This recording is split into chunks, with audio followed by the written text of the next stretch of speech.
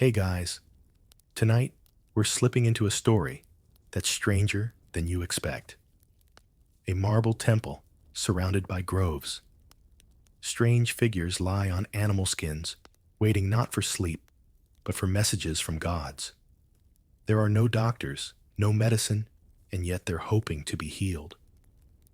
What kind of place asks you to dream your diagnosis?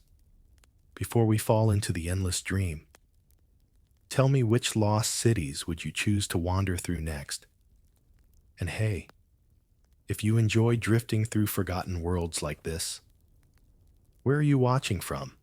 And which lost world would you build a home in? Now dim the lights, maybe turn on a fan for that soft background hum, and let's ease into tonight's journey together. You arrive under a warm dusk sky, the honeyed light of the Peloponnese catching in the pale stones of Epidaurus. The sanctuary is nestled in a sacred grove of cypress and pine, a place where the breeze seems to carry whispers. There's a gentle hush here, as if the very leaves have learned to hold their breath. People from across the Greek world once came here, with their illnesses, wounds of the flesh, torments of the mind, weariness of the soul. But no one's here for surgery or potions. They've come to sleep, and in their sleep, they hope to be healed. This was the domain of Asclepios, god of medicine and divine diagnostics. His cult thrived on something strange and singular, a belief that your body could speak to you through dreams, and that dreams in turn could offer a cure. But not just any dreams. These were guided visions, coaxed by rituals, scents, sounds, and sacred rites that prepared the mind for revelation. Dream incubation, they called it. And the experience began the moment you stepped onto the stone path leading into the sanctuary. You're led by temple attendants through colonnades and courtyards, past fountains where worshippers have washed their hands, faces, and feet. Cleanliness here isn't just physical, it's spiritual, symbolic. To sleep in Asclepios' presence, you must be purified. There's a soft chanting echoing through the halls, almost like a lullaby in a forgotten tongue. Scribes sit nearby, recording stories from those who already slept and dreamed and woke with words to share. Their stories line the walls, miracles inscribed in marble, a man cured of lameness after dreaming of a snake licking his leg, a woman healed of infertility after a vision of a divine embrace. Myth and medicine melt together in these carvings, and you start to wonder, were these just stories or something more? At last you reach the abaton, the sleeping hall. You remove your sandals and step onto a cold mosaic floor, its tiles smooth from centuries of bare feet. The room is vast, lit by oil lamps, flickering like fireflies in the still air. The scent of burning herbs curls through the stone arches, frankincense, laurel, myrrh. A low chanting resumes not words, but tones that seem to vibrate through your chest. You are handed a sheepskin and led to a spot marked out along the wall. Here you'll lie. Here you'll sleep. Or try to. And if you dream, if Asclepios visits, you'll be watched. Not just by the priests who sometimes hover in the shadows to observe a sleeper's whispers, but also by the sacred snakes. Non-venomous, slithering symbols of healing, they glide soundlessly through the hall. One might brush your hand, another might curl beside you. Some dreamers believed that the touch of a snake meant the god himself was near. But let's pause for a moment here, just before you close your eyes. What exactly are you hoping for? A cure? A message? A sign that you've been seen by something larger than yourself? The ancients believed that Asclepios didn't just heal the body, he revealed it. Some dreams were clear. The god would appear, perform a symbolic surgery, and the dreamer would awake well. Others were cryptic, surreal, fevered. That's where the priests came in, trained interpreters of divine sleep. They'd listen to your story at dawn and decide what it meant. Modern scholars find this whole process perplexing. Was it all suggestion, a well-staged placebo? Or did something happen in that stillness, the kind of clarity that comes only when everything else is stripped away? Even neuroscientists today are returning to these ideas. They call it dream therapy, hypnagogic suggestion, or targeted memory reactivation. But back then, it was just called faith. And here's the strangest part: for all the mystery and strangeness of this ancient sleep clinic, it seems to have worked. People left with changed lives. Some were healed or thought they were. Some simply felt seen, heard, believed. Maybe that's the real medicine, the chance to lie still long enough to listen to yourself. As the night deepens in Epidaurus and the oil lamps sputter low, the sound of soft breathing fills the room. The snakes are still. The chants have faded, and the god, if he comes, says nothing aloud. Only the dreamer hears. A gentle warmth is pressed to your eyelids, not scalding, just enough to melt the tension behind your brow. The scent is earthy, faintly floral, with a sharp green twist. Someone nearby hums, and your body starts to understand it's time to let go. If the dream temple was a sacred stage, this beeswax ritual was your opening act. In many parts of ancient Greece, sleep didn't just happen, it was invited, prepared for like a visiting noble. And one of the most curious preparations was the ritual anointing of the face. Specifically, the eyelids and temples were massaged with softened beeswax, sometimes mixed with herbs or sacred oils. At first glance, this might seem cosmetic or ceremonial, but it had deeply practical and possibly psychological effects. Imagine the sensation: warm wax melting into your skin, slowing the flutter of your eyelids. It's heavy, like a calming weight. Combined with the gentle pressure from trained hands, likely temple attendants or female healers, the act became more than tactile comfort.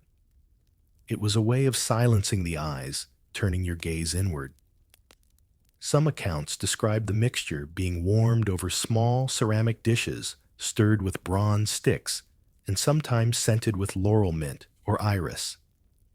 The heat wasn't incidental, it was essential. Warmth, after all, slows the heart rate, calms the nerves, prepares the mind to surrender. There's debate among historians about the origins of this custom. Was it tied to beauty medicine magic, or something older still? One theory suggests beeswax was chosen not just for its softness, but for its symbolism. Bees were sacred to several goddesses: Artemis, Demeter, and even the prophetic Sibyl of Delphi.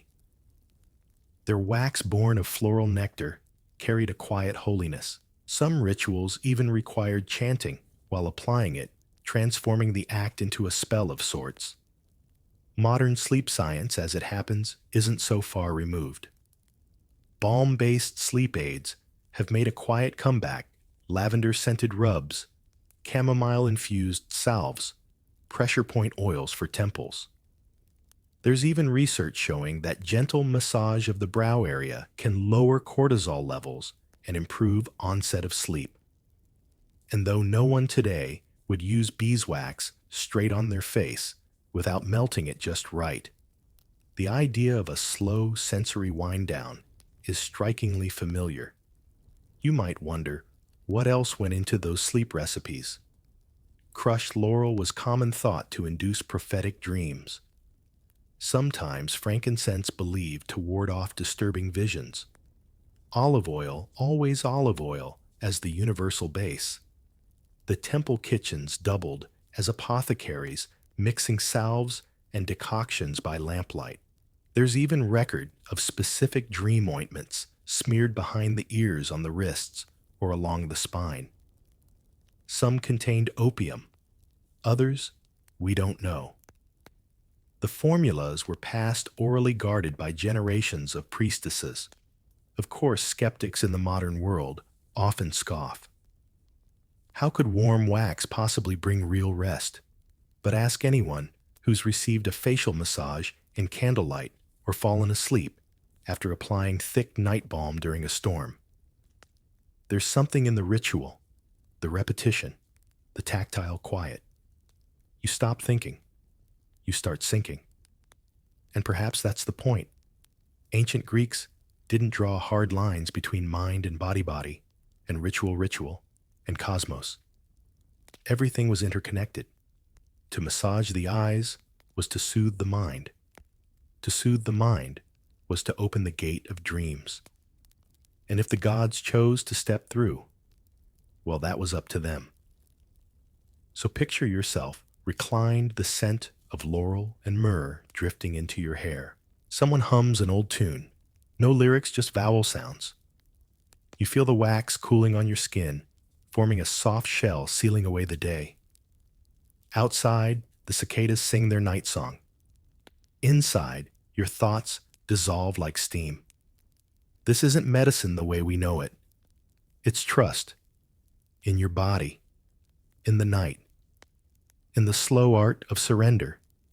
Something watches you sleep, but not with menace. It's still silent, carved in marble. You sense its presence beside you, steady and cold, like time itself holding vigil. You're not alone in the dark. And somehow, that comforts you. Among the most haunting and poetic customs of ancient sleep rituals was the practice of incubation beside statues. The term incubation referred to more than just sleep. It was a sacred rest, a chosen surrender inside holy spaces. And often, the sleeper lay next to an image of a god. Asclepios was the favorite, of course, but statues of Hygeia Panacea or even Apollo weren't uncommon. These weren't idols to be worshipped from afar. They were companions for the night. Imagine a figure lying still on woven mats, feet just inches from the marble foot of a divine likeness. A flickering oil lamp casts a dancing shadow of the statue across the wall. The room is cold. The air smells faintly of limestone oil and damp stone. Yet something about the god's presence, its carved, impassive face, feels safe. Not alive exactly, but aware. Why did the Greeks do this? One theory holds that the statue acted as a spiritual antenna, a physical focus for the sleeper's mind to connect with the divine. By aligning your body with the god's likeness, you were inviting that god into your inner world. But it was more than a visual metaphor. Some temples believed these statues contained inocios, a divine charge left behind by rituals, offerings, even the dreams of previous sleepers. A statue in this sense was not just stone. It was memory, made solid. Stranger, still some shrines recorded interactions. The god placed his hand upon my shoulder, reads one inscription. Another claims he spoke with eyes of fire. Of course, most scholars interpret these as dream encounters shaped by suggestion and context. But others wonder, could the mind in that liminal state between waking and sleep have really seen movement? In marble modern psychology circles back to this notion with quiet fascination. In cognitive behavioral sleep therapy, one tool involves imagining a protective figure at your bedside, a calming presence that guards against night terrors or intrusive thoughts. Therapists call it a guardian visualization. Sound familiar? It's even used in lucid dreaming training. By planting a mental image of a safe-watching entity, the dreamer builds a scaffold within the mind's dream architecture. The figure can guide, soothe, or warn. It's entirely imagined, and yet often described in strangely universal terms. A cloaked figure, a glowing woman, a tall, unmoving man. You start to wonder if there's something archetypal at play. Back in ancient Greece, Incubation wasn't just comfort, it was diagnostic. Sleepers were asked upon waking, "What did you see? Was the statue unchanged? Did it glow? Did it speak?" Dreams were believed to reveal the internal imbalance causing disease. The god's actions, real or perceived, guided the healer's next steps. Some even placed small offerings on the statue before bed: a coin, a lock of hair, a tear-shaped amulet. In return, they hoped for a gesture, a sign. Of course, skeptics today might call it superstition, a trick of the flickering light, a hopeful hallucination. But you've felt it, haven't you? That strange calm in a dark room when you know something is there, but it's watching with kindness, not threat. That gentle awareness that helps you fall asleep faster, deeper. So now you lie beside the marble god. Its eyes don't blink. Its hand is raised forever, mid-blessing. You close your own eyes, wondering if the stillness will echo back. Whether the stone is just stone or something that remembers. And if in your dreams a figure appears who looks very much like the statue, you won't be the first to meet them in that half-lit world. A whisper you didn't expect slips through the dark. You're not sure of the language, but the tone makes your spine soften. It doesn't ask you to sleep. It simply assumes you already are. Among the more enchanting sleep rituals of ancient Greece was the quiet power of spoken invocations by priestesses. These weren't sermon spells or public performances. They were low melodic murmurings spoken as worshippers lay in darkness, right on the edge of dreams. The words didn't matter as much as the voice itself, rhythmic, steady, always spoken in breath-soft tones. The priestesses, often attendants of Hygeia, goddess of health, were trained not just in healing, but in speaking sleep. Picture a large stone hall filled with sleepers. Oil lamps flicker just beyond your closed lids. And through the hush comes a pattern of sound syllables that don't quite register as meaning, but make the air feel safer. The voice circles you like a gentle tide. No one tells you what it's saying. You simply follow it. Was this magic? Was it ritual hypnosis? Or was it the ancient world's earliest experiment with auditory entrainment? Deliberate voice use to alter brainwave patterns. Modern science edges closer to what the Greeks may have stumbled upon instinctively. Audio researchers now study low-frequency vocalizations, often in the 1.5 to 3 Hz range, that mimic the natural rhythm of slow-wave sleep. These sounds, when played during light sleep, can deepen slumber or trigger lucid dreams. Some sleep apps even simulate them using synthesized tones. But in Epidaurus and other temples, the delivery was entirely human. There are records of specific phrases repeated like mantras, peace of the body, clarity of mind, but most were never written down. That's part of what made them powerful. They were ephemeral, carried on the breath of the living to touch the half asleep. Priestesses didn't simply speak, they listened. They watched the micro movements of the sleeper, an eye twitch a sigh, a shift of the hand. And if the dreamer stirred restlessly, they adjusted the cadence. Louder, softer, slower. It wasn't one voice, for all it was personalized, improvised. A duet between breath and brain. You might be wondering, did it actually work? Some temple inscriptions mention miraculous dreams received during these whispered sessions. Others were more cryptic, suggesting only that the soul was stirred gently into vision. The point wasn't to control the dream, it was to thin the veil, ease the threshold. If the gods wanted to step through, the voice would open the door. There's also a theory that these whispers served a more psychological role. In a world without white noise, machines, or ambient playlists having a soothing voice fill the stillness may have soothed the mind's wandering, especially for those sleeping in unfamiliar temples, far from home, surrounded by strangers, and snakes and stone sound was the thread that tethered the sleeper to safety. Today's neuroscientists explore similar ground. Sleep clinics use guided hypnotherapy for patients with parasomnias. Some therapists even speak to their patients in light sleep to help with trauma reprocessing. The parallels are uncanny. Not because science finally proves the ancients right, but because across millennia, humans continue to seek sleep through sound. And so, you lie back. The voice returns, not a word you understand, but a rhythm your heartbeat adopts. Your breath slows to meet it. You stop thinking about sleeping and simply begin to drift. Was it Hygeia's voice? Or just someone echoing her tone? It doesn't matter. The dream begins. The sun is high, the air still.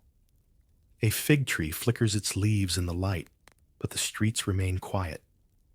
And yet somewhere behind those clay walls, someone's breaking a law just by closing their eyes. To the ancient Greeks, the midday nap, what we might casually call a siesta, was more than a break. It was a battleground. Depending on the city-state, napping after noon could be seen as either divine communion or dangerous defiance. Sleep wasn't neutral. It had politics, purpose, and even spiritual peril. Let's start in Sparta. Their discipline ruled the hours. Afternoon sleep was strongly discouraged, seen as a sign of moral weakness or laziness. Some sources suggest that dreaming during the day opened one to demonic interference, since dreams were supposed to be messages from the gods delivered at night. The sun, in this worldview, burned away the veil between human thought and divine transmission. To nap when the sun was highest, that was courting madness. Meanwhile, over in Elis, or certain parts of Ionia, it was the opposite. Napping midday wasn't just accepted, it was encouraged. Priests claimed this hour offered clearer access to divine impressions. The mind softened by food, and sun became a more receptive vessel. Some temples even scheduled dream rituals specifically for this golden window. Shade was drawn, floors were swept, herbs were burned. You'd lie on your left side, one hand over your chest. If you dreamed, you told the priestess at once. This contradiction confused even ancient philosophers. Plato reportedly napped in short bursts, never long enough to dream. Aristotle, on the other hand, was a fan of post-lunch sleep, noting that dreams in this state were sharper in meaning. But he also warned that too many midday naps led to confusion between dream and reality. He wasn't wrong.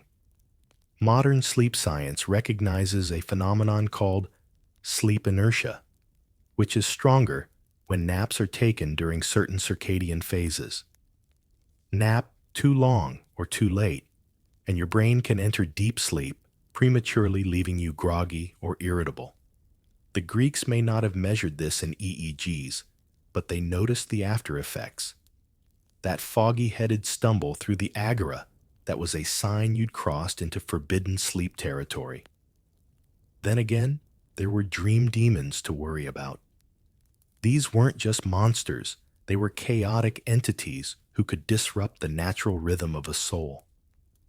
Some believed that daytime dreams were their playground. There's even a surviving charm written on lead meant to ward off sunlight sleep invaders. It was worn on a chain around the neck and invoked Apollo not to summon dreams, but to keep them out. But here's where it gets interesting. Not all dream demons were feared. In mystery cults, especially those tied to Dionysus or Orpheus, the midday sleep was a form of vision quest. You were supposed to get disoriented. You were supposed to lose track of time. Only then could you perceive what the priests called true music, the divine rhythm behind thought. It was considered dangerous, yes, but also profoundly illuminating. So depending on where you lived and who you followed, your nap might be sacred, scandalous, or just suspicious. Even children weren't exempt. Some schools forbade midday rest for students fearing it would invite restless spirits of the tongue, a poetic way to describe talkative disobedience. Others had the opposite rule: no child could learn without a nap. It all depended on which gods your teachers feared more. Today, we've rebranded the nap: power nap, productivity boost, cognitive reset. But the argument remains, is a nap indulgence or medicine? In a way, ancient Greece already asked and never quite agreed. So as you sit beneath the shade of a laurel tree, drowsy from lunch and the lull of cicadas, you wonder, should you drift for just a moment, or will that dream that follows be more than rest? One city's heresy is another's healing. You lie down on a straw-stuffed mat expecting softness, but instead, there's a strange scratchiness, an itch of fibers against your skin. Someone nearby mutters a prayer. No feathers, no birds, no flying thoughts. And you wonder, what exactly did the Pythagoreans have against pillows?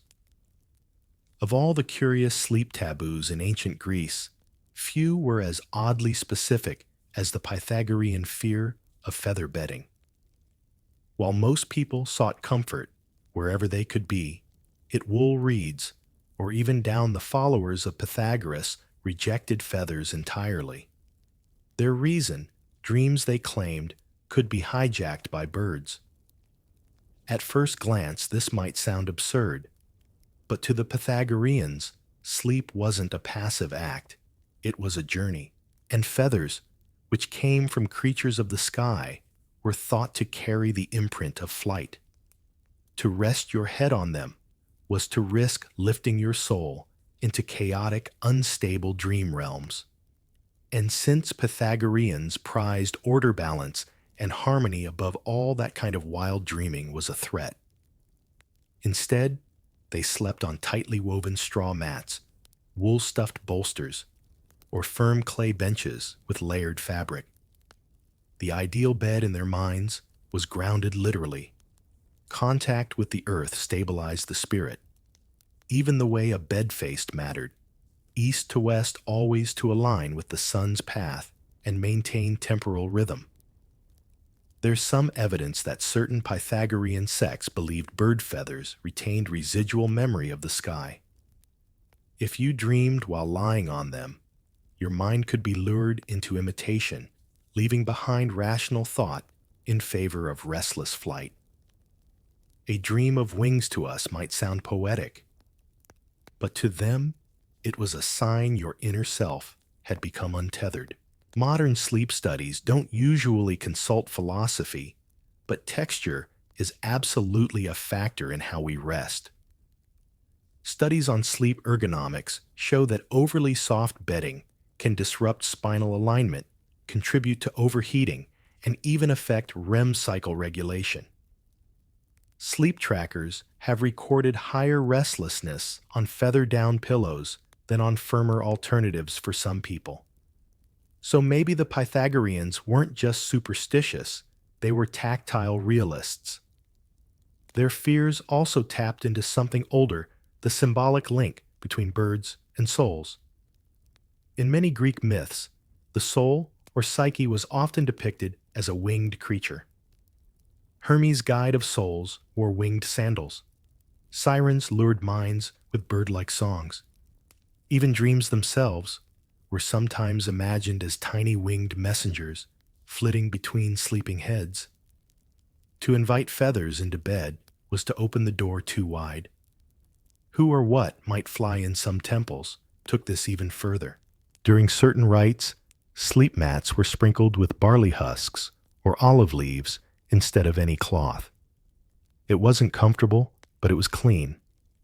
Feather bedding, by contrast, was sometimes ritually burned as part of purification ceremonies. The logic: better no sleep than bad sleep. Better grounded discomfort than chaotic vision. You might find yourself wondering how far you'd go for purer rest. Would you trade softness for symmetry, comfort for clarity? We joke today about firm mattresses and orthopedic pillows, but in some ways, we're still chasing the same thing: a night of peace, untroubled by strange wanderings. So as you lie there on a rough mat, the scent of dry straw rising around you, you start to drift.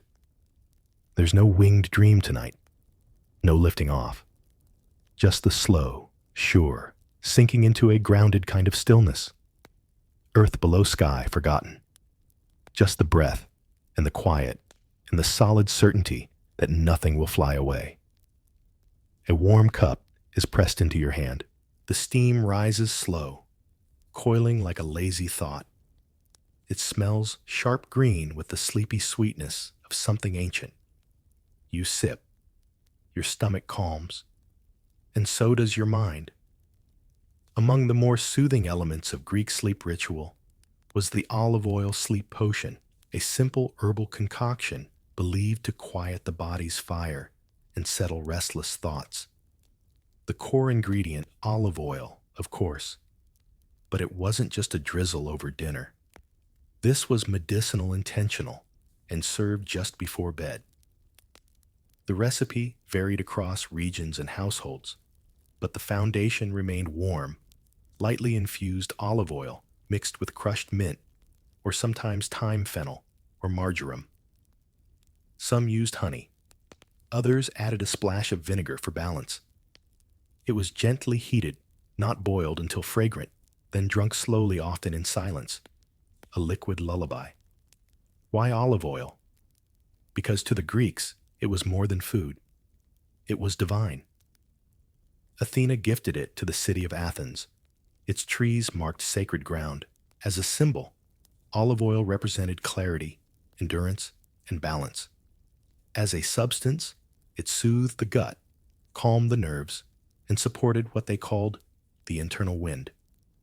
In modern terms, digestion, mood, sleep cycles. Crushed mint was no arbitrary garnish either. Greek physicians like Dioscorides and Hippocrates wrote about mint's cooling properties.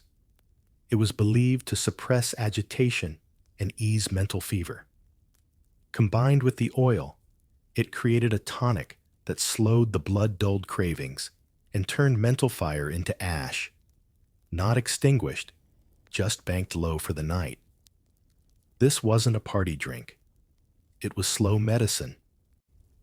Sometimes it was sipped beside a brazier of coals alone. Sometimes it was shared between lovers, a gentle ritual of winding down together.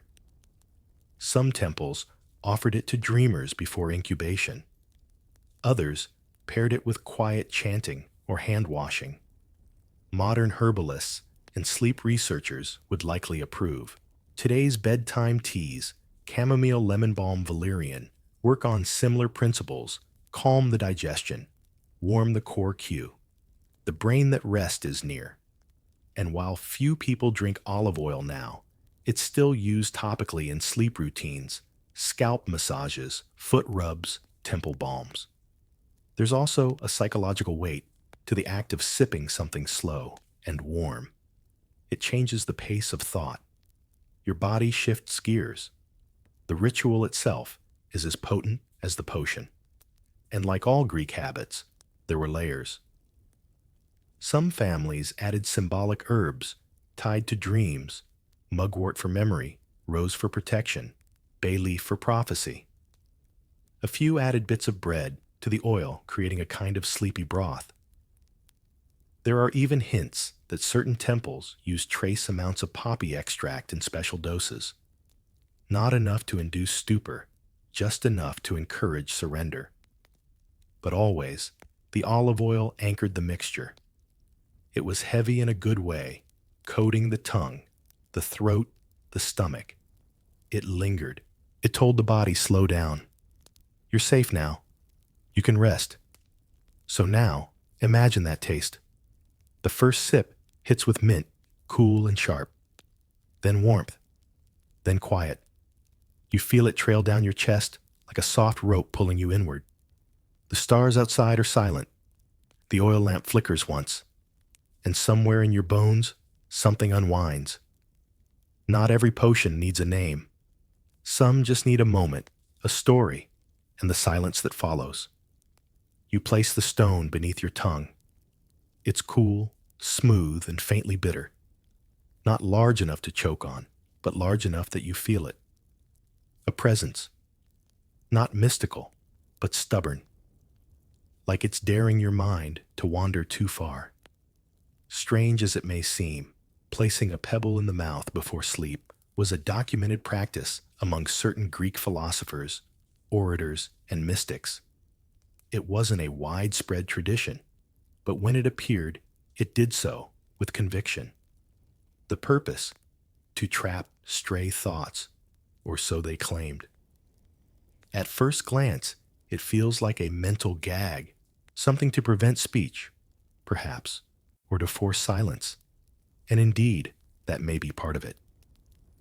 But this wasn't punishment. It was discipline, a form of cognitive stillness wrapped in something small and elemental.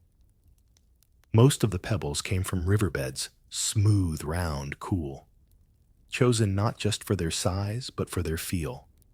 Some sources suggest dreamers carried their thinking stone with them for weeks, running it along the palm or biting it absent-mindedly before eventually assigning it its final place under the tongue. In this way, it became more than just a stone. It became a mental anchor, a placeholder for inner stillness.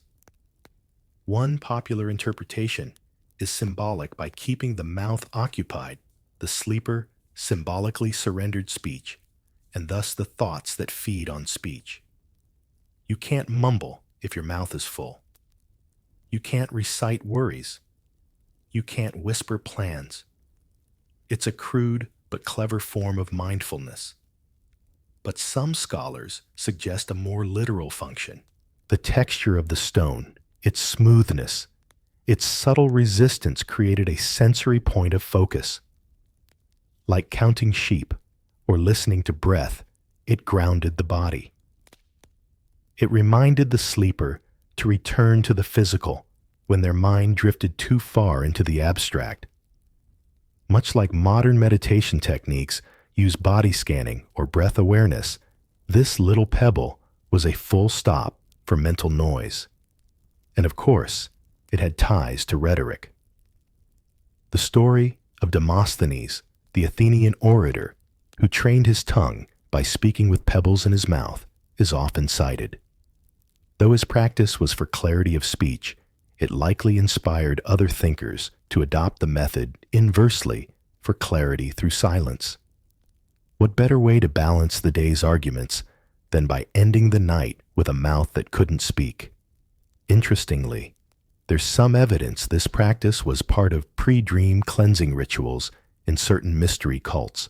Before entering sleep temples, or even before personal meditations, initiates might hold a stone in the mouth to capture the day's last thought, as one fragment poetically puts it. The belief was that the stone acted like a sponge, absorbing stray inner chatter.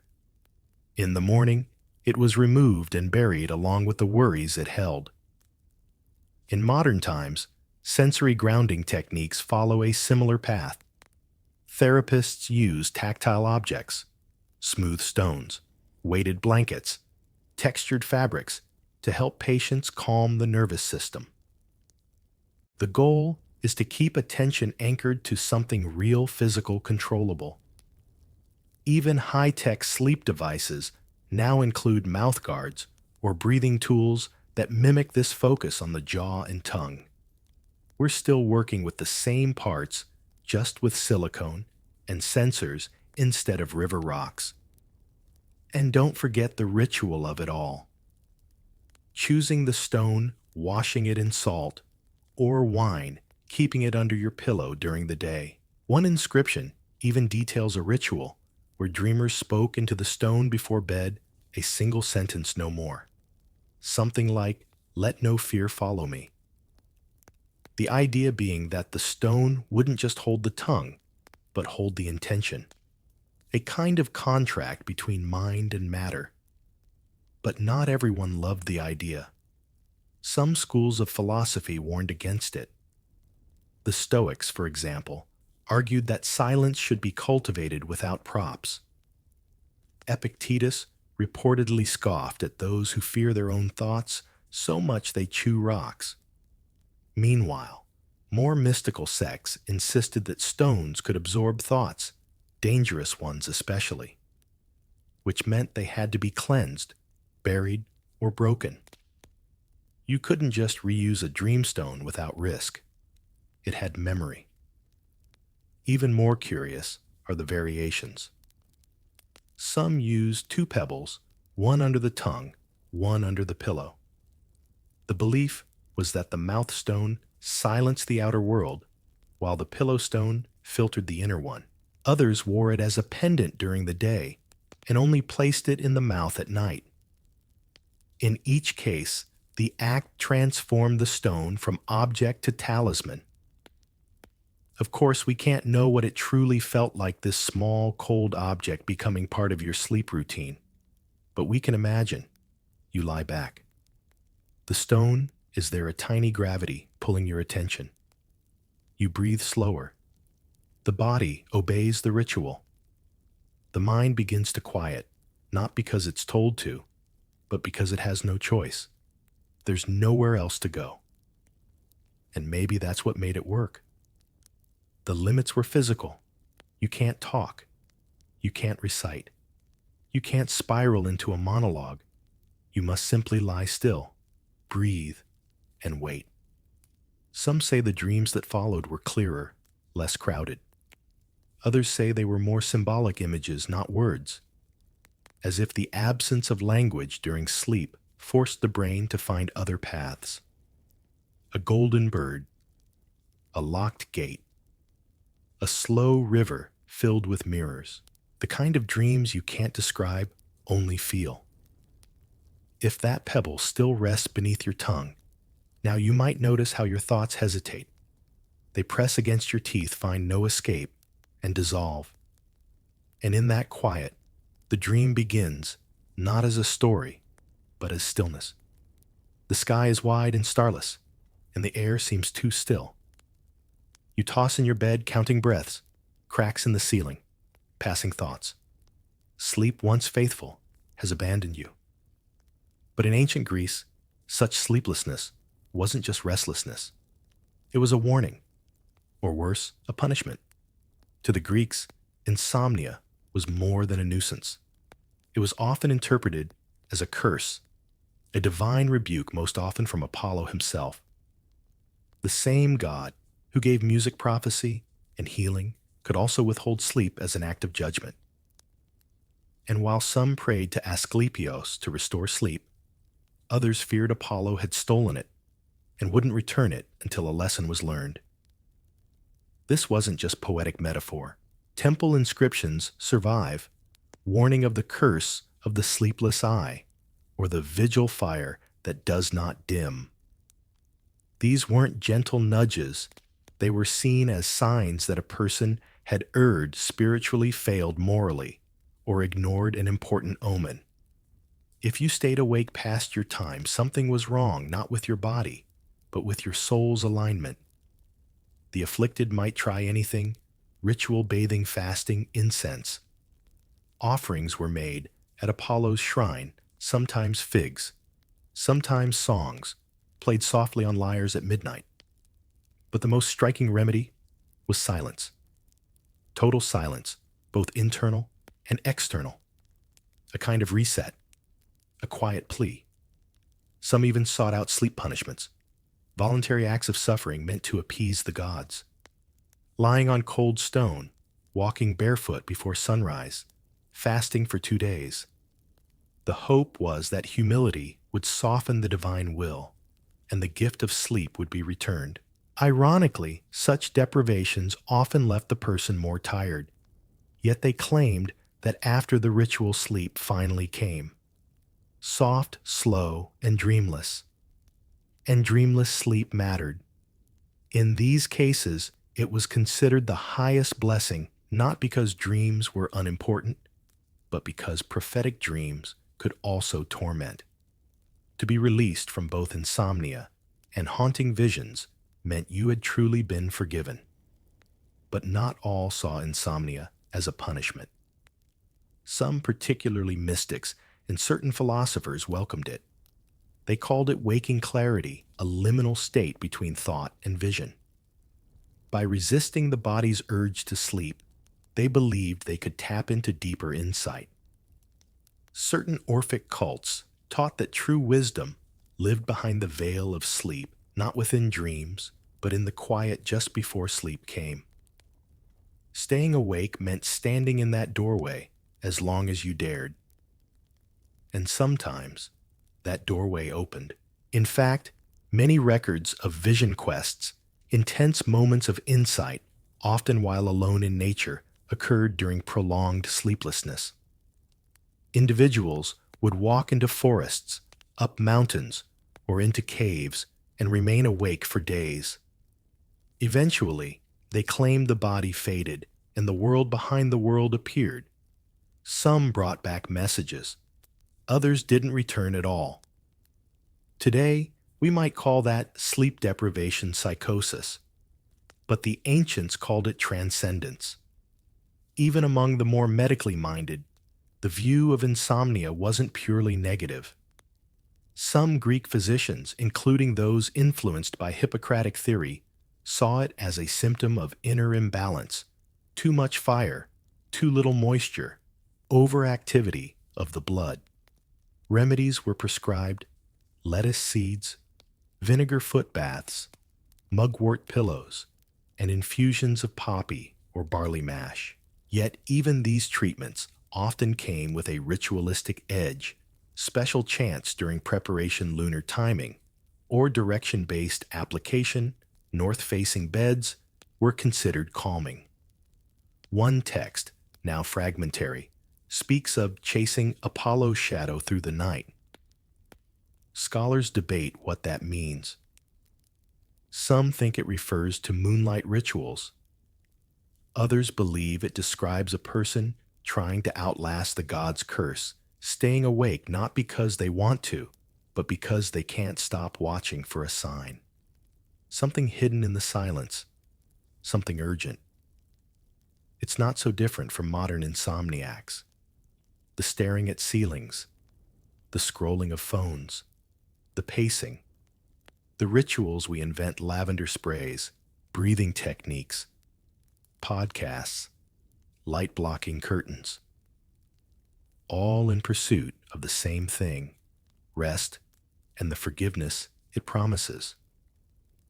Today, sleep science explores insomnia with a blend of psychology and biology. Stress hormones, caffeine intake, circadian rhythms, anxiety disorders, all charted and tested.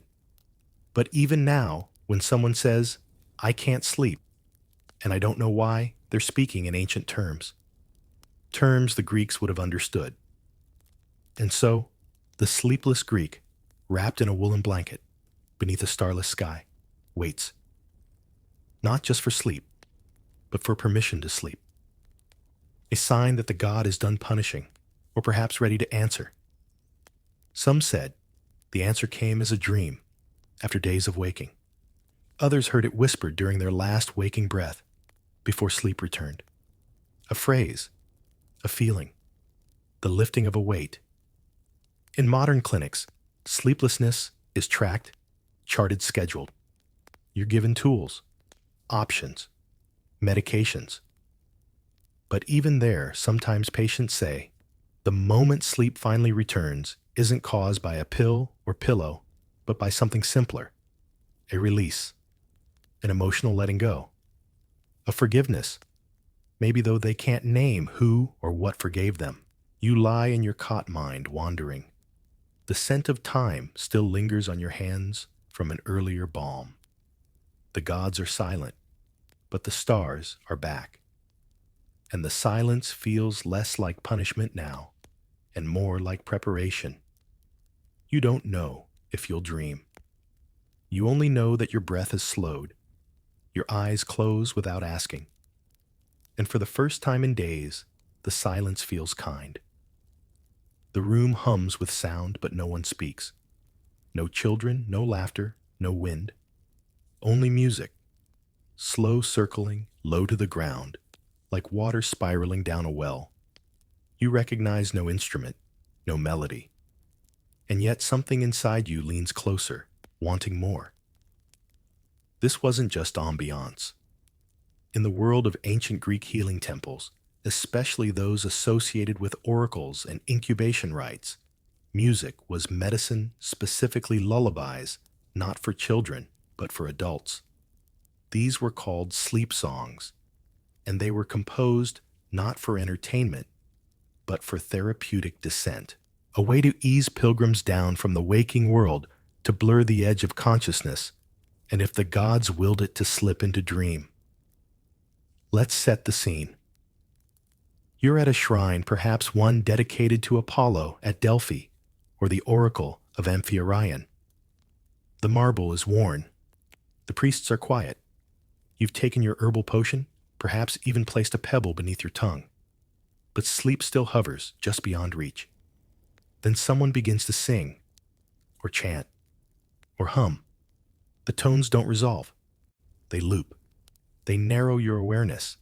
They begin to erase time.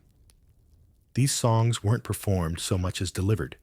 Think one voice, maybe two, following a cyclic rhythm, likely in Dorian or Phrygian modes, which modern theorists associate with introspection and sadness. No flutes, no drums, only voice-breath silence and repetition, repetition, repetition.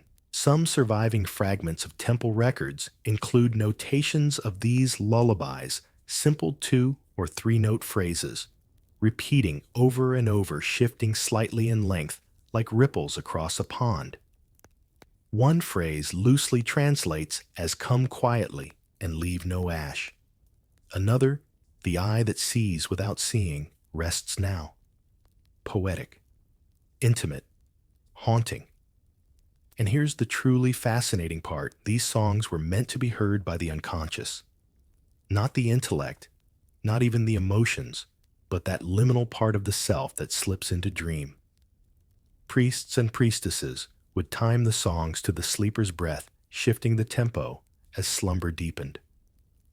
If someone stirred, the melody might change. If a sleeper wept, the song would soften into cooed vowels. Some temples trained choral sleepers, people whose entire role was to drift into sleep while singing.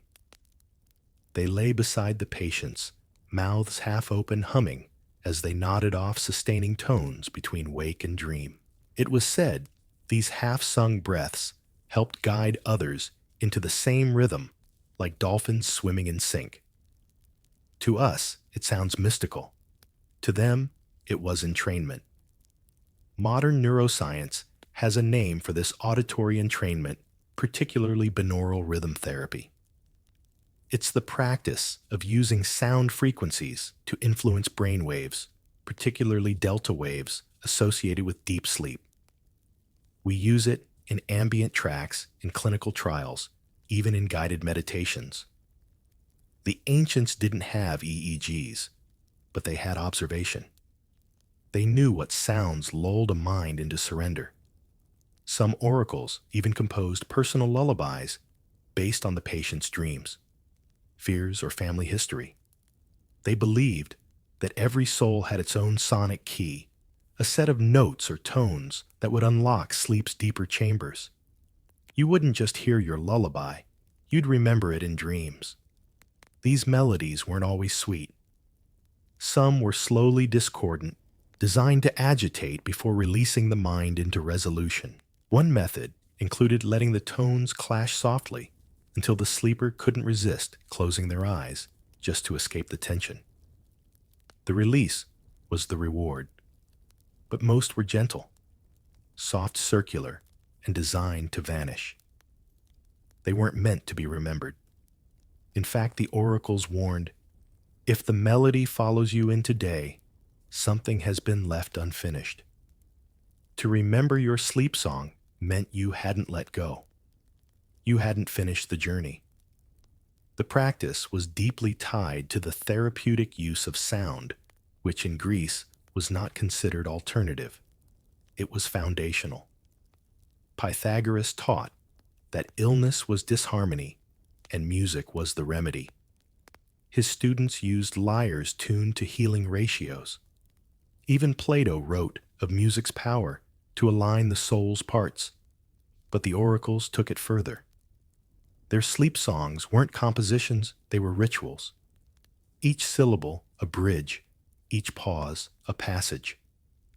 One oracle's instruction survives in fragmentary form: breathe where there is silence, sleep where there is tone, wake where both are one. A riddle, maybe. A guide, possibly. And again, as in so many of these practices, modern science loops back around. Today's music therapists use repetitive harmonic loops to induce sleep. Some even use ancient modes, reimagined digitally, to mimic what those early Greeks may have heard by firelight. Lullabies for grown-ups, finally recognized again for what they are: permission to let go. So here you lie, the oil lamps glow, flickering just out of reach, and the tones begin. You don't know the language. You don't need to. The melody loops. It doesn't ask you to sleep. It builds a room where sleep already lives. You step inside. The voice fades, but the rhythm remains like footsteps in the dark, and sleep at last answers the call. A single foot dangles over the edge of the bed, toes barely grazing the cool air. The rest of your body is wrapped in warmth. Blankets mat skins, but that one limb remains outside, suspended like a forgotten thought. It's not an accident. It's tradition.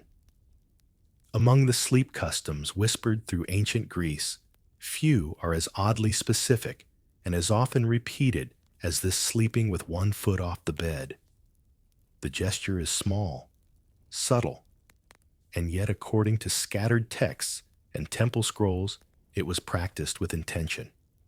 Not for comfort, not for temperature, but for spiritual tethering. In certain healing sanctuaries and mystery rites, the belief was this: while the soul drifted during sleep into dreams, into other realms, into the divine, a part of the body had to remain anchored. A kind of spiritual grounding wire. And for reasons lost to time, the foot became the chosen anchor. Philosophers of the later Hellenistic period offered various explanations. Some said the foot kept the body half awake, ensuring a more lucid dream state. Others believed that leaving a foot off the bed allowed the soul to return safely after wandering. One even claimed that it helped the dreamer remember which world they belonged to upon waking. When pressed, these thinkers rarely agreed on the precise mechanics, but they all agreed the foot mattered. From a practical standpoint, we might chuckle. Wasn't this just an ancient way of temperature regulation? Anyone who's ever stuck a foot out from under the covers on a warm night knows the relief it brings. And indeed, modern sleep researchers confirm that body temperature plays a significant role in falling and staying asleep. The extremities, hands and feet, are crucial heat exchangers. Cooling them can lower core temperature, signaling to the brain that it's time to rest. But to the Greeks, this wasn't science. It was symbolism. Just as certain temples faced specific directions to align with cosmic rhythms, the sleeper's body could also be arranged to support harmony between waking and dreaming. Feet so often associated with journeying pilgrimage movement were seen as the soul's compass. Keeping one exposed meant you were still oriented toward the world. There's an intriguing fragment from a lesser-known oracle site in Thespiae that reads, "Let the body lie as ship in harbor, but the foot as anchor in the tide. Poetic, yes, but also revealing. The foot becomes a threshold, a place where the sleeper's physical and metaphysical selves brush against one another. There were even guidelines. In temple incubation rites, the exposed foot was usually the left one, associated with intuition dreams and the lunar feminine. The right foot tied to reason, and the sun was kept under wraps. And it wasn't supposed to hang too far, just a toe or two, enough to invite awareness without dragging the whole self back into the waking world. Of course, the Romans later ridiculed this custom. Pliny the Elder, in his usual skeptical tone, wrote of Greeks who feared losing their dreams unless their pinky toes shivered.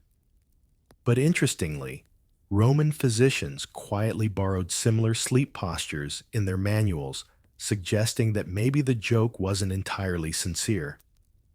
The practice even appears in funerary art. On some tomb reliefs, the reclining dead are shown with one foot slightly lowered bare, touching the edge of the sarcophagus. Scholars debate its meaning, but one theory holds that it signified unfinished journeying, a soul still able to dream even in death. Today, most people who dangle a foot off the bed do so unconsciously, but perhaps that too is ritual passed down without memory. The body remembers what the mind forgets. You cool your foot, and sleep finds you faster. You touch the edge of the bed, and somehow feel safer. And think about children. How many instinctively fling an arm or foot into open air while sleeping? Maybe they know something we've forgotten. Or maybe the soul, even now, still prefers a foot in the world before it slips into the unknown. There's also the idea that postures create psychological cues. Sleeping curled, sleeping flat, sleeping fetal, all tell the brain different stories. A foot dangling might signal openness, readiness, willingness to dream. It says, I'm here, but I'm listening elsewhere too. In some modern dream workshops, yes, those exist. Participants are taught to adopt threshold postures before sleep. One method, lying on the left side with one leg slightly extended beyond the mattress. The logic isn't far from that of ancient Greece. Create a body map that encourages dream depth while leaving part of yourself in the waking world. And as you lie now on the temple's woven mat skin, still warm from olive oil, the stone floor cooling your foot ever so slightly, you start to understand. It's not just superstition. It's intention. A small gesture of balance between the known and the unknown. The rest of you drifts, but the foot remains. You wake in the morning with a start, your heart steady, your breath calm, and a sentence in your mind. It feels strange, foreign, not a memory, but a message. And then someone asks, what did you dream? Because in this place, your dream doesn't belong to you alone. In ancient Greece, dreams weren't just private experiences, they were public tools. They could lead to punishments, prophecies, even government policy. Strange as it seems, entire cities were once redesigned based on dreams, and some leaders claimed their greatest reforms came from visions received during sacred sleep. It may sound absurd, now rebuilding a city based on what someone saw while unconscious, but to the Greeks, this made perfect sense. Dreams were seen as divine communication, messages from gods, omens, or reflections of a deeper truth inaccessible by day. If a dream was clear and powerful enough, it had to be heeded. This practice, sometimes called oniric authority, wasn't reserved for mystics or religious figures. In many polis, dreams were treated as legitimate testimonies. If someone reported a dream of warning a flood, a plague, a betrayal, it was brought before the city elders or temple priests for review. They'd weigh the content against omens patterns and celestial signs. Sometimes it was dismissed. but sometimes it changed history. There's a famous case in the archives of Delos. A woman not of high station dreamed that the city's grain stores were cursed. She claimed a spirit in her sleep told her that unless the eastern gate was rebuilt, rot would enter the grain and the people would suffer famine. The priests, intrigued, investigated. They found a small fault in the masonry of the eastern storehouse just under the wall. And yes, the grain in that area was molding. Coincidence, maybe. But the dream was recorded, and repairs began the next day. In another account, a general halted an invasion after dreaming of a river drowning his troops. The river in question, shallow, easy to cross, didn't seem a threat. But the general waited. 2 days later, a flash flood struck the valley. Had he marched, hundreds would have died. The city crowned him not only a strategist, but a dreamer of merit. His dream was engraved in marble, but it wasn't always so noble. Dream-based accusations could be dangerous. If someone dreamed of another citizen conspiring or engaging in ritual impurity, it might trigger an inquiry. Most city-states required supporting omens or evidence, but in tense political climates, even a dream could spark suspicion. Historians still debate the case of a merchant in Thebes who was exiled after a priestess claimed she dreamed he poured wine over sacred ashes. No proof, just a vision. Yet out he went. You might wonder why give such weight to dreams. Part of the reason was the Greek worldview. The mind they believed was porous during sleep, open to gods, demons, ancestors. A dream wasn't simply the brain rehashing the day. It was a channel, a thin thread to the divine. Even philosophers like Socrates and Plato accepted this, though cautiously. Socrates famously spoke of a guiding voice, not quite a dream, but a kind of internal oracle that advised him especially before major decisions. Plato's Republic includes accounts of dream visions guiding the soul after death, shaping its next incarnation. These weren't metaphors. These were considered glimpses of real processes just hidden. At the state level, dreams could lead to city redesigns, shifts in ritual, or massive architectural undertakings. There's evidence that certain temple layouts, especially those of Asclepios, were altered after priests reported corrective dreams sent by the god himself. One fragment mentions a priest instructed to widen the abaton so more breath may pass between the sleepers. One dream reportedly led to the planting of sacred olive trees in a new pattern around a healing spring, forming the shape of a spiral visible from the air. Another dream urged a community to stop sacrificing doves, replacing them with pomegranates, a symbolic shift that persisted for generations. But dreams could also be weapons. In Athens, during a tense period of civic unrest, a council member claimed a recurring dream of a serpent devouring the Acropolis. It was interpreted by rival factions as a sign of political corruption and used to oust several magistrates. Whether the dreamer truly saw the serpent is unknown, but the dream's political effect was immediate. Some priests specialized in dream arbitration. You'd bring them your vision, and they'd translate its meaning. These interpreters often trained in symbolic language, and astronomy held considerable power.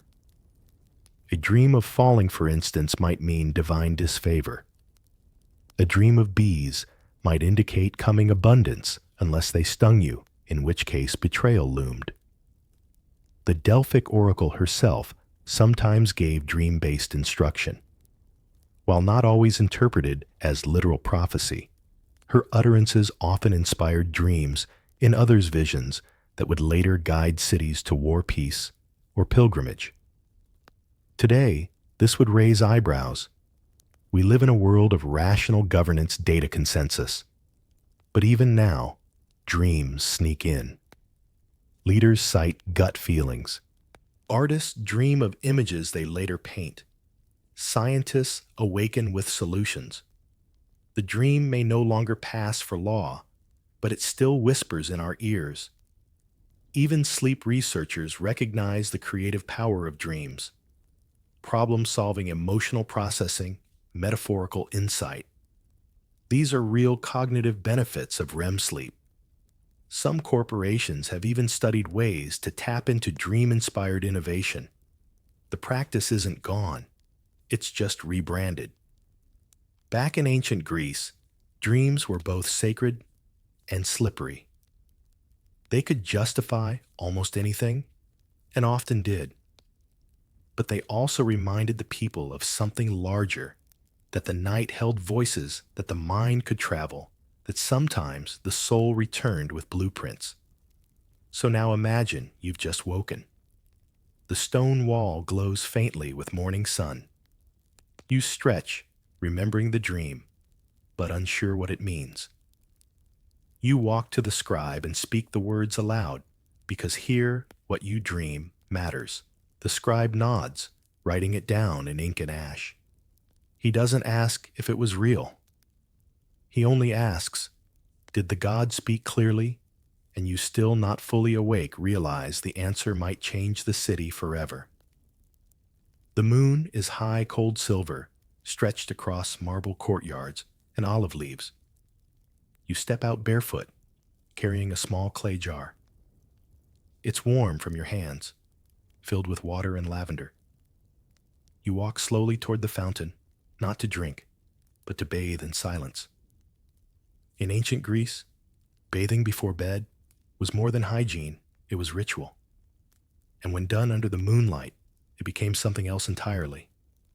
A spiritual cleansing, a quiet offering, a lullaby in the language of water. The Greeks called it a spirit rinse, and in some regions, it was just as essential as prayer or supper. This wasn't a full plunge into a bathhouse pool. That would have been too invigorating. No, this was a gentle pour, usually tepid water, sometimes with herbs steeped in it, poured slowly over the shoulders, feet, or neck. It was done at night, often outdoors, always by choice. The ingredients varied. Lavender crushed into warm water was common for its calming scent. Bay leaves associated with Apollo were added for clarity and dream protection. Rosemary symbolized remembrance, used when people wished to dream of loved ones. Mint, for cooling the mind. Some even used moonstone-infused water, left overnight in silver bowls to capture the sky. But it wasn't the herbs alone that mattered. It was the moonlight. Sunlight burned away impurities. Moonlight revealed them. A popular belief held that the moonlight, especially during a waxing phase, softened the veil between waking and dreaming. Bathing under it allowed a person to release the day and prepare the vessel. The vessel, of course, being both the body and the soul. Let's picture it together. You kneel by a stone basin. The moon catches on the water surface, turning it to silver ink. You dip your hands, feel the temperature, neither cold nor hot, but right. You pour it gently over your ankles, your wrists, the crown of your head. Not enough to chill. Just enough to remind your skin that it belongs to the night. You don't scrub. You don't soap. You simply pour and breathe and let go. In many temples, especially those devoted to healing, sleep, or prophecy, this moonlit rinse was a required step before entering the sleeping chamber. Some called it the echo cleanse, based on the belief that the body retained echoes of stress speech or sorrows that had to be washed off before dream work could begin. One priestess wrote, "The water carries away the day's voice. Let only silence follow." There were rules. You couldn't speak during the rinse. No splashing, no laughing, It was a time of release, not recreation. You were stepping into sacred stillness, preparing the body as a sacred space. Interestingly, this practice extended to the dying as well. Ritual baths were sometimes given to those near death in moonlight when possible. The same logic applied, preparing the vessel for a transition this time not into sleep, but into the next life. To die unwashed, they believed, was to carry the weight of the day into eternity. To die washed, that was peace. Even outside temples, families practiced bedtime rinses. In homes with courtyards, water was left under the open sky, then used to dampen cloths placed on the forehead or soles of the feet. In simpler homes, bowls of scented water were placed on bedside stools, and the sleeper would dip their fingers and whisper a small invocation before lying down. The most common wash my body cool, my mind draw, no demon near. And again, we find ourselves back in conversation with modern science. Dermatologists and sleep experts now recommend cool or lukewarm rinses before bed, especially for those with anxiety or insomnia. These rinses reduce skin temperature, helping signal to the brain that it's time to rest. Lavender remains the most studied and most effective scent for improving sleep onset. But beyond the physical benefits, there's psychological comfort. The act of cleansing quietly and deliberately changes the mental tempo. It separates the chaos of day from the quiet of night. And when done regularly, it becomes a cue. Your brain starts to understand this is when we stop carrying things. Many Greek texts refer to the moonlit bath as a mirror, not just because of reflections, but because it showed you yourself as you were without titles, tasks, or troubles. You weren't a merchant, a soldier, a daughter, or a debtor. You were just a person, barefoot blinking, bathed in starlight. Even the gods, it was said, preferred their prayers from clean lips. Some legends say that the muses only whispered to those who bathed before bed, those who had washed the noise from their skin. It's poetic, and yet perhaps it touches something real. Moonlight has always had a presence in human ritual. Even now, people feel drawn to it without knowing why. To read by it, walk beneath it, rest in its quiet glow. The Greeks, ever observant, simply formalized the instinct. So as you stand now, with the last of the lavender water, you tip the bowl slowly over your chest. The liquid moves like a second breath.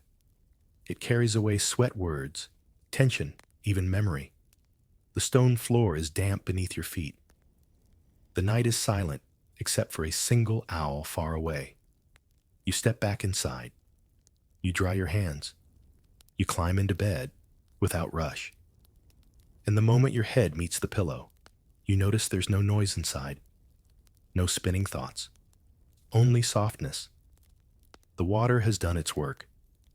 The darkness in the cave isn't just the absence of light, it's a presence. Heavy, almost physical. You can't tell if your eyes are open or closed anymore. Every sound is your own breath, magnified and hollow. You've never felt more alone, or more awake. To the ancient Greeks, caves weren't just places of hiding, they were sacred spaces of healing, especially for those plagued by insomnia. When sleep refused to come, and no oil song or potion could summon it, a final remedy was prescribed: isolation, darkness, echo, and stillness. These weren't punishments, they were tools. The cave, it was believed, could reset a broken rhythm. In some regions, particularly around the healing cults of Asclepios or Pan, the cave cure was known as a last resort for the chronically sleepless. Patients who had failed to respond to all other methods were led often blindfolded to small natural caverns near the edge of sanctuaries.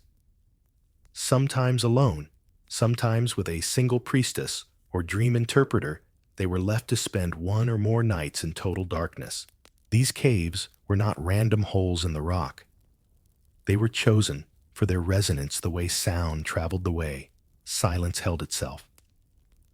The cave was a mirror, the Greeks said, not for the body, but for the mind's echo. What you heard in a cave, you had brought with you. What you feared there, you had always feared. A typical ritual began with fasting, not always for days, but enough to sharpen the senses. Then came cleansing, followed by silence. The guide would walk the patient to the cave entrance, offer a final word or chant, then leave. Some caves were sealed with stones for the night. Others were watched from afar. Inside, the patient would lie on animal skins or straw. No fire, no lamp, no music, only the dark. And within it, hopefully sleep or something deeper. You may wonder, how could such sensory deprivation help? Wouldn't it make the mind louder, more chaotic? Wouldn't hallucinations follow? Sometimes yes. And sometimes that was the point. The Greeks believed that insomnia wasn't just the absence of sleep, it was the presence of unrest, of misalignment between inner and outer worlds. A cave stripped away all distraction, forcing the sleeper to face whatever blocked their rest. Often, what emerged from these nights were dreams of clarity, not chaotic visions, but structured narratives. Conversations with ancestors, memories reshaped, silent guidance. There are surviving scrolls that document these cave sleeps. In one, a man describes seeing his insomnia as a bird trapped in his chest. It left through his mouth while he slept. Another claims a serpent coiled beside her and told her the name of the child she would someday bear. Still another dreamed of nothing pure blackness and woke in tears, saying she had finally heard herself breathing. Modern psychology might recognize elements of sensory deprivation therapy here. In today's world, float tanks, sealed dark chambers, filled with body temperature salt water are used to reduce sensory input, allowing the brain to relax. These tanks can trigger deeply meditative states and even altered perception, similar to what the Greeks described in their caves. And yes, hallucinations are common, but they're not always frightening. Some people report vivid imagery, sudden emotional releases, or a kind of timeless awareness. The brain, given silence, begins to speak. It's no wonder that when sleep returns after such an experience, it feels more than restful. It feels earned, sacred, rebuilt. But the Greeks didn't rely solely on mystery. They observed results. Many cave sleepers reported that their insomnia didn't just lift, it changed. Their relationship with sleep was different, less fearful, more reverent. They no longer fought to fall asleep. They listened for it. In some temples, cave rituals became more structured over time. An assistant might sleep nearby in a separate hollow, humming softly to remind the patient they weren't abandoned. In others, the guide would return at dawn and ask, "What did you find in the dark?" It was the most important question. The answer was never rushed. There were dangers too. Not all caves were kind. Some patients panicked, scratched at walls, begged to be removed. Not everyone left with peace. A few left more haunted than before. But even that, the Greeks said, was insight. If the cave scared you, it was because something inside you was afraid of the truth it held. Later, some mystery cults adopted cave sleeping into initiation rituals. The darkness was not just a cure, but a test. To lie with yourself in total silence, with nothing to distract or soothe, that was a confrontation few could endure lightly. And those who returned often became different people, quieter, slower, reverent. This idea still echoes in modern healing spaces. Think of retreat centers that emphasize stillness, darkness retreats where people live without artificial light for days to reset circadian rhythms, or even night hikes designed to reconnect people with their natural fear and fascination with the dark. The cave remains, so here you are now. The cave is cold, but not cruel. You lie on rough mats, the scent of dust and old lichen in your nostrils. The air does not move. Your own breath becomes the loudest thing in the world. Time stretches, then stops. You aren't sure if you've slept or just blinked slower. But when a small shaft of light breaks through a crack at dawn, you feel different. Not cleansed, not healed, but emptied in a good way. Like your mind has been cleared of debris. The guide returns eyes, kind voice soft. They do not ask if you slept. Only did you bring anything back with you? And you pause. Because you did. But it doesn't want to be spoken. The scroll is mentioned often, but never seen. Scribes refer to it. Priests quote it. Even temple inscriptions hint at its existence. A guide to dreams. They say a record of sleep so profound it could teach the soul how to rest. But search the libraries, the ruins, the caves, and you'll find nothing. The scroll is gone. In the annals of ancient Greek sleep practices, one mystery rises above all others: the loss of what scholars now call the sleep scrolls, a rumored collection of texts detailing the full rituals, philosophies, and observations of temple sleep. Healing dreams, interpretations, recipes, rhythms vanished. Referenced frequently in secondary materials, but never found. Not even a fragment. To understand the gravity of this loss, you have to imagine what the scrolls might have held. We know from temple inventories that there were once texts stored in the sanctuaries of Epidaurus Kos and Pergamon.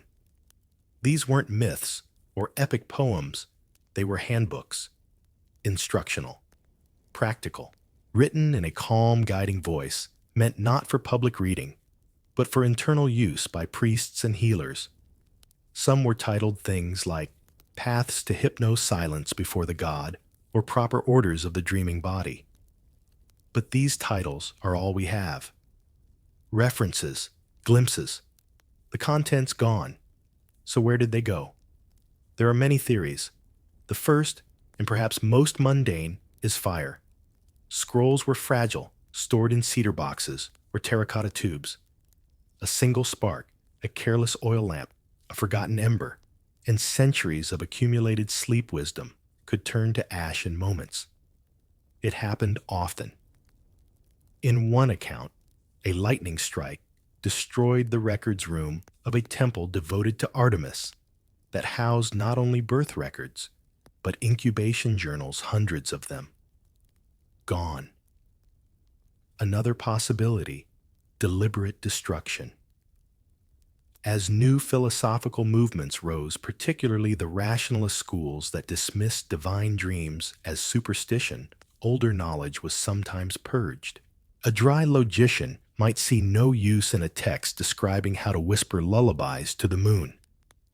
In fact, some letters between Stoic scholars mock these scrolls, outright calling them fairy manuals for the idle-minded.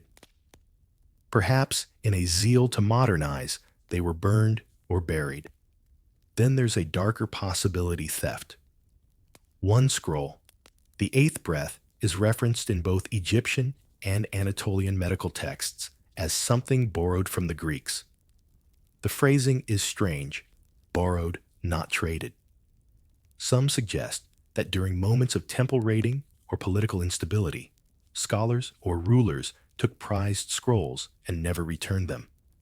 Hidden away in private libraries, collected, forgotten, molded, destroyed by time if not by intent.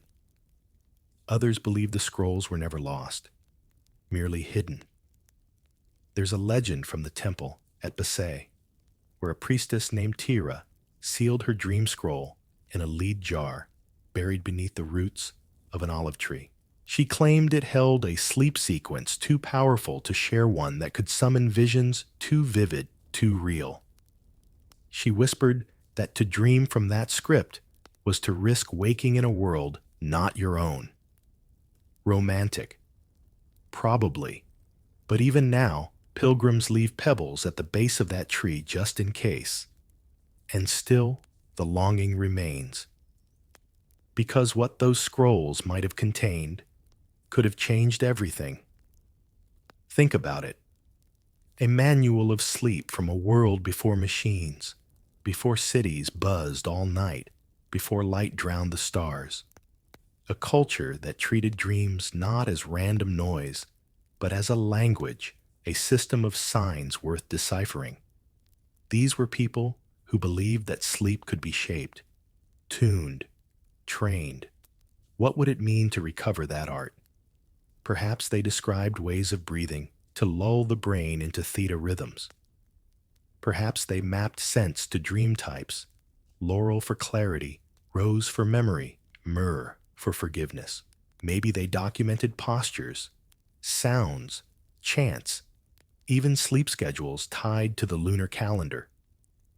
One scribe's surviving note mentions the night spiral, a guided visualization, whispered nightly to patients that walked them through a temple in their mind. Each hallway corresponded to a dream level, each door to a memory. At the center, a garden or a well or a fire. This spiral is referenced 5 times, never fully described. Modern sleep therapists use similar techniques: cognitive reshaping, dream rehearsal therapy, autogenic training. But these are all new words for old instincts. The scrolls, if they existed, might have tied it all together. But maybe, just maybe, the scrolls were never written to be kept. Some scholars argue that the most effective sleep practices aren't meant to be read. They're meant to be taught voice to ear, breath to breath.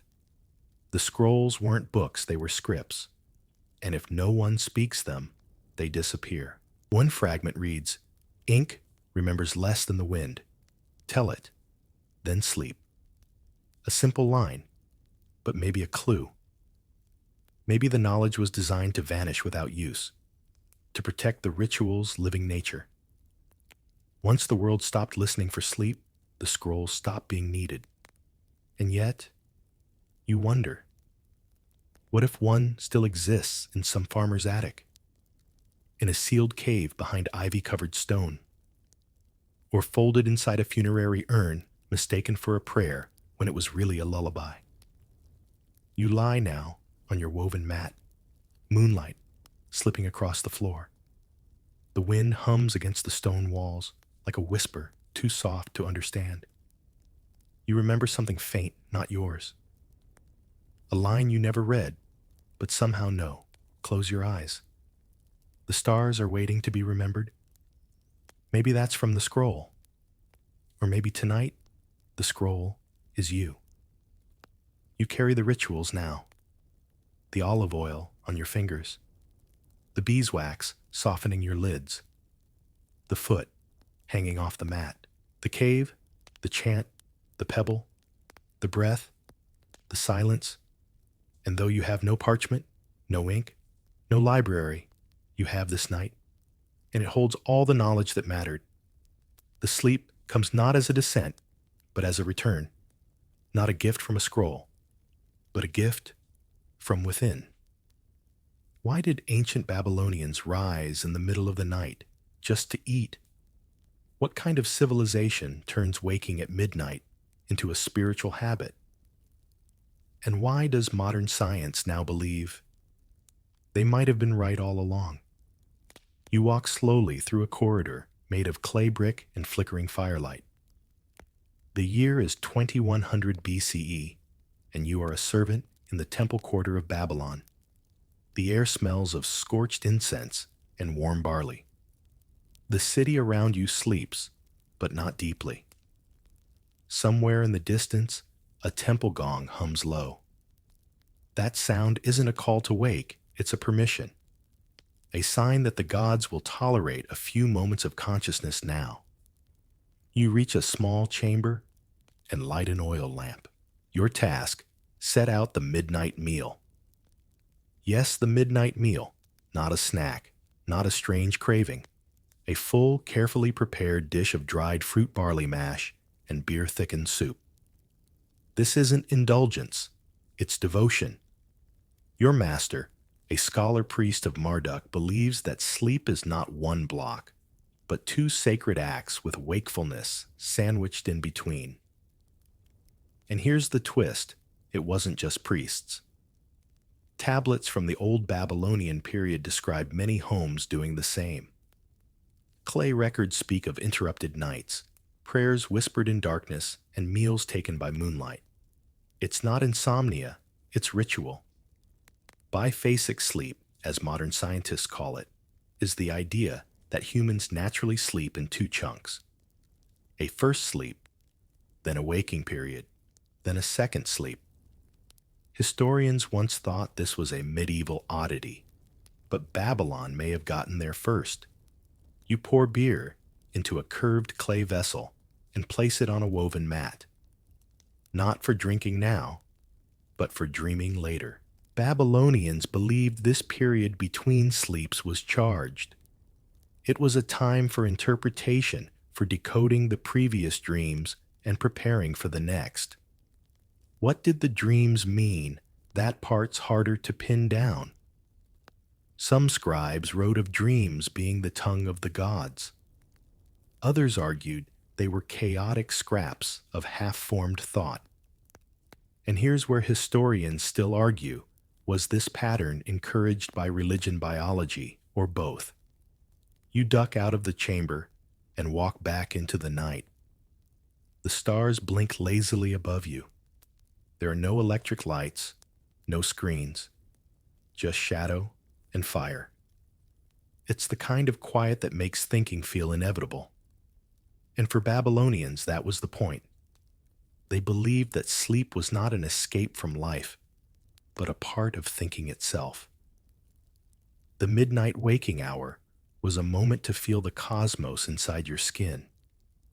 Some even claimed it was when the gods could whisper to you directly if your soul was still. And perhaps the most curious part, it wasn't considered unusual. No shame for rising at night. No talk of insomnia. Instead, the phrase they used translated to something like divided rest. Not broken sleep, not restless sleep, but shared sleep with the divine. You wander past a quiet courtyard where another household stirs. A mother lifts her child to sip from a water jar. A man scratches notes into a clay tablet, brows furrowed in thought. It's not insomnia. It's design. Back in your own sleeping corner, your mat awaits. The fire is down to coals now. You lie back, full stomach quiet thoughts. The second sleep will come soon, and when it does, it may carry messages not meant for the waking world. Some modern scholars now believe that biphasic sleep might actually be more natural. Our current obsession with 8 straight hours, that may be the real historical anomaly. It was only with industrialization, electricity, and shift work that one long sleep became the norm. Back in Babylon, night is a landscape with a valley in the middle, and in that valley, the soul was free to wander. Some cultures sleep to forget. Others sleep to receive instructions. Now we drift south into a world of obsidian blades, humming drums, and gods cloaked in feathers. Here dreams weren't private. They were public messages from the divine. And sleep, a sacred appointment. You step into the twilight of the Aztec Empire. Around you, the highlands glow with smoky mist. It is still, but not silent. Somewhere beneath the hills, priests lie on woven mats, their heads facing east toward the realm of the dawn god Quetzalcoatl. His name rolls softly through their minds, over and over, like a lullaby of wind and feathers. To the Aztecs, dreams were not hallucinations. They were celestial dispatches encoded with divine warnings, instructions, or forecasts. When you close your eyes, you do not vanish. You enter the realm of negotiation. Every image, every flicker of color is a dialogue with the gods. Tonight, you are one of the dream watchers. You have fasted for a day, avoided certain colors, and performed small rituals involving maize and copal smoke. As you lie down, your position matters. Your head must face the east. The rising sun is Quetzalcoatl's promise, and dreams that come from that direction are said to be clearest. Sleep takes you slowly, as if through layers of obsidian. In your dream, a bird made of ash circles above a river that runs backwards. You see maize with human teeth. You hear thunder that whispers your mother's name. You wake, and the elders are already waiting. In the temple courtyard, your dream is drawn on thin bark paper with black and red inks. Others join you, sharing their visions aloud. A priest records the images. Some will be interpreted immediately. Others archived to be cross-referenced when the rains are late or the crops grow sour. Why such seriousness? Because Quetzalcoatl was not just a sky god, he was a messenger between realms. Dreams were his signature. Ignoring them would be like discarding a sealed scroll with your name on it. And here's where things get even stranger. The Aztecs believed that shared dreams could influence real weather. Rainfall patterns, droughts, even storm predictions. These were all mapped in part through collective dreams. It sounds fantastical. But modern dream researchers are now finding surprising overlaps in imagery across large groups during major weather events. Is it coincidence? Or did the Aztecs stumble onto something, an intuitive subconscious tracking of environmental cues? Historians debate this fiercely. Some argue the dreams were post-event interpretations given meaning after the fact.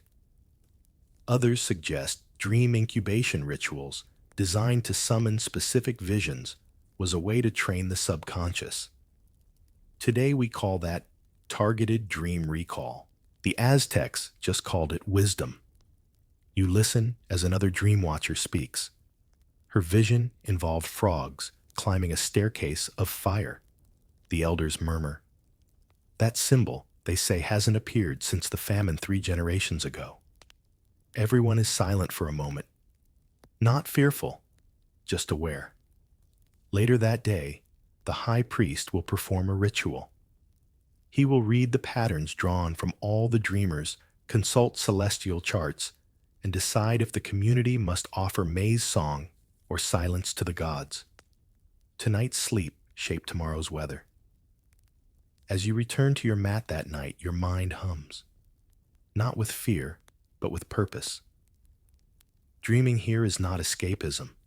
It's participation. You are expected to show up, to remember, to report.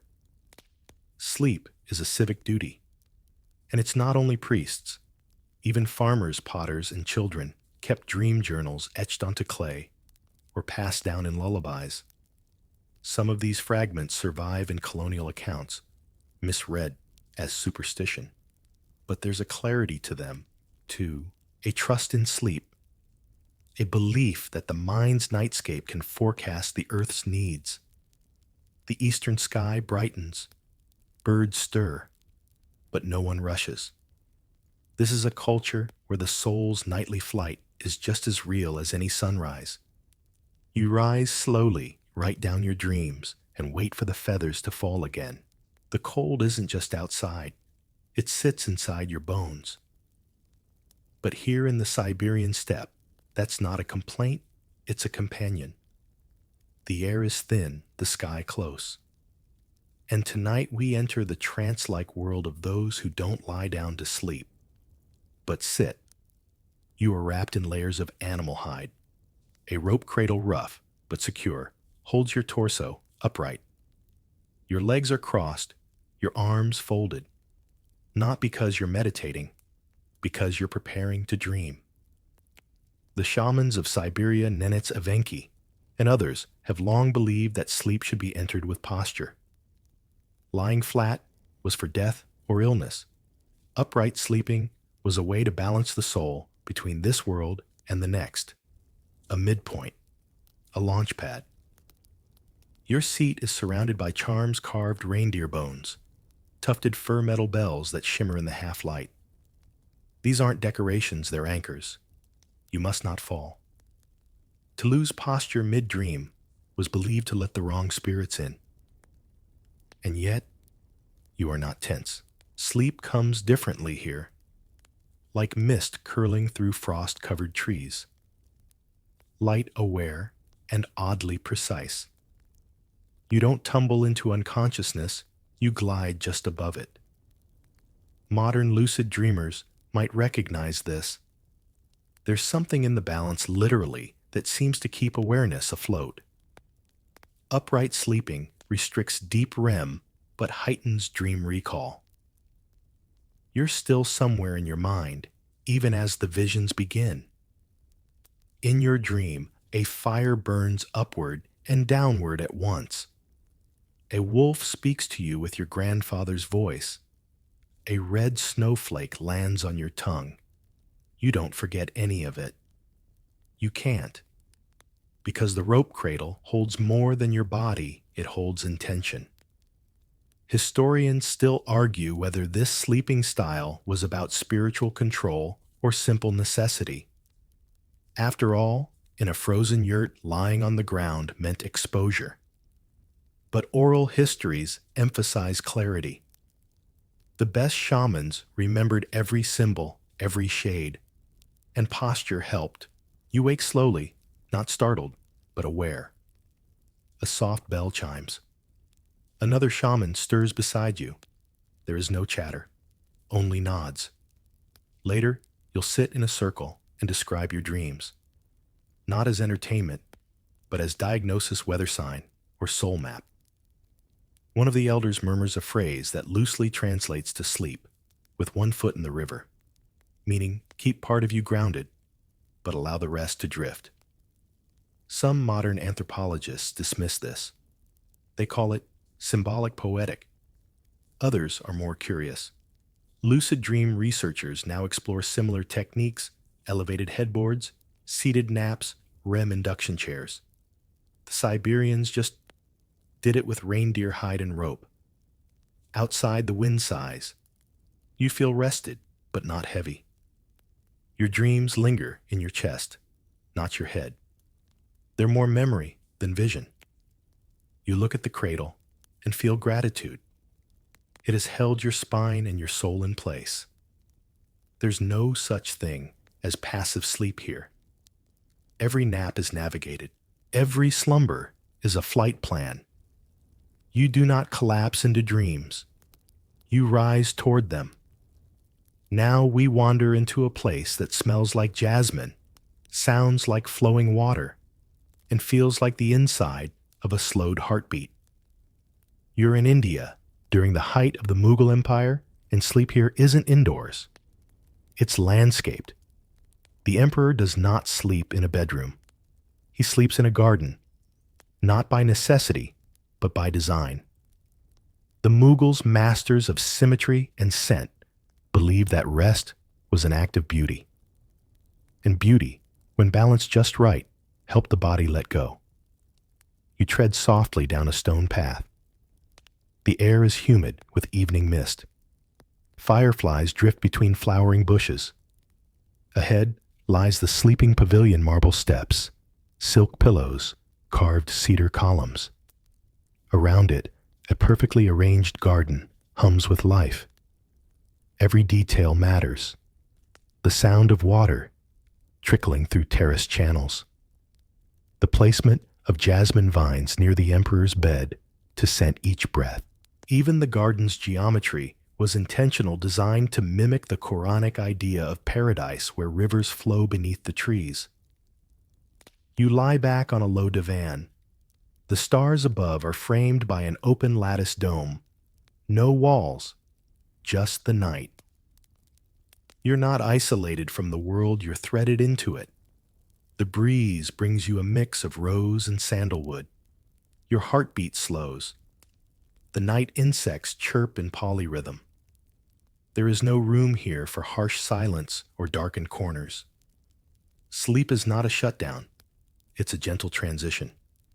The space around you has been built for that purpose. Some gardens had specific pathways that guests were instructed to walk. Before lying down, slow loops meant to calm the breath. Others were planted with herbs like vetiver and tulsi, meant to infuse the air with calming oils. Even the shape of the garden beds followed lunar patterns. Historians once scoffed at this. Just decadence, they said. But new sleep studies suggest otherwise. Nature sounds, floral scents, and low ambient light actually help activate the parasympathetic nervous system. The Mughals weren't just being fancy. They were being precise. Even the emperor's physician played a role. Some gardens were designed not just for beauty, but for breath regulation. Trees were chosen to release specific aromas at night. Water channels were placed where their sounds aligned with the sleeper's ear. It was a form of sleep architecture. You close your eyes, and the air does the rest. It moves slowly across your skin, carrying moisture, carrying scent. This isn't passive rest, it's choreographed tranquility. One Mughal diary entry describes a dream had in such a garden, a dream of mirrors and moons, where every breath revealed a secret name. Another record mentions how certain garden paths could summon recurring dreams, depending on how you walked them. Did they really believe plants could guide dreams? Some did. Others simply believed that to sleep near beauty was to wake with a clearer heart. And perhaps that's enough. You stir hours later. The stars have shifted slightly. The garden is unchanged, but you are. Your limbs feel lighter, your breath longer. You haven't just rested, you've participated in a ritual of balance. You rise, step onto the cool stone, and leave no imprint behind. The garden closes around the silence you left in your place. Let's shift now to a place where sleep begins, with a small stone carved by hand and placed gently beneath your pillow. We've arrived in southern Africa, among the Zulu, where dreams are shaped not just by the mind, but by memory and touch. You're a child tonight. And before sleep, your grandmother hands you a tiny object, warm from her palm, smooth and weighty like a river pebble. But this is no ordinary stone. It's been carved with a symbol, perhaps a lizard, or a crescent, or a flame. You press it to your lips before tucking it under your head. These are memory stones, Inkanyamba. In Zulu households, especially among children and initiates, they weren't toys or trinkets. They were tools, anchors, a kind of ritual mnemonic designed to summon the day's thoughts back during sleep, and with luck, make them useful. You lie on a woven mat inside a circular hut. The air is thick with the scent of dried grasses and faint ash from the evening fire. Around you, faint rustles and snores, your cousins, siblings, maybe an old aunt who mutters in her dreams. But your attention is on the stone. It's said to guide the spirit, not the soul, exactly, but the umoya, that part of you that drifts outward during sleep. The stone reminds it where it came from and what to look for. Some stones are passed down through families with carvings layered over time. Others are made new every week, sometimes from clay, sometimes bone, sometimes pressed earth mixed with herbs. What matters isn't the material, but the intention. You sleep, and your dream unfurls. You're chasing a lizard through tall grass, but it's not fleeing, it's leading. When it stops, it becomes a glowing ember. You reach for it and wake. The stone is still warm beneath your pillow. At dawn, your grandmother asks what you saw. You describe it haltingly. She nods and hums and hands you a bowl of porridge. No interpretation, no judgment. But later she traces a similar lizard symbol on the doorframe. You don't ask why. Anthropologists who encountered this tradition in the early 20th century often misunderstood it. They called it superstition or dream training. But recent cognitive studies suggest that tactile associations before sleep may indeed enhance dream retention. Just like how writing in a journal sharpens recall, so too might touch. What's more, the Zulu weren't alone. Similar dream tokens have been found in other cultures, the Ojibwe's dream catchers, Greek underpillow charms, even modern lucid dreaming techniques using textured rings or objects. Still few are as quiet as subtle as these stones. You go on to collect more. A fire symbol after a storm. A wave for the time you dreamed of rain on your roof. They live in a small pouch by your bed now. Each one a story waiting to be unlocked again. And here's what's strange sometimes. When you hold a certain stone, you feel the dream returning before sleep even begins. A tug at the edge of your breath. A flicker at the back of your eyes. You don't just remember the dream, you re-enter it. Sleep isn't just nightly disappearance here. It's return, practice, navigation. You lie back again, the new stone under your pillow. There is no fear of forgetting tonight. The path is marked. We head now toward the sea, where palms sway, gently drums echo at a distance, and the hush after a nap is considered holy. Welcome to Polynesia, before colonial shadows fell. Here sleep wasn't just personal, it was collective wisdom. And the nap was sacred. You find yourself on a small atoll, the afternoon heat heavy on your skin. Coconut trees ripple in slow motion. The village is still. The fishing boats are moored. Children nap curled like shrimp beneath thatched awnings. But the most important sleepers are the elders. Each day, after the midday sun peaks and slips toward the west, the elders of the village lie down. Their naps are not just for rest. They are for listening to the sea, to their ancestors, to the inside of their thoughts. You are one of them now. You stretch out on woven mats under the soft rustle of pandanus leaves. Your arms cross your chest. Your breath slows, and you let the tide of sleep take you just far enough to dip a toe into the dream world. And here's where it gets fascinating. When the elders wake, they do not simply return to daily tasks. They hold council. In a shaded circle, surrounded by younger villagers, they share the images, sounds, or impressions from their naps. Not full dreams, always just fragments. A dark wave. A red bird flying backwards. A name spoken in a child's voice. These are noted, weighed, and discussed with the same gravity others might reserve for speeches or laws. Why? Because Polynesians believed that the mind freshly awoken could access clarity that waking logic sometimes obscured. The nap allowed messages, whether from ancestors' gods or the self, to pass through the filters of ego and structure. Historians still debate whether these councils were symbolic or functional. Some think they were tools for indirect decision-making, letting the subconscious speak what politics could not. Others believe they were a soft form of social dreaming, aligning the village around collective symbols and fears. You sit quietly as an elder describes seeing a fish walking on sand. Everyone waits. A fisherwoman nods. She saw something similar in her own nap. Another elder murmurs that such visions often precede changes in migration patterns. Maybe the fish are moving deeper. The nets will need adjusting. Nothing is commanded. But something shifts.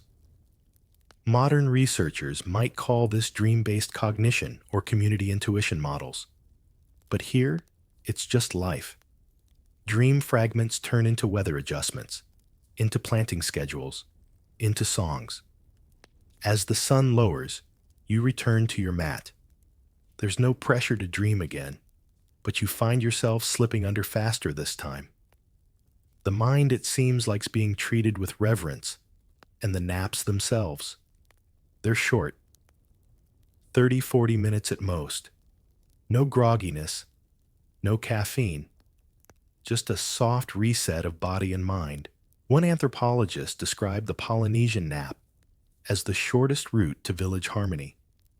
It's not about prophecy. It's about pausing, listening inwardly together, honoring the thin membrane between rest and wisdom.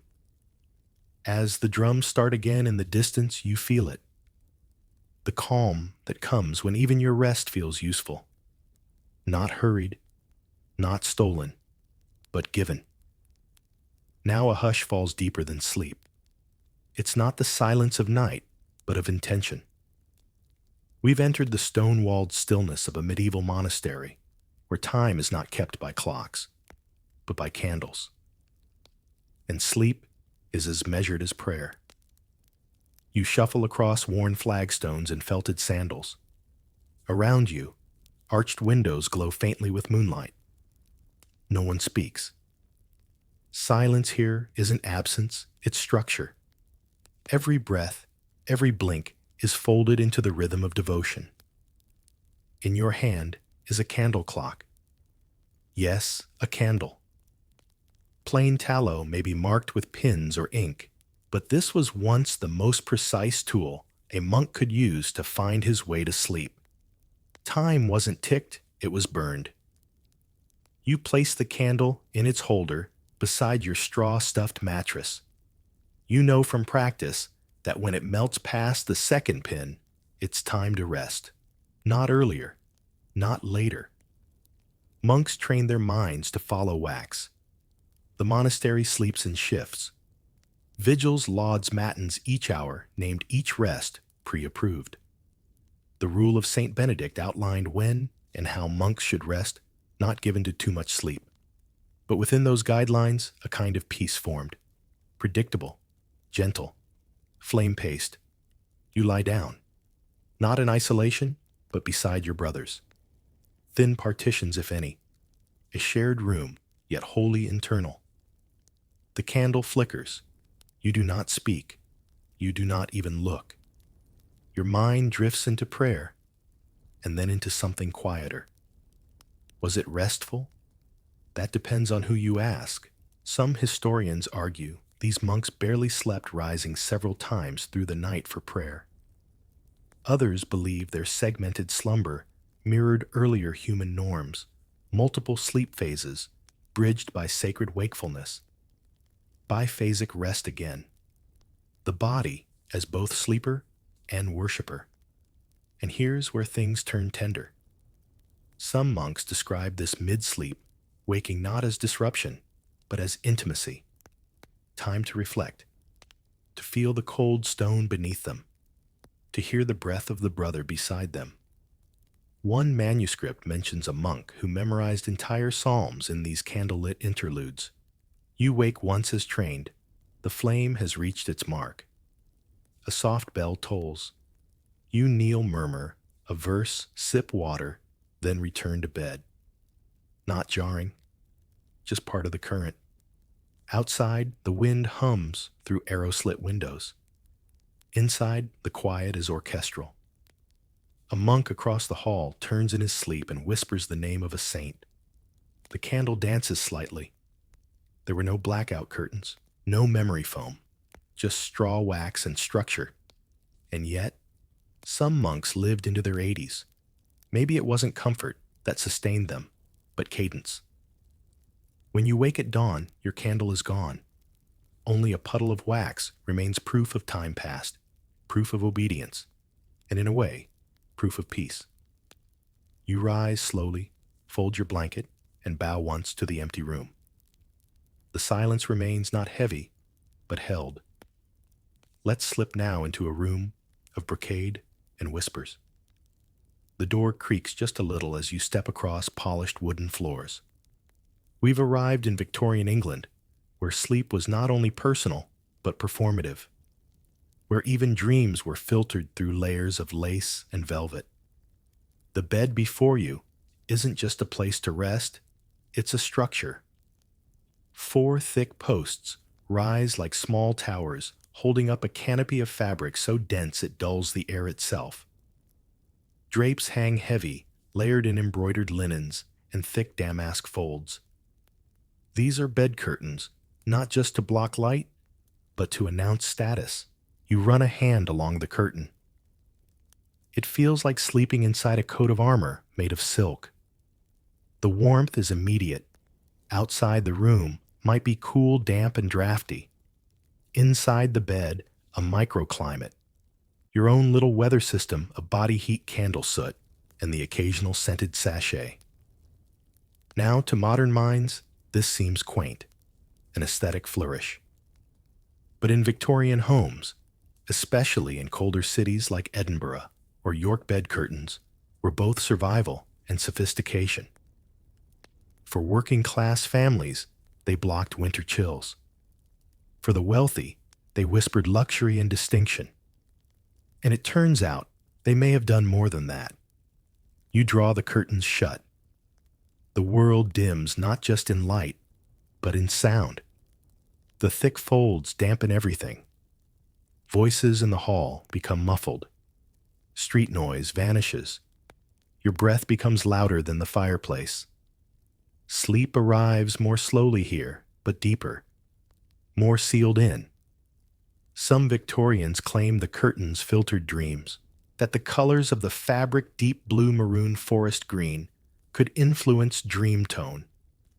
A theory that sounds whimsical, until you recall how our modern sleep masks and ambient apps do the same thing just digitally. A diary from 1862 describes a woman who always dreamt of rain when sleeping with violet curtains drawn. Her husband, skeptical, once swapped them for white muslin as a joke. That night she woke terrified from a vision of drowning in snow. Coincidence or curtain-induced dream distortion? Historians still argue about this. Were the curtains psychological triggers, or just well-designed insulation? Modern sleep studies now show that environmental cues, temperature, color, sound, insulation can all shift dream content. The Victorians, in their obsession with moral sleep and dream interpretation, may have simply translated science into superstition. But the story doesn't stop there. Bed curtains also created space. In shared rooms, they gave privacy. For children, they created an imagined world, a ship's cabin, a castle, a magician's tent. For lovers, they hid intimacy from nosy relatives or hired help. For the grieving, they offered a quiet cocoon to cry without witness. In one working-class boarding house, curtains were hung with pockets sewn inside small compartments, where lodgers would hide keepsakes or letters. Dreams, secrets, and savings, all nestled in the same folds. Even sickness changed here. Doctors wrote of patients whose recovery seemed tied to enclosed rest, citing faster healing in curtained beds versus open-air ones. Whether from warmth or psychology, the effect was real. But of course, not everyone admired them. Some called it sleep snobbery. One satirical paper joked that the modern Englishman must trap his dreams like foxes behind velvet and nail-studded trim. Others worried about airflow, fearing the curtains might smother or trap illness. By the late 19th century, as hygiene became a greater concern, Many doctors began recommending open-frame beds. Still, many refused to give them up. You lie back now, beneath the heavy canopy. The ceiling is close, but not claustrophobic. The light outside is a thin blur. It feels like floating in a warm fog. You press your hand against the curtain and feel nothing but fabric and quiet. Dreams come in slow patterns here, like embroidery, unraveling backward. You dream of staircases, with no tops of letters arriving with no ink. Everything muffled, wrapped, distanced. And perhaps that's the secret. For all their extravagance, Victorian bed curtains were emotional buffers. They gave shape to solitude. They made sleep feel deliberate. Not just something you fell into, but something you entered room by room, layer by layer. When you wake, the fabric is still. Your breath leaves a little warmth in the air. You draw the curtain aside and feel the world rush in again, sound, light, motion. It had waited. But for those few hours, you had your own kingdom. Not a palace, but a pocket of peace stitched and swaying right in the middle of a rapidly industrializing world. And that maybe is what we still chase today, with blackout blinds, weighted blankets, and apps that imitate rainfall. We're not inventing comfort, we're remembering it. You step out of the bed. The floor creaks. Outside, someone is pouring tea. The morning has returned soft and gray. But inside your chest, the quiet of that curtained world still lingers, just a little longer. Now we tilt eastward toward a land of paper screens and pine breezes, a place where sleep isn't meant to undo the day, but to sharpen it. You're in Kamakura-era Japan now, where nobles didn't rest on feather beds, but on carefully shaped stones. You step softly across a polished tatami mat. The sliding door clicks behind you, and a scent of pine and plum drifts through the slatted walls. You are in the sleeping quarters of a noble household. Everything is arranged with intent, from the exact angle of the futon to the nightrobe, folded like a quiet bow at the foot of the bedding. And then there it is. At the head of the bed, not a pillow, but a stone. Rectangular, smooth, just a bit smaller than a folded hand towel. These are Makura-ishi headrest stones, sometimes made from ceramic lacquered wood or polished rock. Not for luxury, not even for comfort, but for precision. You sit, tuck your legs beneath you, and gently rest your neck on the pillow. It's not soft. There's no give. But there is something calming in its firmness, something that tells your body exactly where to be. These pillows serve two purposes. First, preservation. Nobles of the Kamakura period often wore elaborate hairstyles, complex buns lacquered into place with rice starch and resin. A soft pillow would flatten them. A stone pillow kept the head raised and the shape intact. But there was a second reason, and this one runs deeper. The stillness of posture during sleep was believed to reflect the stillness of the mind. If your neck and spine remained aligned, your dreams would be clearer, more truthful. Not just wild images, but messages, sometimes warnings, sometimes poems from within. You breathe in. The moonlight cuts softly through the shoji screen. Outside, a nightbird calls. Inside, you're perfectly still. Historians have puzzled over these hard pillows for decades. Were they purely aesthetic? A vanity for nobles? Or was there something deeper in the belief that physical discipline shaped dream quality? Today's researchers might raise an eyebrow, but some studies on lucid dreaming show that posture does affect sleep phases. Side sleepers, back sleepers, stomach sleepers all experience slightly different dream intensities. And posture-aligned breathing has been shown to lower anxiety before bed. It turns out your spine may whisper to your dreams. You drift off. In the dream, you're walking through a bamboo grove. The path bends like a ribbon. At each turn, you see yourself older, younger, in court, dressed in child's robes. A woman hands you a mirror, but your face in it belongs to someone else. You don't panic. You bow. When you wake, the pillow is still there beneath your neck, unmoved, your hair undisturbed, but your heart feels like it traveled. Later in the morning, your writing servant will ask if you dreamt clearly. That's the word they use, clearly.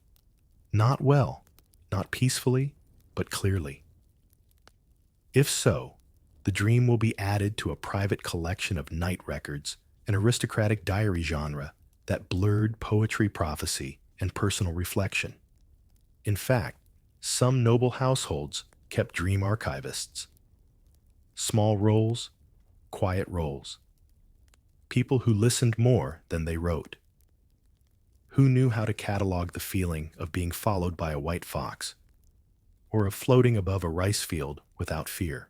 The pillows were also sometimes perfumed subtly with camellia oil or green tea leaves tucked into carved hollows. This scent, lingering across nights, became associated with dreams themselves. Smell a certain flower in daylight, and memories from sleep might return. A scent-induced form of recall. Ancient aromatherapy. And here's something tender. For young brides, their first night in a new home often began with a new pillow stone.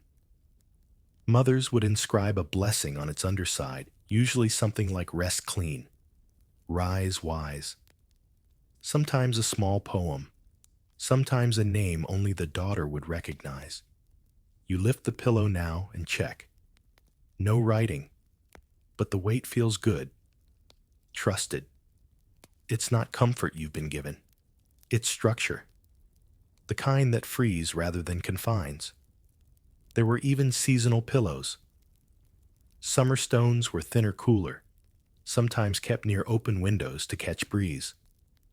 Winter stones were thick, warmed slightly by proximity to charcoal braziers, always balanced, always still.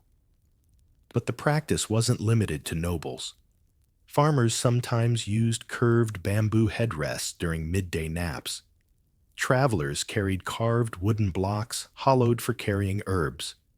Even children had small training stones, light enough not to strain the neck, but firm enough to teach stillness. In the Kamakura view, rest was not indulgent. It was a posture of readiness. One slept not to vanish, but to re-enter the world better composed. You rise now slowly. Your neck gives a satisfying stretch. No soreness. Just a sense of being precisely where you meant to be. The pillow remains perfectly placed, a tiny heavy guardian of the self. You slide open the door and step out into the soft gray of dawn. A breeze catches your sleeve. A crane lifts off from a nearby pond. And you carry the clarity of your dream into the day, not like a secret, but like a lantern. Still glowing. Still whole. The night doesn't always need a bed. Sometimes sleep begins with the earth itself, warmed by sun, cradled by silence, and wrapped in sand. Welcome to North Africa, where the Berbers of the Sahara have been sleeping in the dunes for centuries. Not despite the heat, but because of it. You step barefoot into the desert twilight. The sky above you is vast velvet and streaked with purple dusk. Wind moves slowly here, like a cat brushing past your ankle. In the distance, a line of camels settles for the evening, their silhouettes swaying like ships in a harbor. You walk past them toward a quiet rise of sand. This is where you'll sleep tonight, not in a tent, not on a mat, but inside the sand itself. There's a ritual to it. First, a shallow trench is scooped into the dune, no deeper than your knee, but wide enough for your frame. The sand at the bottom is still warm from the day's sun. Not scalding, just soothing, like a stone warmed in the palm. You lower yourself into it, slowly easing your back against the slope.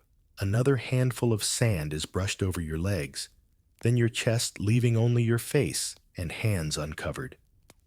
The heat seeps inward, melting tension you didn't realize you carried. It feels strange at first, like being tucked in by the earth itself. Among the Berbers, this practice is ancient. More than rest, it's medicine. The desert isn't just a backdrop here, it's a healer. They call it sandbathing, a form of thermal therapy meant to soothe aching joints, relax muscles, and restore internal balance. Some tribes even believe it aligns the body's energy with the pulse of the land. Modern wellness centers offer something similar now. Heated beds, infrared saunas, sand baths in spa brochures from Spain to Seoul. But the Berbers didn't need machines, just patience and trust in the sun's memory. You lie still, wrapped in warmth. Overhead, the stars arrive like old friends, one by one, blinking into view. The wind softens. The sand muffles every sound but your own breath. Your guide earlier told you something curious, that sand sleep is best when you have nothing to prove. If you try too hard to relax, he said with a grin, you'll just get itchy. You remember his laugh, low and dusty, and smile. There's an intimacy to this stillness. No fabric between you and the planet, just skin breath and gravity. In the early 1900s, French researchers observing desert communities documented this custom with curiosity. They called it primitive hydrotherapy. But the Berbers shrugged at the labels. For them, it was simple. The land gives you heat. Use it wisely. Some would bury themselves to the neck at midday, then rest again at night, believing the two sand sleeps worked in tandem.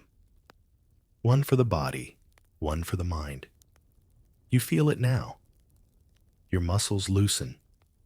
The warmth seeps into your bones. Sleep rises slowly, not like a wave crashing, but like mist blooming from the dunes. Dreams flicker behind your eyes of date palms, long roads, and voices you can't quite place. In the dream, you're walking across endless sand with no destination. Yet you're not lost. The sand is soft beneath your feet. The sun above doesn't burn, it hums. And each grain of sand seems to remember something about you, a moment, a thought, a hope you left behind. You wake gently, hours later, unsure when the dream ended. The air is cooler now, but the sand still holds heat. It's like lying in an echo of the day. There's a story some Berber elders tell about a boy who couldn't sleep until the desert adopted him. Each night he'd bury himself deeper, until one day the sand whispered his name back in his dream. From that moment on, he slept like a stone. You think of that story as you sit up. The sand falls from your body in soft sheets, leaving behind no marks, just warmth. You feel lighter than before, as if the earth pulled something from you and agreed to keep it. A kettle whistles softly from the camp nearby. Someone's already making mint tea. You dust yourself off, stretch, and walk back toward the fire. The sand has cooled beneath your feet now, like bread left on a windowsill. But its memory lingers in your limbs. You are relaxed but alert, rested but grounded. And as strange as it sounds, you don't feel like you slept on something. You feel like you slept with something, as if the land itself joined you in stillness. Modern science is only beginning to understand the power of geothermal gradients and how warmth affects sleep depth and REM cycles. But here under stars older than any textbook, the wisdom has been practiced for generations. It wasn't about escape, or dreams, or routines. It was about returning briefly to a deeper rhythm, one without mattresses, one without pillows, just your body, the night, and the breath between grains of sand. You reach the camp, blinking in the firelight. Someone hands you tea. You sit quietly, listening to the kettle, to the laughter, to the rhythm of lives shaped by wind and dune. And somewhere inside, you, the sand, still hums. Now, we journey somewhere quiet beneath your feet, into homes warmed from the ground up.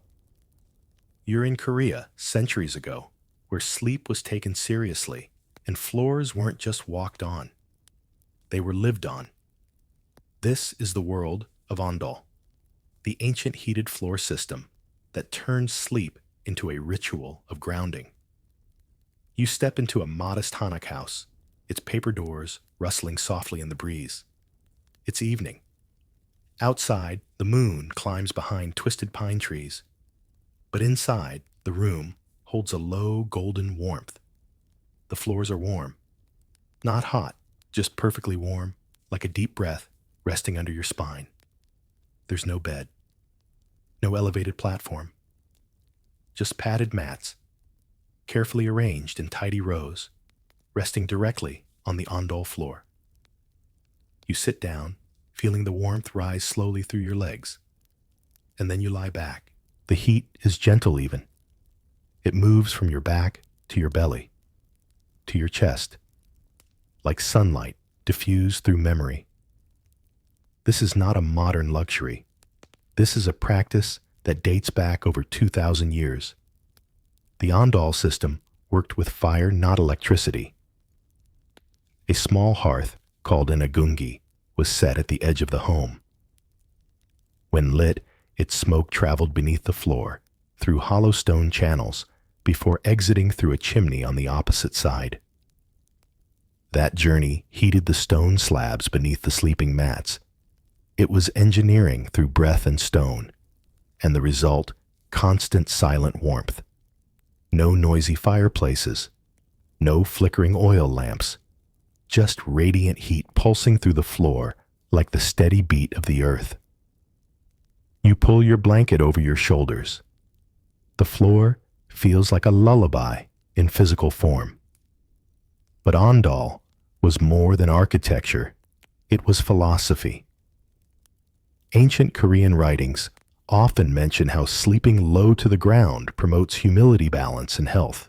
The warmth from below was seen as aligning the spine, regulating digestion, and settling the fire in the belly, a phrase used to describe everything from emotional regulation to spiritual clarity. Modern science agrees warm core sleep is more restful. When your back is slightly warmed and your head slightly cooler, you fall asleep faster and stay asleep longer. The ancient Koreans didn't have sleep labs. They had stone and intuition. As you drift, the room creaks softly with age. The walls are thin, but you're not cold. Every breath deepens. There is no tossing, no turning. Only a slow descent into dream. In the dream, you're in a garden of paper cranes. Each one flutters softly without wind. You reach for one, and it turns into steam, wrapping around your hand like silk. You follow the steam down a stone tunnel lit with orange glow. You wake much later, unsure, when you slipped away. Outside, it has snowed. And yet you're still warm. The floor has kept you protected through the hours. Like a slow heartbeat under stone. You sit up, tuck your feet beneath you, and breathe deeply. In traditional homes, sleep and family were woven together. Everyone lay in the same space. Warmth pooled and circulated. Children fell asleep beside elders. Stories were told. Songs hummed. No one said go to bed.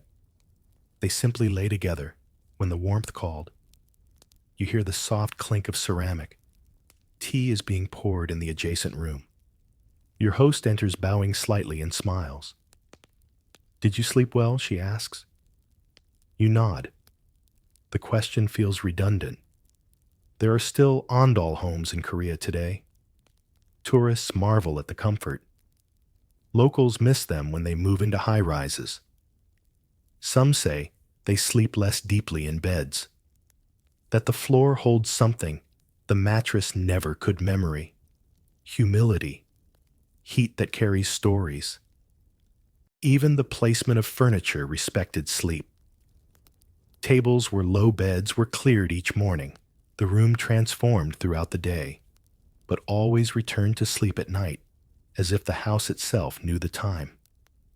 There's a phrase in old Korean poetry, to sleep like stone and flame, meaning to rest with weight, but not heat, to be grounded and alive. That's how it feels here. You run a hand over the mat. It's light, but carries the heat well. Folded properly, it'll dry near the door by noon, aired out with care. No part of the home is idle. Everything works toward rest. You step outside to stretch. Snow crunches softly beneath your heel. You feel the night air against your cheeks, but deep in your chest, the warmth lingers, like something you can carry. It's said that in ancient times, elders would measure their home's worth by how well it held heat through winter. Not for crops, not for livestock, but for dreams. And now, as you look back at the sleeping room still glowing gently through paper doors, you understand. It isn't just warm, it's wise. We now find ourselves in a world of roses and candlelight, where dreams begin with fragrance and bedrooms are designed like sanctuaries for the senses. Welcome to Persia, specifically the elite homes of the Safavid and Qajar eras, where sleep drifted in, not with darkness, but with perfume.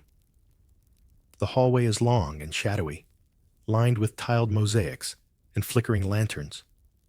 You follow the soft scent of rosewater and sandalwood, each breath pulling you deeper into the sleeping chambers. This is not just a place to rest. It's a space designed to slow your thoughts. You slip off your shoes and step onto layered rugs. The floor is soft, the air thick with scent. A bronze censer smolders quietly in one corner, releasing a thin, curling ribbon of vapor into the room. It smells like roses at midnight, sweet, earthy, with something else underneath. Something ancient. This isn't a chance encounter with aromatics. It's deliberate. Persian nobles used perfumed steam to ready the mind and body for rest. The entire room was treated like a sacred vessel of sleep, every surface imbued with scent, silence, and suggestion. You lie back on a bed that's not quite elevated a platform, built of carved walnut wood, cushioned with silk. Around you, the walls are lined with geometric niches, many of which contain small vials, or bundles of herbs, lavender saffron, bitter orange blossoms, all chosen for their subtle effects on the nervous system. Historians found references to these sleep rituals in court documents, diaries, and even love poems. A typical preparation might involve bathing in rosewater, applying a drop of myrrh oil behind the ears, and then lying in a room filled with steam from gently boiling petals. The air itself would soften your heartbeat. Modern aromatherapists still refer to these techniques. Rose oil, especially, is known to lower cortisol and calm breath rate. But the Persians didn't think of hormones, they thought of harmony. If your room was fragrant, it meant your life was ordered, balanced, ready for visions. You inhale slowly. The room is dim, but not dark. A stained glass window throws fractured light across the carpet. The colors shift gently as the oil lamp flickers. And the dreams. In one preserved manuscript from the Qajar court, a nobleman describes dreaming in layers. First of water, then of mirrors, then of conversations with people long dead. He believed the rose vapor peeled back the waking mind like an onion, revealing older truths beneath. You feel it now. Not sleep descending like a weight, but rising through you like a tide of scent. Your limbs grow loose. Your thoughts stretch long, like cats in the sun. There's no urgency here, only scent, warmth, and time. In your dream, you are walking through a garden lined with stars. Each tree drips water upward, not down. A woman hands you a book made of glass. You open it, and instead of pages, there is steam, each wisp forming a memory you hadn't realized you lost. When you wake, the vapor still lingers. Your pillow smells faintly of cardamom. The room is unchanged, yet everything feels more distant, like you've returned from somewhere meaningful. In elite Persian households, dreams were often recited in the morning over saffron tea. Not for interpretation always, but for intimacy. Tell me your night, they'd say. And the answer might come as a riddle, a verse, or a smile. The servants would replenish the perfumed water daily. In summer, it was cooled. In winter, warmed. Children learned early how to mix simple sleep blends, rose and mint, or orange flower and musk. The knowledge was passed down, not as medicine, but as family culture. Even travelers brought their own sleep scents. Portable flasks of oil, small clay burners. In caravanserais across Persia, it wasn't unusual to find merchants steaming lavender pods before curling up beside their goods. The scent marked a kind of invisible boundary. You were not on guard. You were in the temple of sleep. And this wasn't just for the rich. Village homes often perfumed pillows with crushed herbs. A common practice was to tuck basil leaves under the mattress, believed to ward off sharp dreams. Grandmothers would boil fennel and rose to calm fussy children. The poorest homes still found ways to scent the night. Modern scientists now study olfactory anchoring during sleep, how certain smells improve memory retention and emotional regulation. But the Persians already knew. One court physician wrote that a scent is a path the soul walks in darkness. As you sit up, the room greets you again, not abruptly, but softly. The steam has thinned. The brazier is cold, but the air is still sweet. Your thoughts feel clean, like they've been bathed and folded neatly in your sleep. You rise, stretch, and touch a small brass bowl filled with rose petals. You press one to your lips before placing it back. A simple gesture, a small promise to return. Outside, the wind lifts the edge of a curtain. Morning has arrived. But inside this room, it still smells like dreams. Now we leave walls and enter stars. High in the Andes, where stone terraces claw the sky, and the air is thin and sharp, sleep was mapped by constellations. You're among the Inca now masters of precision ritual and sky watching, where even slumber obeyed celestial logic. You hike slowly along a narrow trail that winds above the sacred valley. Llamas blink in the distance. The earth under your feet is terraced not by nature, but by hands shaped into steps that catch rain and time. Below the river, Urubamba murmurs like a sleeping god. But you keep climbing toward a tiny hut that faces nothing. Or so it seems, until you look up. The night above you is unlike any you've known. There's no light pollution here, no blur of cities, just stars, raw, vast, and fiercely bright. The Southern Cross hangs over the mountains like a guardian. You can see the Milky Way, not as a smear, but as a river. The Mayu, they called it, the Celestial River. You duck inside the stone hut. It's small, round, and built with terrifying precision. The door is low. The walls are smooth. The thatched roof has a small hole near the center. And when you lie down on the wool blanket, something clicks. The hole aligns with a specific star. this was not coincidence. The Incas designed certain sleeping chambers, especially those used by priests, skywatchers, or travelers, to align with celestial bodies. Some faced specific constellations, others with lunar rising points or solstice events.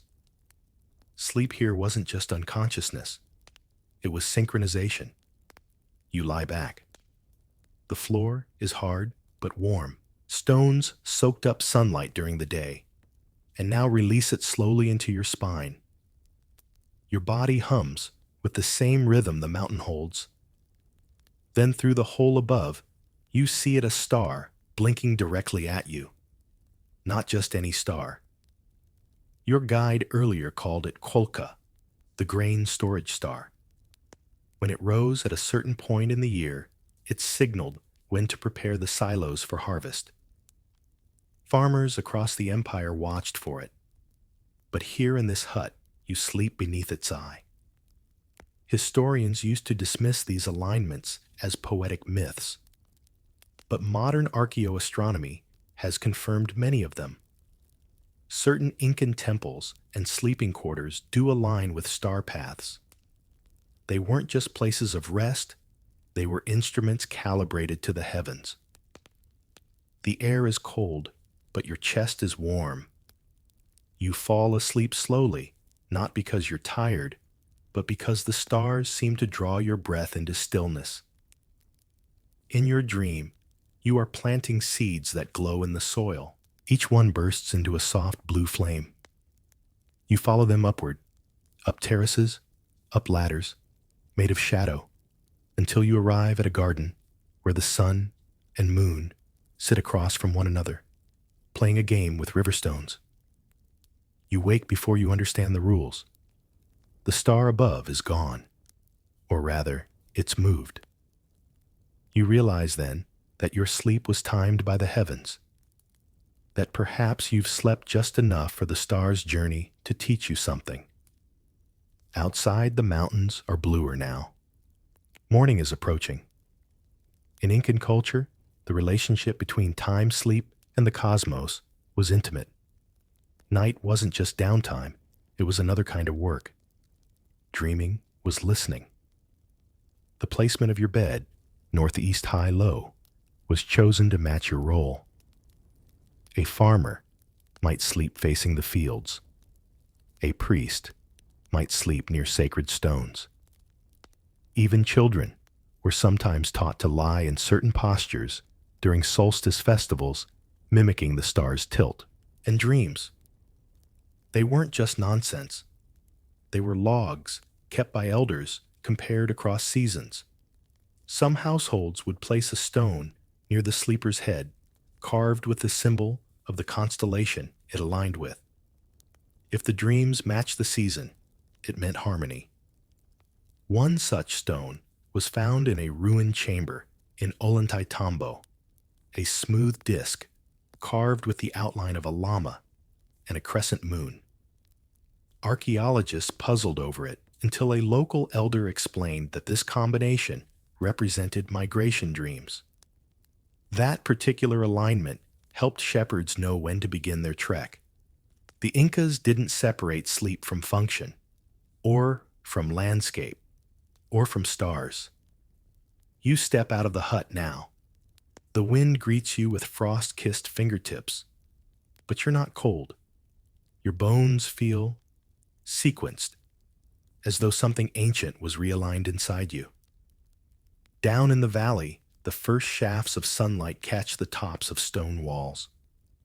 Llamas blink. A flute plays faintly in the distance. The world is waking, but gently, like a dream that doesn't want to end. You turn to look at the hut one last time. Its doorway is glowing softly in the dawn. You realize something: you didn't just rest there. You kept watch. Not with your eyes, but with your placement, with your posture, with your presence beneath the stars. And now, as you descend the trail, each step feels less like leaving and more like returning. Let's wander south now into the twilight spaces of West Africa. where sleep arrives not with silence, but with flavor. You're among the Hausa people of northern Nigeria, where the night begins with a warm drink, a quiet ritual, and a dream destined to be remembered. It's called kunun samia, or more affectionately, moon milk. And it's not just about taste, it's about the soul. You're sitting in the courtyard of a family compound surrounded by thick adobe walls. The stars overhead are distant but familiar. Inside, someone stirs a pot gently over glowing coals. The smell wafts toward you, sweet milk infused with spices, cloves, ginger, nutmeg, sometimes a hint of tamarind or alligator pepper. It's earthy, creamy, tinged with memory. An elder hands you a calabash bowl, still steaming. Drink before your spirit wanders too far, she says, with a grin, eyes half closed, already halfway into the dream world herself. This ritual is older than the bricks in the walls. Among the Hausa, drinking spiced milk before bed wasn't just for digestion, it was a doorway, a bridge between the waking body and the dreaming self. The milk warmed the chest, soothed the mind, and many believed invited the ancestors closer. Some even said the right blend of spices could summon specific dreams: clove for wisdom, tamarind for guidance, alligator pepper for protection. Whether taken as superstition or subtle pharmacology, the effect was the same: the body softened. The mind loosened its grip. Modern researchers today recognize many of these spices for their effects on sleep. Nutmeg contains trace myristicin, which calms the nervous system. Ginger improves circulation. Warm milk, of course, has long been linked to better sleep onset. But in this courtyard, none of that matters. The science is secondary. What matters is the story. Because after the milk comes the tale. You gather with others around the fire: children, cousins, neighbors. Someone begins to speak, not loudly, but rhythmically. A story is told, perhaps about a clever hyena who tricked the moon, or a woman who carried a waterfall in her ear. The stories don't need logic. They're lullabies in disguise. The tales are not just entertainment. They're memory tools, dream primers. They plant images into the communal mind, shared metaphors ready to sprout in sleep. Elders listen closely the next morning for echoes of the story in children's dreams. You lie down on a woven mat, belly warm, head light. The sky above you is clear. The fire is low. The scent of spiced milk lingers on your breath. And then sleep comes not like a fall, but like a slow unfolding. In your dream, you see a river that flows backward, a bowl of milk floating in the center glowing. A voice hums a tune you don't recognize, but feel you've always known. You reach out, and the milk lifts, spilling stars across the sand. You wake with your heart still humming. The next morning, the elder asks, "Did the milk speak to you?" You nod, but you're not sure what to say. She smiles. Then you were listening. Historians have often overlooked such rituals. Too soft, too domestic, too unrecorded. But oral tradition holds memory longer than ink sometimes. And these customs, though they shift and blend over time, still pulse in Hausa communities today. Moon milk is still made sometimes for children, sometimes for guests, sometimes just because the night feels too sharp without it. Recipes are passed down in whispers, and measuring is always done by hand, never by spoon. In some towns, dream diaries are kept not with words, but with symbols. A swirl for water dreams, a jagged line for fear, a triangle for a visit from a family spirit. These markings are sewn into cloth, embroidered into pillowcases, even baked into ceremonial bread. In one story, A young woman dreamed of a white horse every night for 7 days after drinking her mother's special blend. On the 8th night, she dreamt of riding it across a bridge made of pepper seeds and then never dreamt of it again. Some say that was her soul being escorted into adulthood. Others say it was just the spices talking. There's no need to resolve the debate. That's not the house away. Meaning lives in the layers. You rise from the mat. The fire is out. The sky is gold and gray. But the feeling in your chest of warmth and song of sweet milk and river dreams lingers. You carry the bowl to the wash basin. Rinse. Dry. Place it back in its spot by the hearth. A small act of gratitude. Not for the milk, but for the space it created. The world is awake now. But you are still a little in between, which is just right, because here sleep is not an end. It's a conversation. Between spice and spirit, story and silence, breath and dream, and you are always welcome back. We end our journey in the north, farther than most maps dare to reach. The air here tastes of salt and ice. The sky stretches like a silver dome. You're in the Arctic, among Inuit communities, whose lives are shaped not by clocks, but by tide's wind and songs passed through the hush of snow. And tonight, we listen not to language, but to lullabies, slumber songs that once carried entire villages into sleep together. You're wrapped in furs, inside a snow-bright igloo, made of blocks, so precise they fit tighter than bricks. The room is small and rounded. A soft oil lamp glows amber from its soapstone bowl, casting moving shadows along the curved walls. Outside, the night howls gently across the ice. Inside, it's warm, close still. Children lie shoulder to shoulder beneath thick caribou hides. Elders sit near the edge humming. Not words, not melody exactly, but tone. A low, rhythmic, pulsing hum passed from throat to throat, person to person. It vibrates in your bones more than your ears. It's called aia, or sometimes pisiet, depending on region and dialect. These songs weren't written, they were inherited. Not composed, but remembered. Everyone joins in. Babies, elders, hunters back from sea. The songs don't begin or end in the usual way. They just grow, fill the room. And slowly, they bring sleep. Not just for one person, but for all. This was once a regular thing. Entire Inuit communities drifting off under the same song. Not because they had to, but because they wanted to. It was believed the song slowed. Breathing softened the body's grip on wakefulness and synced heartbeats like paddles on a shared canoe. And the dreams that followed, they were said to be calmer, deeper, sometimes shared. That's right, shared. Multiple accounts from early Inuit storytellers mention 2 or more people dreaming similar symbols after falling asleep together to the same aia. A fox with a lantern, a kayak floating in the sky, a woman with stars braided into her hair. Dream fragments match sometimes exactly. Of course we can't prove it.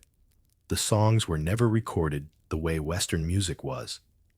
And today, many are lost, buried under silence, left by colonization mission schools, and generations who were told their songs were noise. But some still hum them, quietly, at the edges, and researchers are listening again. Modern sleep scientists now explore the idea of entrained sleep, where heart rates and breathing patterns of people in shared space begin to align. It's been observed in couples, in mothers and infants, even in dormitories.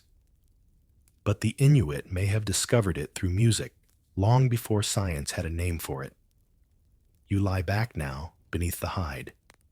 The hum is in your chest. It rises and falls like a distant sea. The child beside you is already snoring softly, their breath matching yours. In your dream, you are floating. Not flying, just drifting. Below you, the ice glows blue. Above, the aurora shimmers in silent greens and violets.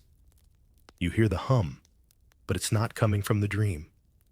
It's still in the real world, wrapping around your ears like fog. You don't remember falling asleep. You only remember letting go. When you wake, it's morning. The lamp is cold. The snow walls glow with soft light. No one speaks. There's no rush. You stretch, blink, and realize something strange. You feel more rested than usual. Not just physically, but emotionally. As if someone held your dreams for you and handed them back gently when you were ready. An elder catches your gaze.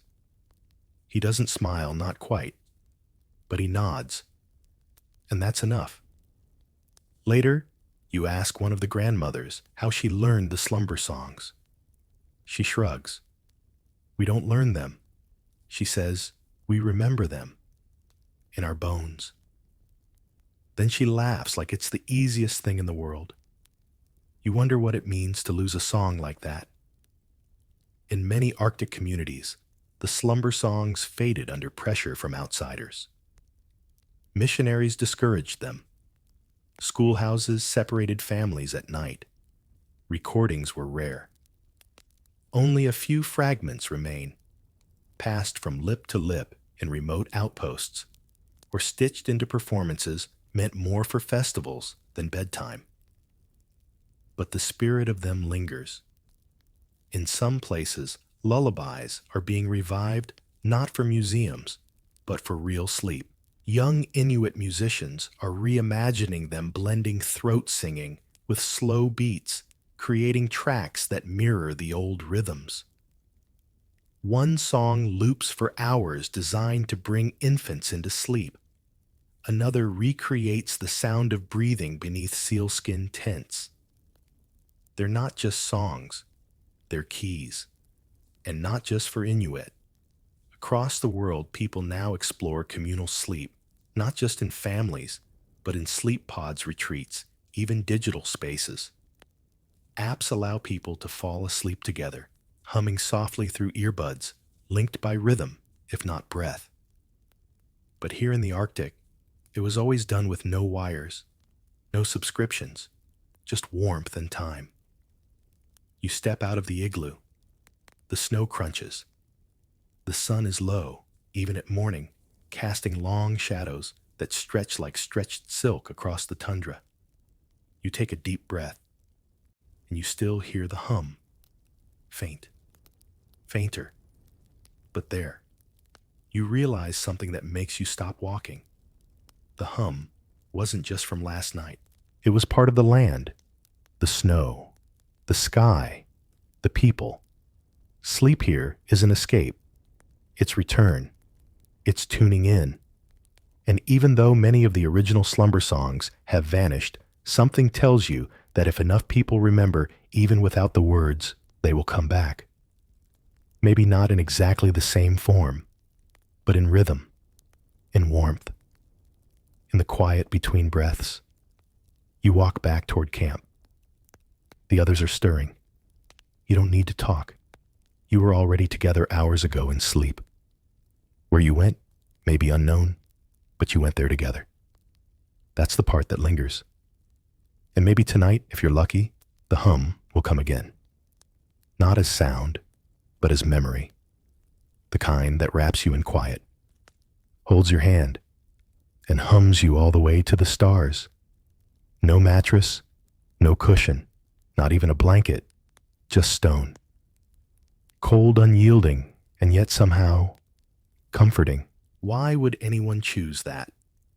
Was it ritual resource or some strange idea of virtue?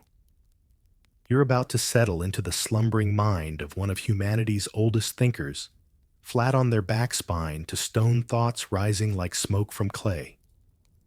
You're lying flat, and everything around you smells like heat-baked clay. Not the cozy, soft warmth of blankets, but the sharp, sun-cured scent of a Sumerian summer. Beneath your back is stone. Not polished marble mined, you just a chiseled slab of limestone laid directly into the packed earth floor of a small mud brick house. The bench is narrow. Your arms tuck against your sides. You don't toss, you don't turn. You endure. It's somewhere around 3000 BCE, and this is what Sumerians called a good night's sleep. Their homes were practical. No fluff, no drapery, just geometry and firelight, and their sleeping habits matched. The stone benches doubled as seating during the day. Come night, the same slab held your body.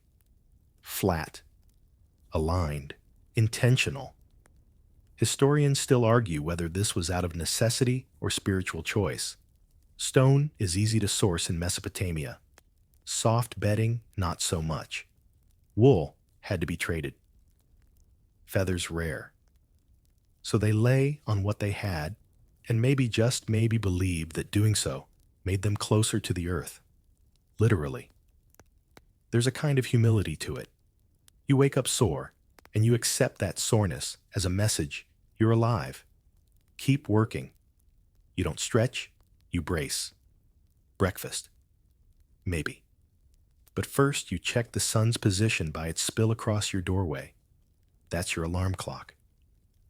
The earliest Sumerian writings make little mention of dreams, which might suggest they didn't place much stock in them, or maybe their beds simply didn't make dreaming very easy.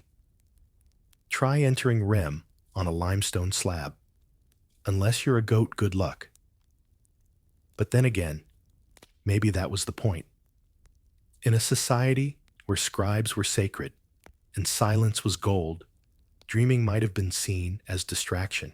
The goal wasn't escapism. It was precision, stillness. You wake and immediately tally the grain. No yawning, no stretching. You go. Curiously, some temple records suggest that priests did engage in dream-seeking sleep, often by lying on special stone benches inside ziggurats. These weren't just beds, they were portals. You'd fast cleanse and then lay very still, awaiting divine whispers. Think of it as spiritual software bed, as input device. If the gods responded, it came in symbols, not comfort. And now we return to your back, gently aching on that hard slab. The fire's gone out. There's a breeze coming in from the reeds. You hear nothing but your own breath, and someone snoring from the other side of the room. Probably Uncle Aresh. He snores like a water buffalo. But it's fine. This is sleep as your ancestors knew it, practical, shared, unforgiving. But also clear, clean. There's no clutter, no options. You are tired, so you sleep. Not on memory foam, not on a spring coil miracle. Just stone and shadow and sky. Even the language around sleep was simple. The word for to lie down was the same as to rest, and sometimes even to wait. It wasn't a luxury. It was a pause, a reset, like placing your stylus gently on the clay, letting it cool. In some excavation sites, the stone benches still sit intact, unmoved, after 5,000 years. The ghosts of dreams, perhaps still lingering just above them. A whisper of snores. A phantom of a stiff spine. What thoughts were shaped here? What secrets hardened overnight? And what if, just maybe, discomfort helped focus the mind that aches made meaning? Some scholars believe the hardness of the bed echoed the hardness of life and trained a kind of mental minimalism. Like monks in future ages, the Sumerians may have found that peace and pain aren't opposites, but neighbors. So you close your eyes on stone. You stop resisting the hardness. You let it tell you its secrets. And somewhere in the deep silence of Mesopotamian night, the mind finds its sharpest edge. Some beds lift you up. Others hold your neck in a vice-like arc. This one, it floats your head like a relic on display. You've just moved from the cold stone of Sumer to something equally rigid, but far more precise. It's smaller, stranger, and somehow more ceremonial. No feathers, no pillow, just a carved half-moon shape beneath your skull, lifting it like a bridge above the body. You're in ancient Egypt now, and your bed is more of a platform, a low wooden frame with woven reeds, and at its head sits a crescent-shaped object. Not for ornament, not for ritual, but for your neck. It's the Egyptian headrest, and it is both comfort and question. Made from wood, ivory, or even alabaster, this curious item wasn't just a pillow substitute. It was a symbol, a device that raised your head for alignment with something beyond the visible. Historians still debate its purpose. Was it purely ergonomic, to keep the sleeper's head cool in a hot climate? Maybe. Was it hygienic to keep insects off? Possibly. But some believe it had a metaphysical role, positioning the soul for its nightly rehearsal of death. That's right. In Egyptian belief, sleep mimicked death. When you close your eyes, your Ba spirit wandered. It left your body behind, but only temporarily. Come morning it returned. But during the night, that narrow headrest helped guide its exit and return, like a launching pad for the soul. And the shape wasn't arbitrary. The arc lifted your head into alignment with the spine, and possibly with the stars. In some tombs, priests were buried with headrests shaped like rising suns, as if to say, even now, even here you rise. Many headrests were decorated with protective images, lions, cobras, or inscriptions from the Book of the Dead. They didn't comfort your dreams. They guarded them. And then there's the practical side. Egyptian hairstyles, especially elaborate ones involving oils and wax, weren't meant to be flattened. A headrest preserved them. Your hair stayed tall. Your dignity stayed intact. Yet there's still a strangeness to it. Imagine waking from a deep dream neck, perfectly angled as if you'd never moved. It's not sleep. As softness, it's sleep as sculpture. You don't sink in. You hover. In modern museums, headrests are often labeled as pillow substitutes, but that undersells them. These were spiritual tools. Sleep was architecture. And the Egyptians. They were master builders of both temples and beds. There's even some evidence of dream incubation rituals, where a sleeper might lay, with their head on a sacred rest within a temple, hoping for divine visions. Some temples had special sleep chambers just for this. You wouldn't nap there. You'd wait. For signs. For symbols. For secrets. And here's something eerie. When archaeologists unearthed certain mummies, their skulls rested still on headrests. The same item that held them in sleep also cradled them in death. Continuity wasn't just cultural, it was physical. The pillow was the passage. So you lie there now, in this dark room, your neck held gently above the mat. Your limbs are straight, your head floats. You feel both heavy and light, like a statue come alive. Outside, desert winds stir the linen curtains. Inside, silence gathers around your ears. And you wonder, if you drift off now, where will your spirit go? Will it wander through reed marshes? Will it meet gods in crocodile masks? Or will it simply loop back, returning with the dawn, slipping under your skin like it never left? Even now, even thousands of years later, the shape of the Egyptian headrest still haunts design. Some modern ergonomic pillows mimic its curve, but few replicate its purpose: to lift, to align, to connect you not just with sleep, but with something eternal. So stay still. Let the ark hold you. Let the spirit drift. And if you see a lion in your dreams tonight, don't run. That's just a guardian watching over your passage. Now your pillow is gone, your blanket taken, your mattress. That was never part of the deal. All you have left is one wooden plank beneath your back and the quiet awareness that if you complain, someone will make you run laps until dawn. Welcome to Sparta, where sleep was not comfort, but conquest. You're not lying in a bedroom, you're in a training hall. Dusty, dim, with low stone walls and the soft glow of oil lamps that never quite reach the corners. The air smells like leather and sweat. And your body, it's pressed against a board so hard it might as well be marble. This is the Spartan sleep plank, rough-hewn, no padding, no decorations, just one wooden board placed directly on the floor. It's not even yours, it belongs to the state. Like everything else in your life, you're 7 years old. You've been taken from your family and enrolled in the agoge, the Spartan education system. And from tonight on, you sleep like this. Not because there's no other option, but because endurance must begin somewhere. And it begins here. You're not alone. Other boys lie beside you. No one talks. Talking after sundown is frowned upon. Everything is quiet. Every creak of the plank beneath your shifting shoulder is a test. Will you move again? Will you fidget? Will you give in to the urge to curl? Historians still debate how rigid this discipline really was. Some argue that the Spartan sleep plank was exaggerated in later texts. Others insist it was the norm, part of a larger system that punished softness as moral decay.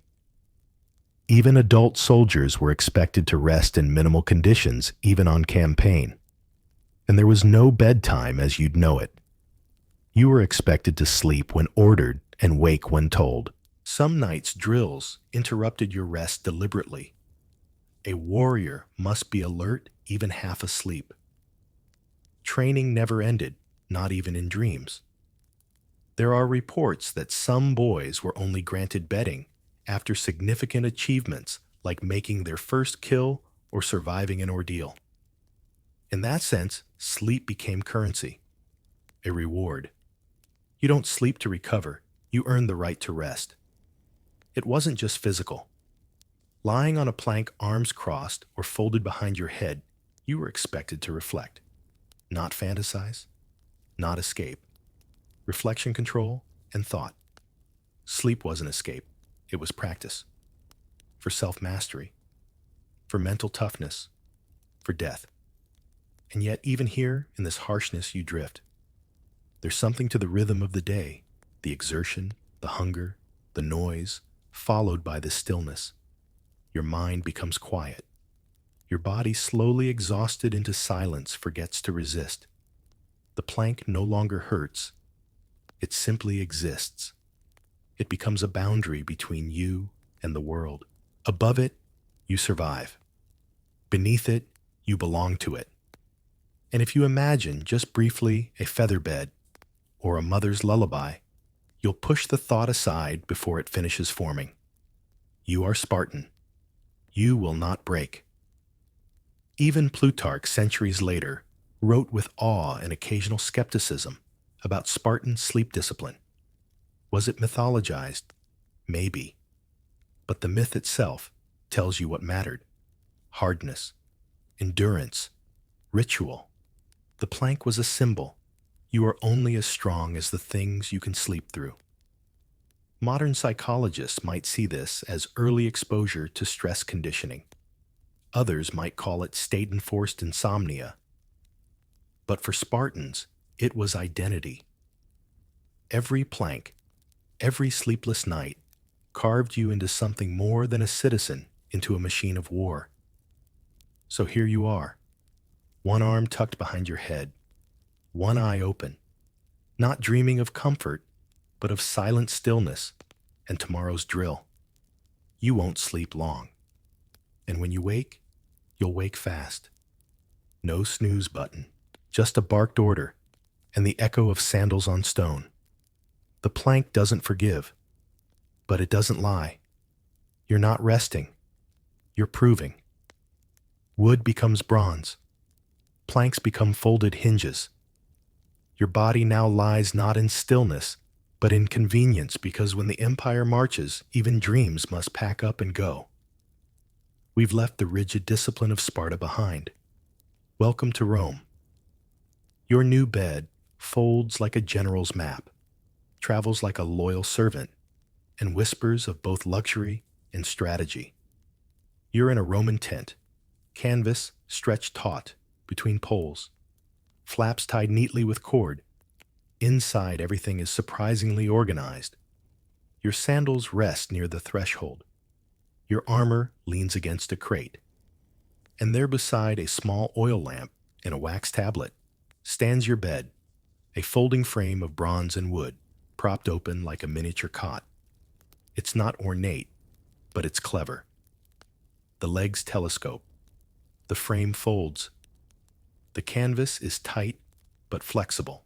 This is a Roman field bed, and it's both an engineering trick and a status symbol. You sit down. The frame creaks. The canvas dips. It's surprisingly comfortable compared to Spartan planks. It's practically indulgent. But don't get used to it. You'll move again soon. Maybe tomorrow. Maybe at dawn. Folding beds were common among Roman elites, but also among soldiers and high-ranking officials. They mirrored the Roman ideal practical luxury. You could be 50 miles from a city and still sleep, with your head slightly elevated, your feet dry, your body lifted from the cold earth. Sleep became mobile, and with mobility came empire. Historians still argue whether the average Roman soldier carried his own bed. Some say yes, especially centurions or messengers. Others say field cots were reserved for officers, but even among civilians, collapsible beds appeared in wealthy homes and guest quarters. Portability wasn't a concession, it was a style. One famous example survives in Pompeii, collapsed and charred by ash, its bronze legs twisted like curled fingers. But its shape is unmistakable. Designed to fold, designed to travel, designed to rest, on Roman terms. And here's a curious twist. Roman beds often doubled as social furniture. They weren't tucked away in bedrooms. They were out in the open, lounging couches, conversation platforms, even semi-public places for naps. Reclining wasn't laziness. It was culture. You ate while lying down. You debated reclined. You listened to poetry on your side. Sleep didn't mean withdrawal. It meant repositioning. Even Caesar himself reportedly held strategy sessions while half reclined. Was he resting or conquering in comfort? You lie back now, hands behind your head, staring at the flickering canvas ceiling. Outside, a patrol murmurs in Latin. Inside, the bed shifts as you move responsive familiar. It doesn't trap you. It travels with you. And when morning comes, you'll collapse it. You'll fasten the leather straps. You'll pack it beside your saddle or stack it with the baggage train. The bed walks when you walk. It rests only when you command it. There's something very Roman about that. Even in dreams, control remains. You don't disappear into sleep. You ride it like a chariot, knowing exactly when and where to stop. So, close your eyes. The canvas sags just slightly. The bronze creaks like old armor. Somewhere in your dreams, a senator lounges on a similar frame, quoting Cicero between naps. And the empire marches on well rested. Ink meets wood. Symbols decorate sleep. Tonight, your bed doesn't just hold your body, it instructs it. Welcome to a world where posture equals virtue, and where rest is a form of ritualized balance. We've entered Han Dynasty China, where beds don't just support you, they correct you. And every position you take is a moral choice. Your room smells of lacquered wood and herbal tea. The floor creaks softly as you step barefoot across it. In the corner sits your bed, not plush, Not piled with cushions, but solid, sturdy. A square wooden frame, elevated just off the ground. Carved elegantly, but not extravagantly. It's more than furniture. It's a philosophy in timber. You lie down. And there beneath your back, etched into the headboard and side railings, are phrases.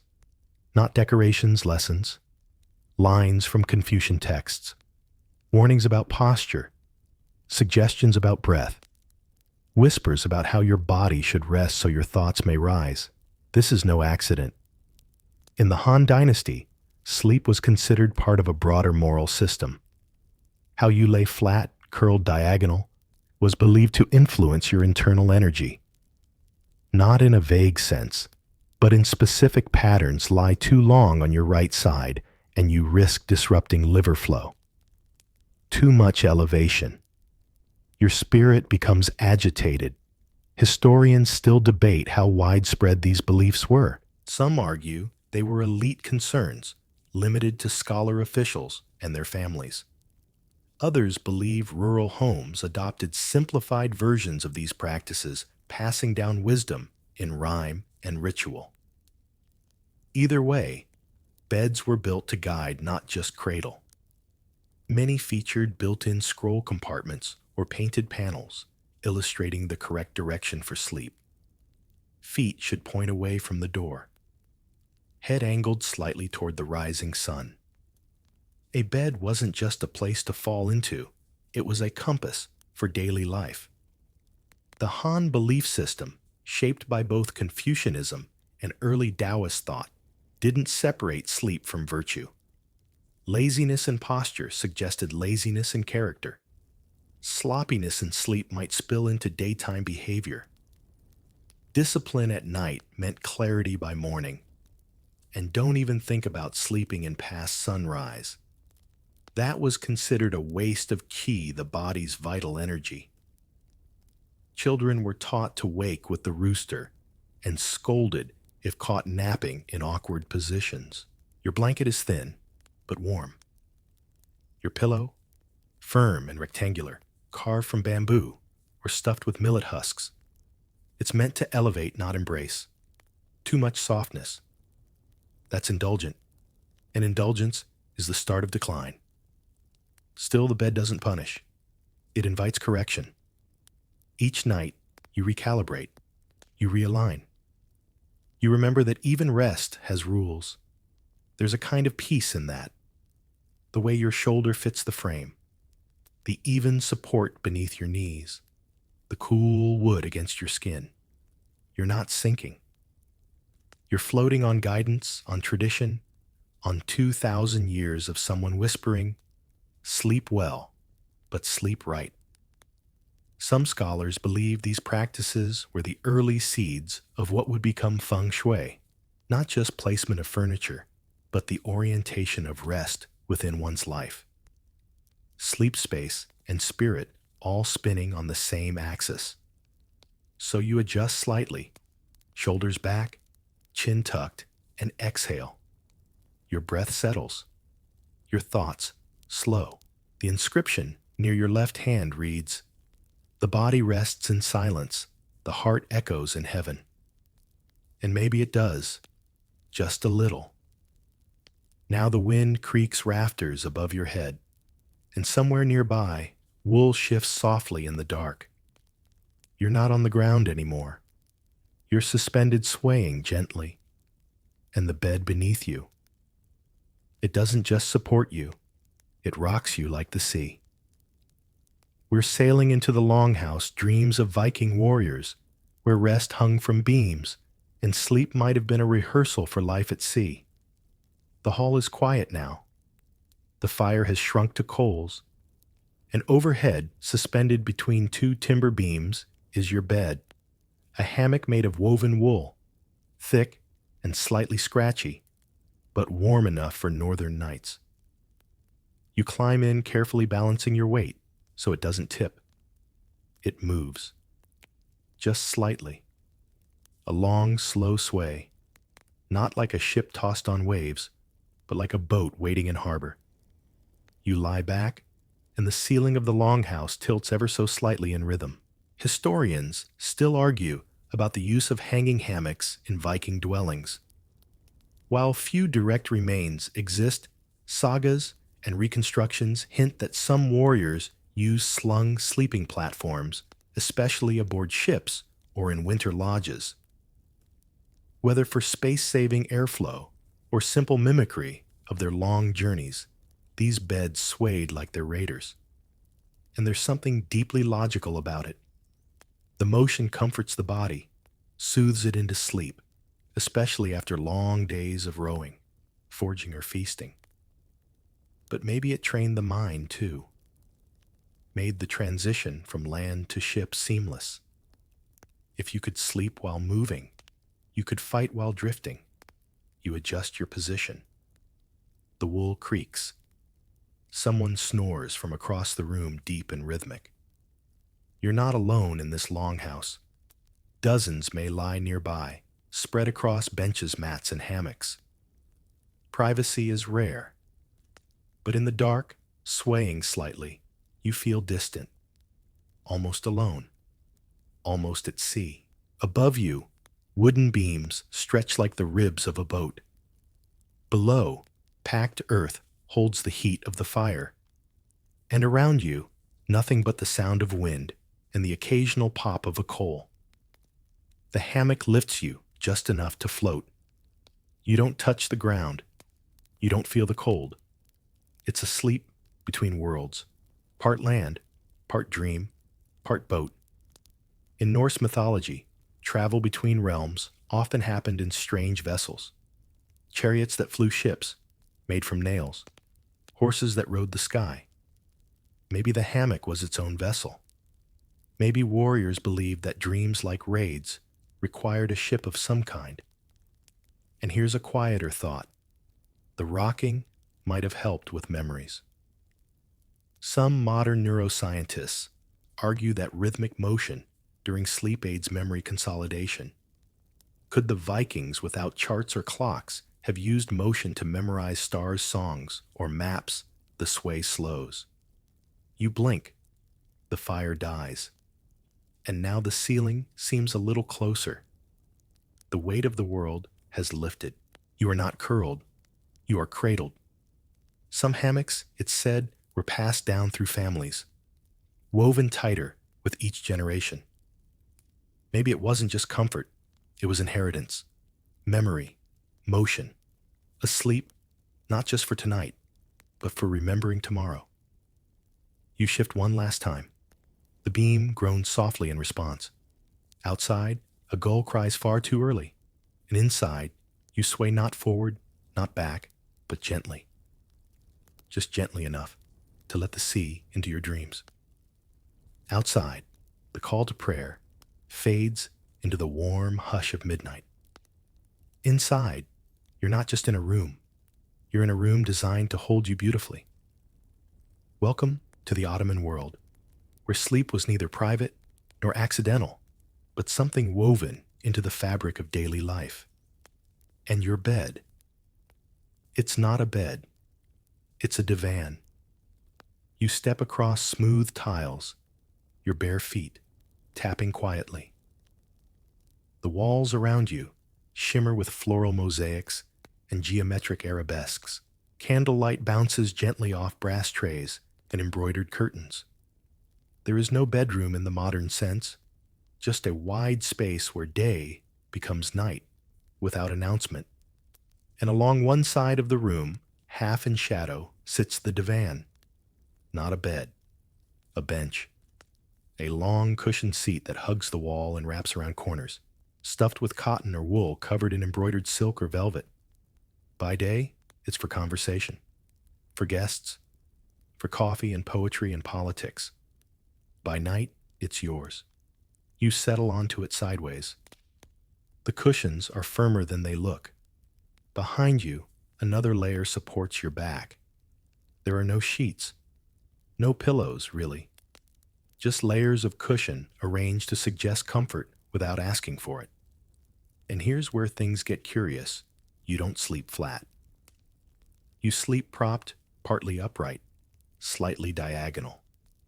You sleep like someone ready to rejoin a gathering at any moment. Because in the Ottoman tradition, sleep was not something shameful or hidden away. It was part of the flow. The divan reflects this. Divans appear in paintings, diaries, poems, court records. They feature in love letters and political plots. You might be wooed on one. You might overhear a coo from one. You might dream beside someone whose breath you measure in the dark. Sleep on the divan wasn't deep. It was elegant, controlled, framed by the architecture. And that was the point. How you slept said something about who you were. In some elite households, the divan's fabric changed with the season, lighter cottons in summer, rich brocades in winter. In wealthier homes, even the positioning of a sleeper reflected their rank. Closer to the central hearth important, facing east traditional, draped in deeper colors, perhaps in mourning. Every detail spoke, and it didn't stop with the physical space. The cultural language around sleep on divans was poetic. To rest your head on the edge of the rose couch was a metaphor for both longing and leisure. To wake on the velvet tide was to re-enter the world from a place of safety and beauty. Historians still argue about how uniform these customs were. Did rural homes follow similar codes? Did women and men sleep differently? Some scholars believe that women had greater control over their divan spaces, arranging them as sanctuaries for gossip, advice, and dreaming. Others see the divan as a tool of surveillance, a place where nothing was ever entirely hidden. But in all cases, the divan made sleep visible. It wasn't something you fled to. It was something you lived around.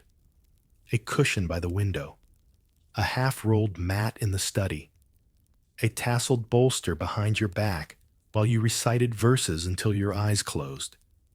You lie there now, half-curled, not under a blanket, but beneath a silk throw embroidered with tulips and moons. Outside, the wind shifts the curtain just enough to carry in the scent of jasmine from a nearby courtyard.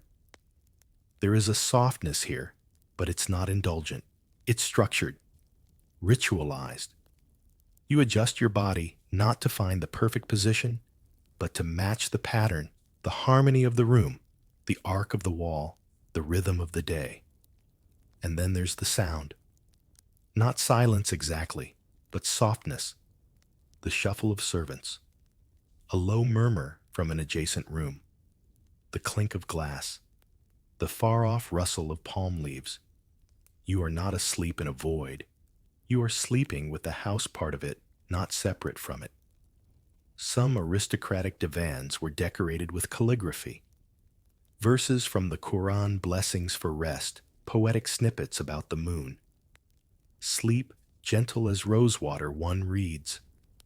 Rest until longing stirs you once more.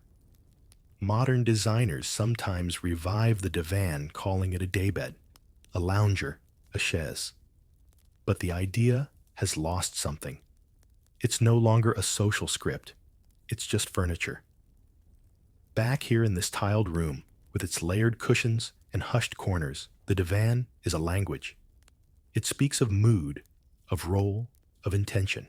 It lets you nap without vanishing, dream without detaching, recline without vulnerability. And so, you rest half-wrapped in silk, your hand dangling just above the mosaic floor. You are not hidden. You are not exposed.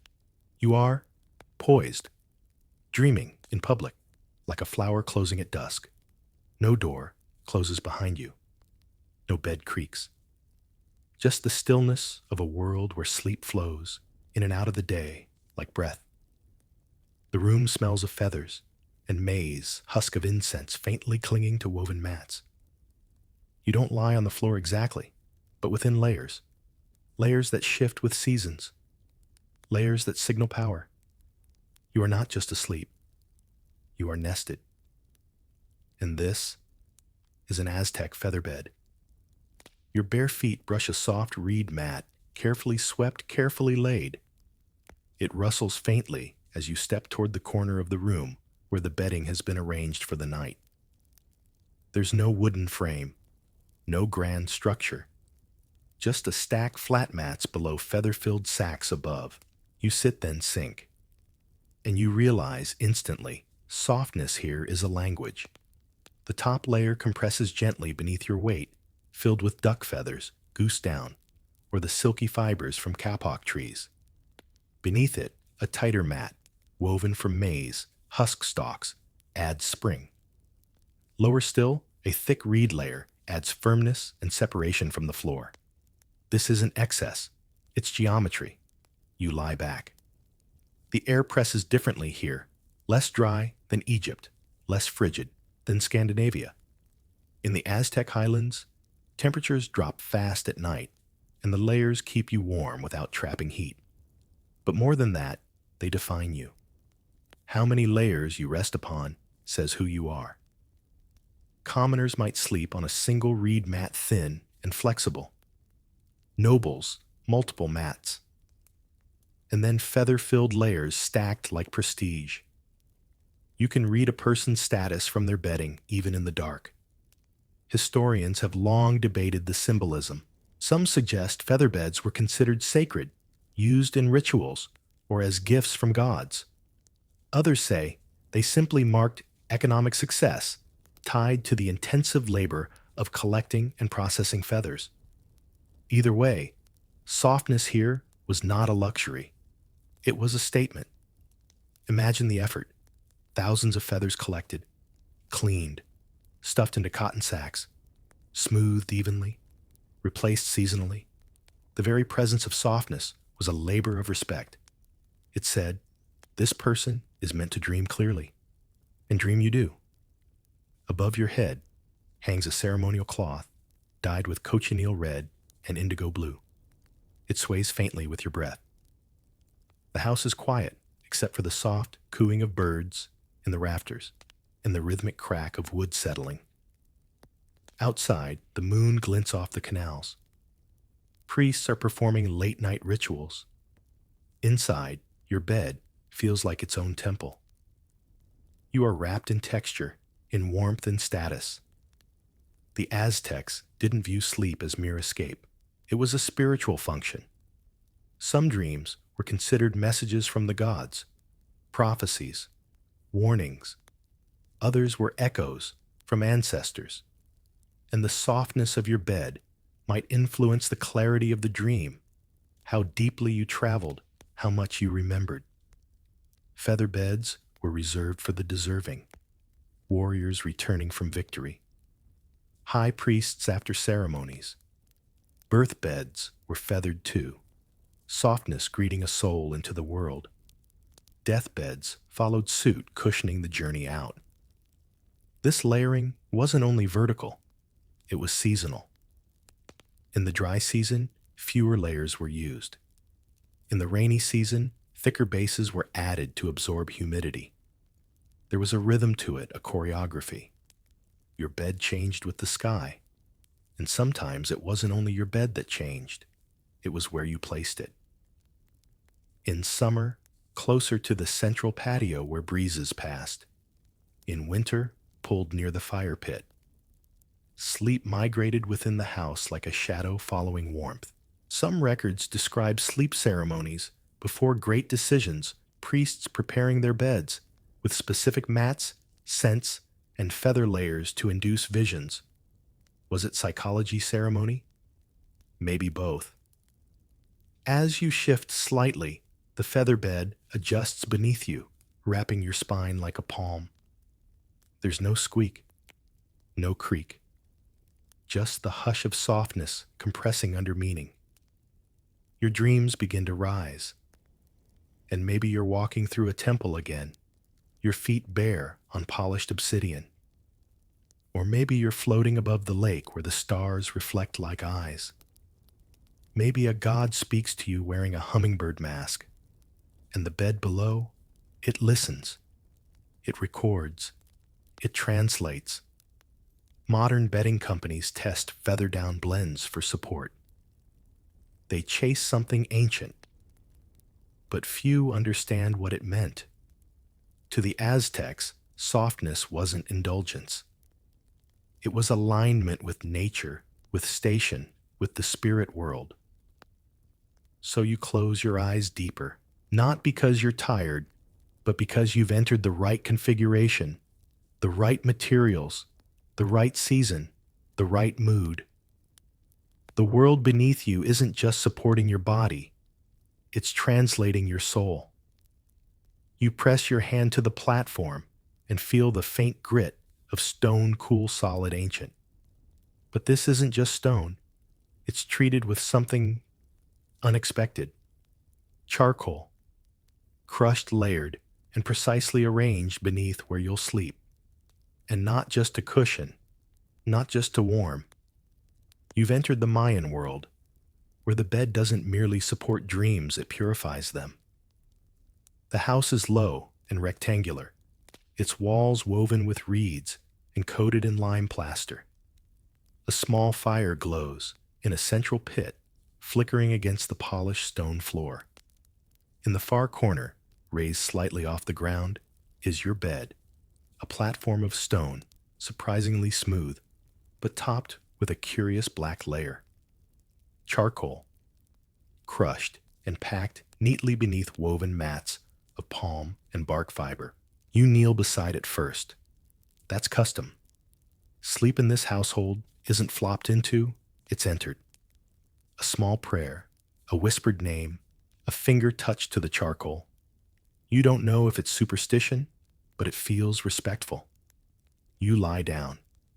The bed is firm, but it doesn't bite. The woven mat above gives a little. The charcoal below doesn't. It holds heat from the day, but also breathes. Your skin registers the difference instantly: warmth without sweat, firmness without ache. Historians still debate the purpose of charcoal in Mayan sleeping platforms. Was it simply practical? Charcoal absorbs moisture, neutralizes odors, and deters insects. In the humid jungles of Mesoamerica, these are not minor concerns. But the care with which it was used, and the way it appears, layered only in certain homes, suggests something more. Inscriptions from temple sites hint at ritual meanings. Charcoal was seen as a transitional element, something between fire and earth. It retained energy, but also grounded it. Some believed it captured breath during sleep, the essence that leaves the body in dreams. You close your eyes. The scent is faint, but grounding. Not smoke, not ash, but earth touched by fire. There's a ritual here too, in the layering. Mats were rotated seasonally. Some nights palm mats were laid with herbs between them, copal resin, crushed cacao leaves, or sacred flowers. Beneath that, the charcoal stayed constant, always below, always dark, a foundation of forgotten flames. Children were told not to disturb the charcoal. If the mat shifted and your fingers touched it, you were to press it flat again, whispering an apology. Not out of fear, but respect. The charcoal was like a witness. It listened through the night. Scholars have wondered, did this practice influence later uses of charcoal in medicinal sleep aids?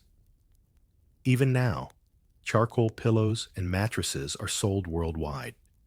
They claim to absorb toxins, to regulate temperature, but none of them seem to understand the older belief that the bed beneath you records your sleep. In the Mayan mindset, dreams weren't disposable. They were carried into the next day. And if the charcoal had soaked up too much, the bedding might be changed entirely. Fresh ash, fresh breath. As you lie still, you become aware of the subtle shifts around you. A lizard scurries across the beam above. The fire hisses as a log collapses inward. And from outside, a slow chorus of insects begins a sound as ancient as the stars. Your breathing slows. There's no sag to this bed, no lull of softness. but it's clean, crisp, as if every part of you is exactly where it should be. Earlier, we lay upon featherbeds that crowned status, but here charcoal doesn't show status, it balances it. Everyone sleeps on it, from child to elder, from healer to farmer. It's democratic, quietly essential, not about how high you sleep, but how clear. The stone platform doesn't creak. It doesn't move. It accepts your weight without responding, like a stage or an altar. You wonder if that's what it is. There's a lull in the night now. The insects hold their breath. You feel the heat of the fire recede just a little. Your back relaxes. Your face sinks into the simple woven pillow. And the charcoal somewhere beneath you waits, not like memory foam eager to impress, but like earth quiet, ancient, and ready to forget nothing. In the morning, someone might sweep the platform, chant, softly sprinkle maize flour in the corners. The bed is not just reset, it's thanked. You don't make the bed, you recognize it. And in this moment, drifting slowly, you realize this isn't sleep in the modern sense. It's not detachment or surrender, it's partnership. Between body and bed, between fire and stone, between breath and the long black memory just beneath your spine. So you let go. Let the weight of your thoughts drain downward. Let the charcoal catch them. Let the platform hold you like it has held thousands before. And sleep for once feels clean. The floor doesn't creak. It rustles, woven from soft rice straw edged with black cloth trim. The tatami mats beneath you are more than flooring. They are a grid, a code, a silent map of etiquette seasons and the invisible alignment of spirit and home. Tonight, you're in Edo-era Japan. And where you sleep, how you place your body, your head, your feet, is not just personal preference, it's philosophy. The room glows faintly, with candlelight paper walls breathing in the late evening air. The sliding door closes with a whisper. Outside, you hear a bamboo fountain clack rhythmically in a nearby garden. Inside, you step lightly across the tatami, careful not to land a full heel.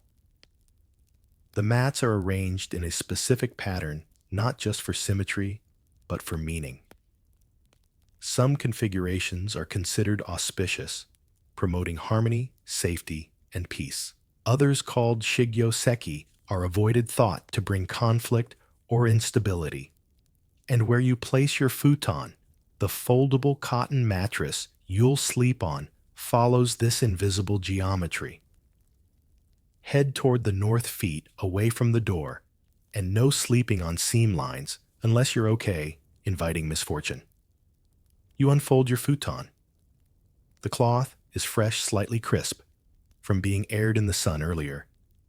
Beneath it, the tatami mats offer a gentle give, firmer than a mattress, but not punishing. You lie down. The air smells of cedar ink and straw. This isn't just a place to rest. It's a space choreographed for the seasons, the soul, and the subtle forces believed to drift through every structure. Historians still debate the origins of these spatial philosophies, some tracing them to early Shinto beliefs, others to Chinese feng shui practices adopted and refined through local tradition. During the Edo period, especially among samurai and merchant classes, the arrangement of sleeping spaces followed unwritten but widely understood codes. When guests visited, futons were placed in specific orientations depending on social rank. During festivals or solstice nights, people shifted their sleep direction slightly to align with seasonal energies. You adjust your position. Your body feels perfectly parallel to the mats, each movement echoing with soft friction. There is no bed frame, no elevation, no clutter, just gravity, fabric, and meaning. Every night, the futon is laid out. Every morning, it is folded and stored away. This cycle isn't just practical, it's spiritual hygiene.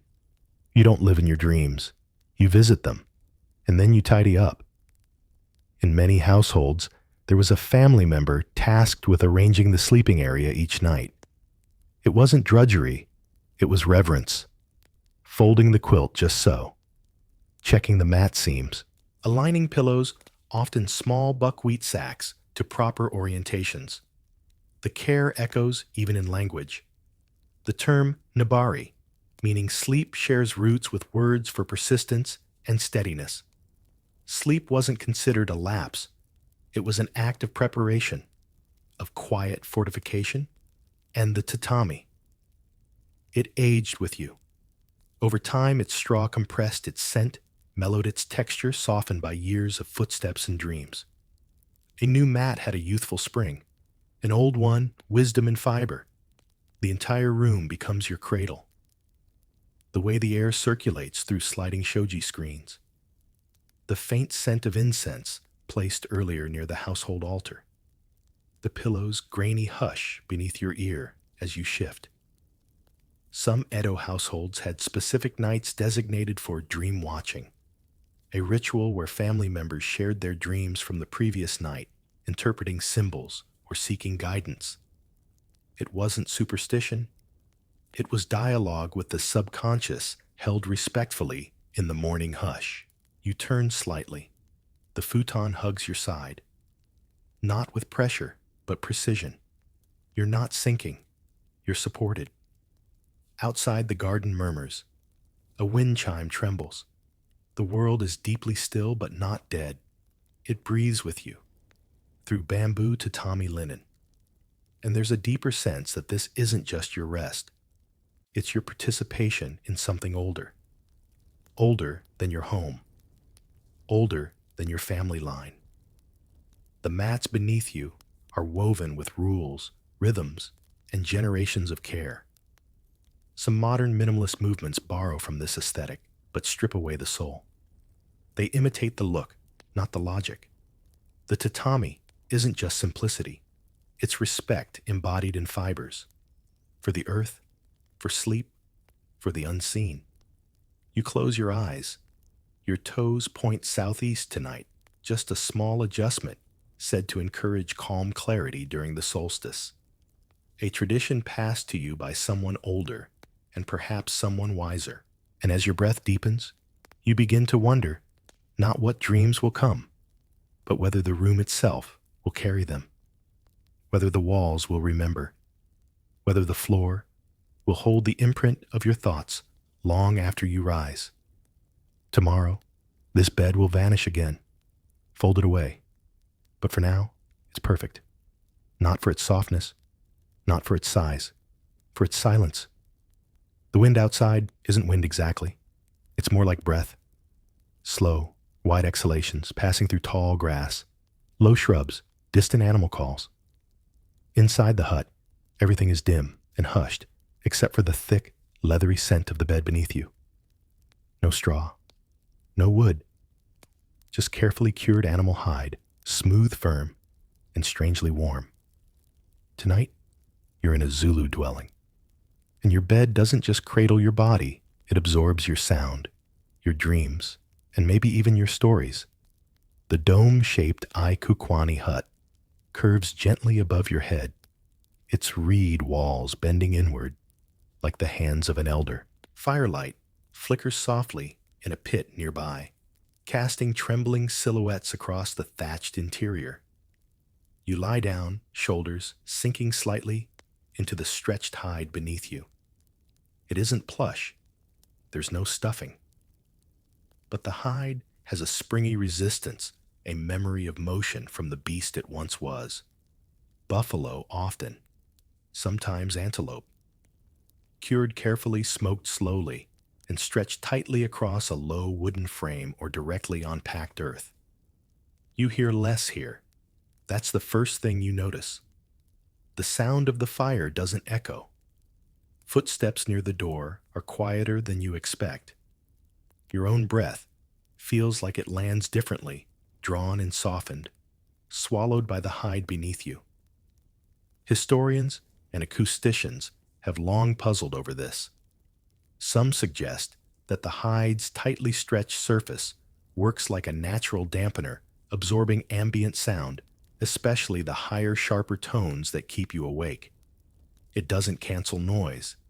It mellows it.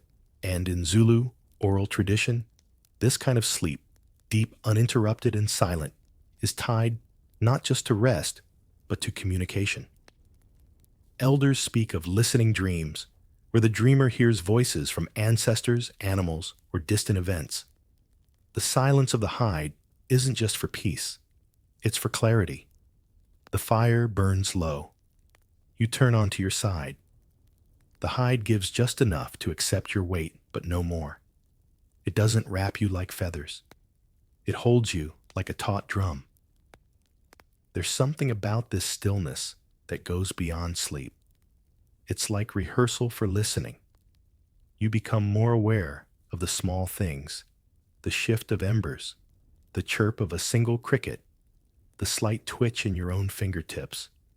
Some say that the Zulu hide beds weren't just practical, they were pedagogical. You learn patience here. You learn to lie still and listen. Children are taught early to respect the bed not as a possession, but as a tool. Before stories are told, the bed is patted gently, a kind of invocation. The hide was also chosen for seasonal reasons.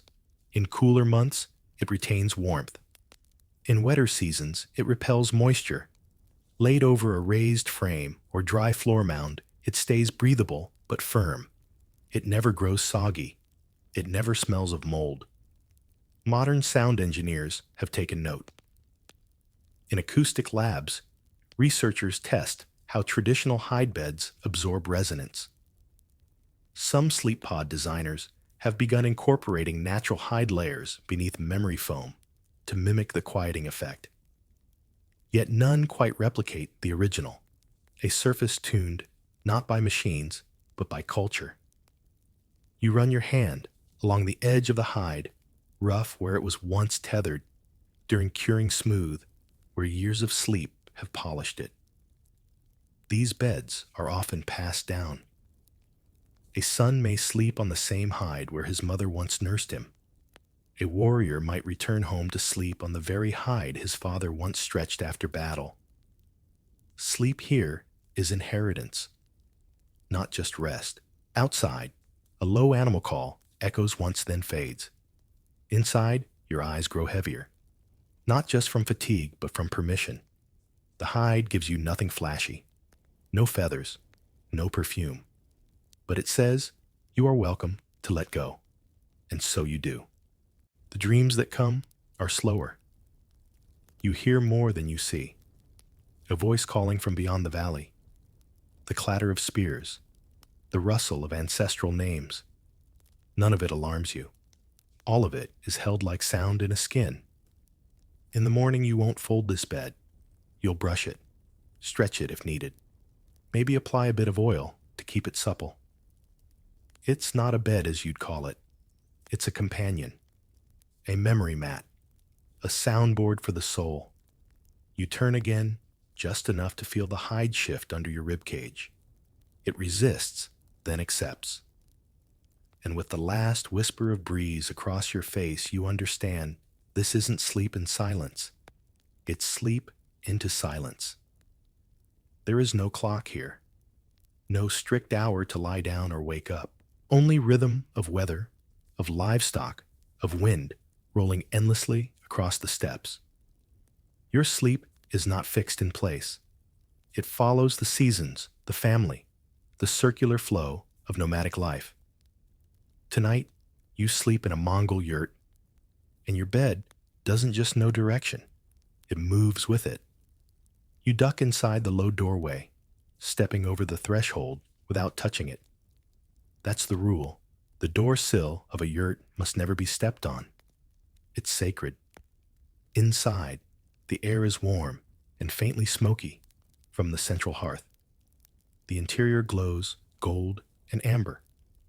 Around the circular walls, blankets, chests, and colorful rugs define each section like slices of a wheel.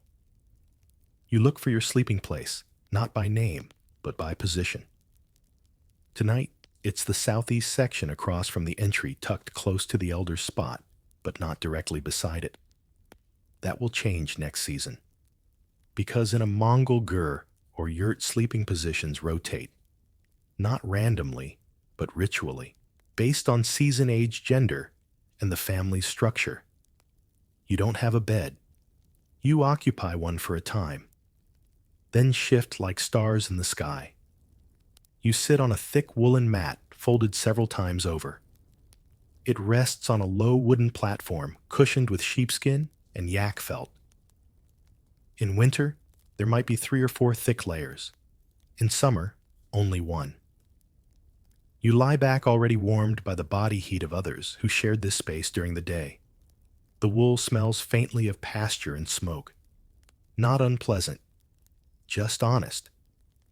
Historians trace this practice of bed rotation back centuries well before the height of Genghis Khan's empire. In nomadic societies, permanence is an illusion. What matters is role adaptability flow. Even where you lay, your head responds to wind kinship or calendar. The north side of the yurt, for example, is sacred. It's the place of honor. Family altars are placed there. Only the head of the household or honored guests sleep in that section. Children are usually given the west. The east belongs to women, to maternal ancestors, to the rising sun. And these positions are not just symbolic. They help structure daily life. The yurt turns sleep into a kind of compass, a circular logic, where placement teaches identity and rest becomes relational. Tonight, you lie in a position that signals helper status, old enough to earn some trust, not yet enough to lead. You like that. You face slightly toward the hearth, the yurt's glowing center. Its smoke hole is above you, pointing toward the stars. In Mongol tradition, your spirit may leave the body in dreams and travel upward through that hole. It's called the tuno, and even birds won't fly directly over it.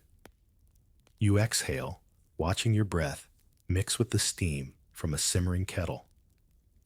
Around you, other family members shift, murmur, settle. No one says goodnight. That's not the way here. Sleep isn't announced, it's entered. Some yurt dwellers sleep alone. Others double up, depending on age and role. In winter, entire families huddle under shared woolen quilts, breathing in sync, heartbeat to heartbeat. Privacy is not the point. Harmony is, and with that harmony comes rhythm. The entire bed rotation system functions like a quiet clock. Seasons change, herds migrate. The yurt is broken down and packed onto ox carts. When reassembled, everyone knows their new position, without being told, because sleep, like life, follows the map of tradition. Modern anthropologists, studying nomadic Mongol families, found that children as young as 4 understood the symbolic value of their sleeping spot. If they misbehaved, they might be moved down, not punished physically, but shifted in the circle. Sleep position taught responsibility, honor timing. Even sickness had a role. The unwell were placed closer to the fire regardless of age. The yurt adapts, it breathes, it listens. And then there's the silence. Not absolute, but meaningful. No humming machines, no street sounds. Just the creak of wooden frames, the low mutter of livestock outside, the whisper of felt walls catching wind like sails. Your woolen mat creaks softly beneath you. The hide beneath it is warm from firelight. Your body sinks slightly into the layered felt. Not soft exactly, but forgiving. Generous. Like a trusted saddle. As you close your eyes, your mind drifts outward. You see the grassland stretching beyond the yurt, the stars above it. Your breath finds rhythm with the gyre itself, a slow inhale as wind moves through the smoke hole, a slow exhale as the fire pops gently at the center. Earlier, we slept in silence. Here, we sleep in rotation. In some families, stories are told before bed, not to entertain, but to remind. Of ancestors who rode with the Khan, of women who delivered children during snowstorms, of wolves that howled when no one was expected to live. These stories guide you to sleep, but also to belonging. You don't need to be told what this space means. You feel it. The hearth is your anchor. The door is your promise. And the bed beneath you isn't yours. Not forever. Just for tonight. Tomorrow, you'll help pack it. Roll the mats. Fold the wool. Lash it to a cart. And when you set up camp again, you'll sleep in a different spot. Maybe closer to the center. Maybe further out. It won't be better or worse. Just different. Because in the Mongol worldview, movement is meaning. And to rest well, you must move when the wind tells you. Even the bed listens. So you turn on your side facing the fire, the wool brushing your cheek. Your family breathes softly around you, forming a circle without touching. And somewhere above the stars, spin slowly over the open smoke hole. Not a ceiling. A passage. The wind here is thinner, sharper. It doesn't gust, it whispers, curling around the rocks, and prayer flags like a breath withheld. You're sleeping above the clouds now. Not metaphorically. You are literally higher than birds. Higher than the forest line. Higher than what most humans would ever call home. Welcome to the Tibetan Plateau. Tonight, your bed is a platform in the sky. The wooden structure creaks gently as you step onto it, 4 tall legs planks lashed together with sinew elevated above the stone floor of the monastery. No walls, no railing, just a windbreak woven from yak wool hanging loosely on one side. The rest is open, exposed to the vast night, the stars wheeling quietly above. You lie down. Beneath your body, smooth wood, warmed slightly from the day's sun. Beneath that, nothing.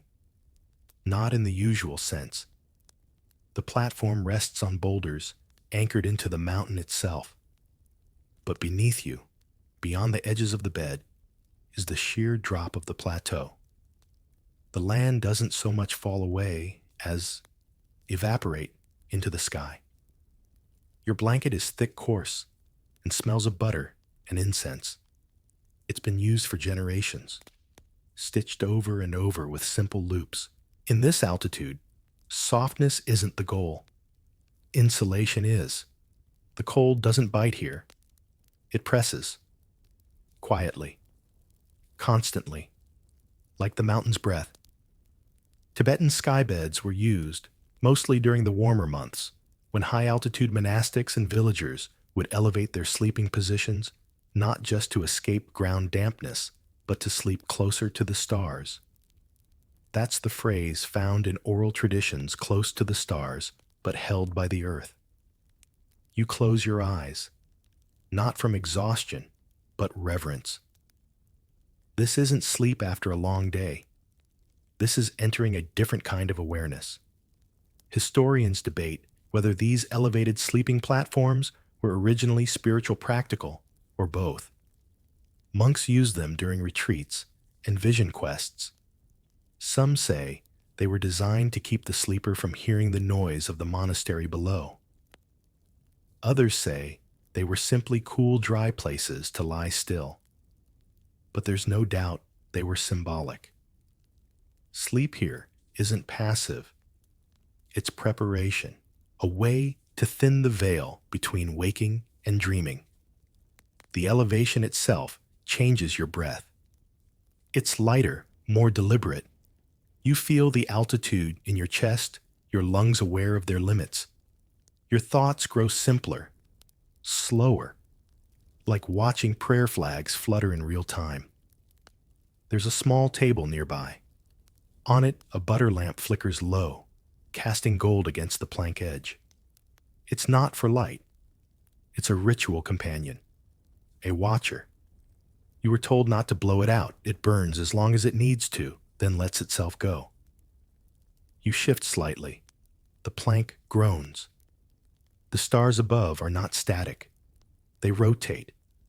They move through your windowless ceiling. You can hear your own heartbeat now, not as a thump, but as a pulse across your back, where bone meets wood. Skybeds weren't common. They weren't meant for ordinary sleep.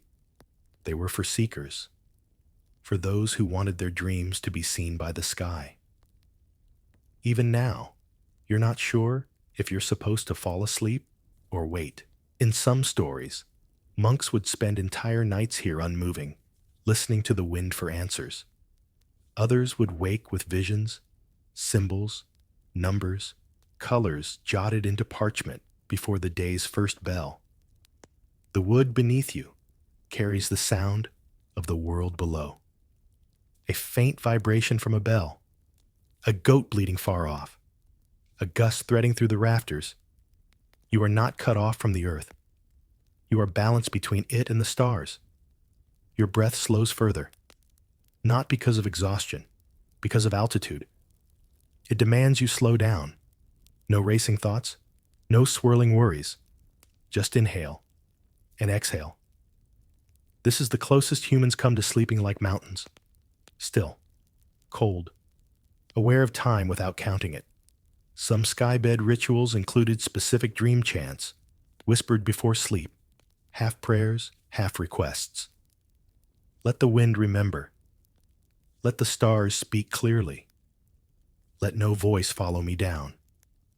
These chants were not always said aloud. Sometimes they were traced into the dust of the platform, erased by morning wind. You let your hand dangle just slightly over the edge. The air there is sharper, not colder, just cleaner. You feel a kind of surrender, like your body is no longer horizontal on wood, but hovering in between. Earlier we lay on beds that moved with family roles. Here the only role is solitude. The only witness is the sky. You blink, and a star seems to move. Maybe it's a satellite. Maybe not. The Tibetans have another word for this kind of night. Not just sleep, but waiting in stillness. A state of preparation for messages not yet formed. The platform shifts subtly as the wind picks up. Not dangerously. Just enough to remind you the mountain is awake too. Tomorrow, you will fold the blanket. Bow to the platform. Scatter a pinch of sampa flower to thank the spirits for their quiet. But for now, you lie still. Your dreams will come slow. Will stretch wide. Will travel high. Because here above the clouds, sleep has no ceiling. You don't fall into this bed, you descend into it.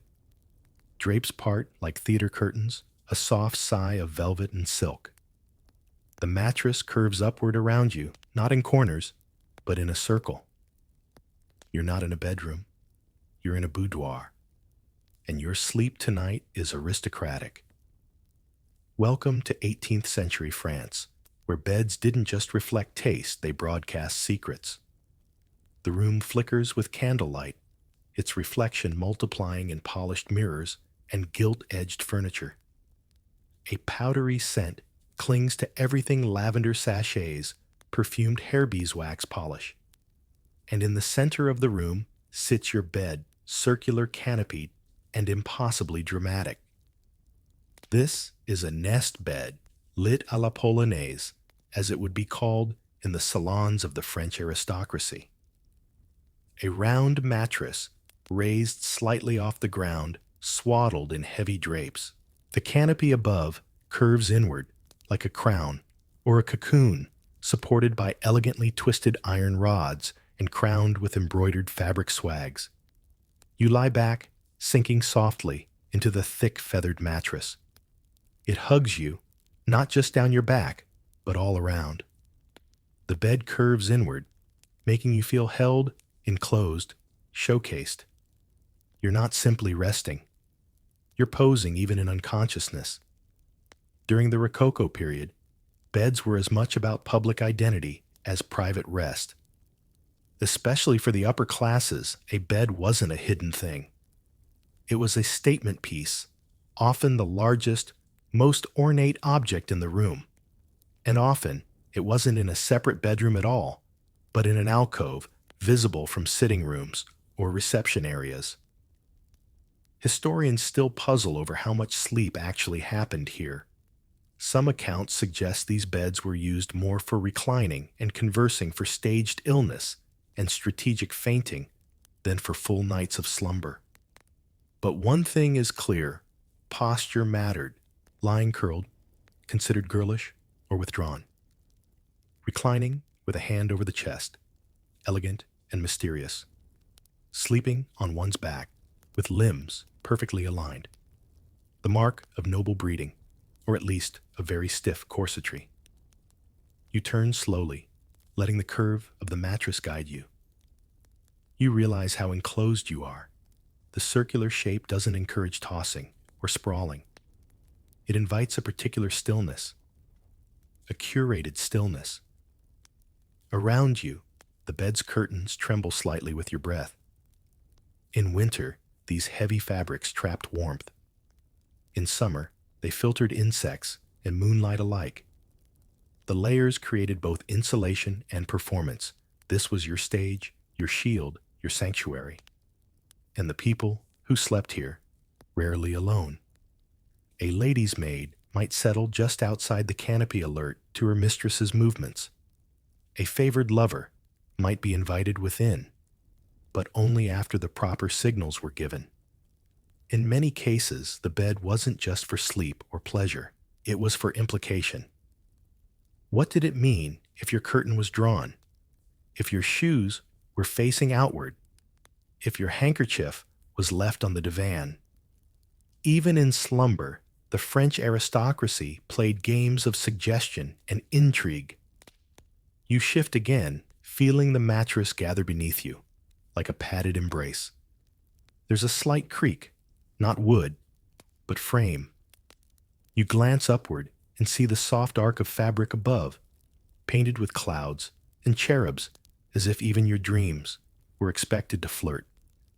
Earlier, we slept in silence and solitude. Here sleep is spectacle. One famous duchess kept her bed slightly tilted, head higher, feet lower, not for medical reasons, but to elongate her neck and encourage a graceful slouch even in sleep.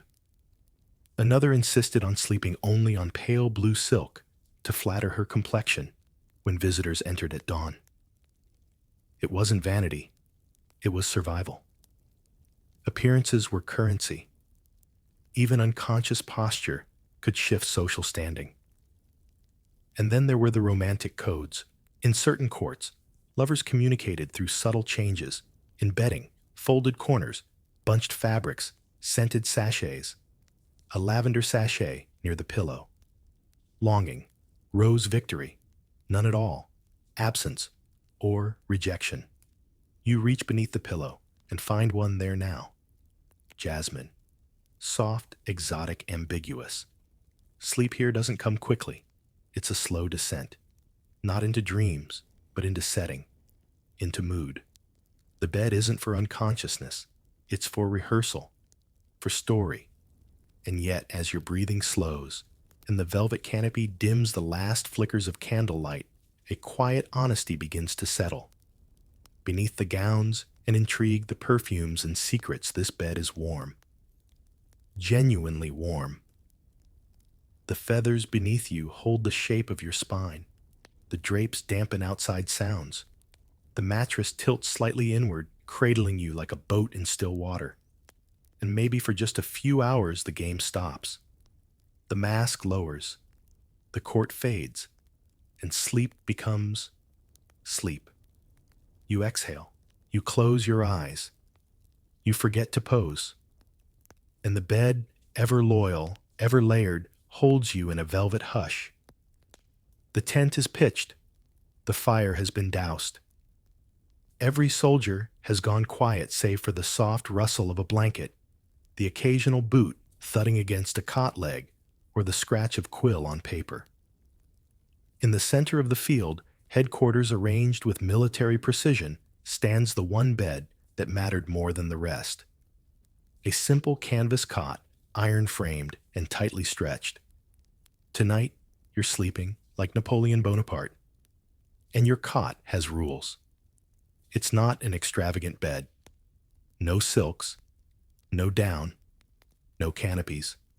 Just a military cot canvas spread across a folding frame, lightweight enough to collapse and carry strong enough to support a general with the weight of empire on his chest. You lie down stiffly, hands folded over your torso, mimicking the way Napoleon himself was said to sleep, straight-aligned, minimal movement. The cot supports you, like a bridge, not giving in, not sinking. The fabric is firm, but flexes slightly with breath. It's practical, predictable, controlled. Because in Napoleon's mind, sleep wasn't luxury, it was a strategic asset.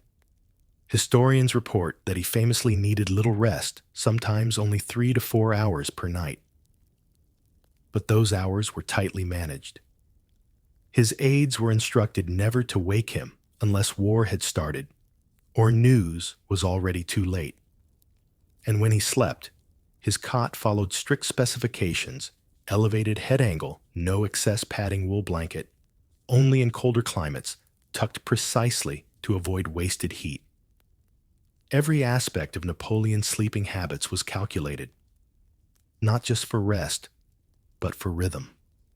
He often worked deep into the night, dictating letters, inspecting maps, issuing orders, and then demanded total silence when sleep arrived.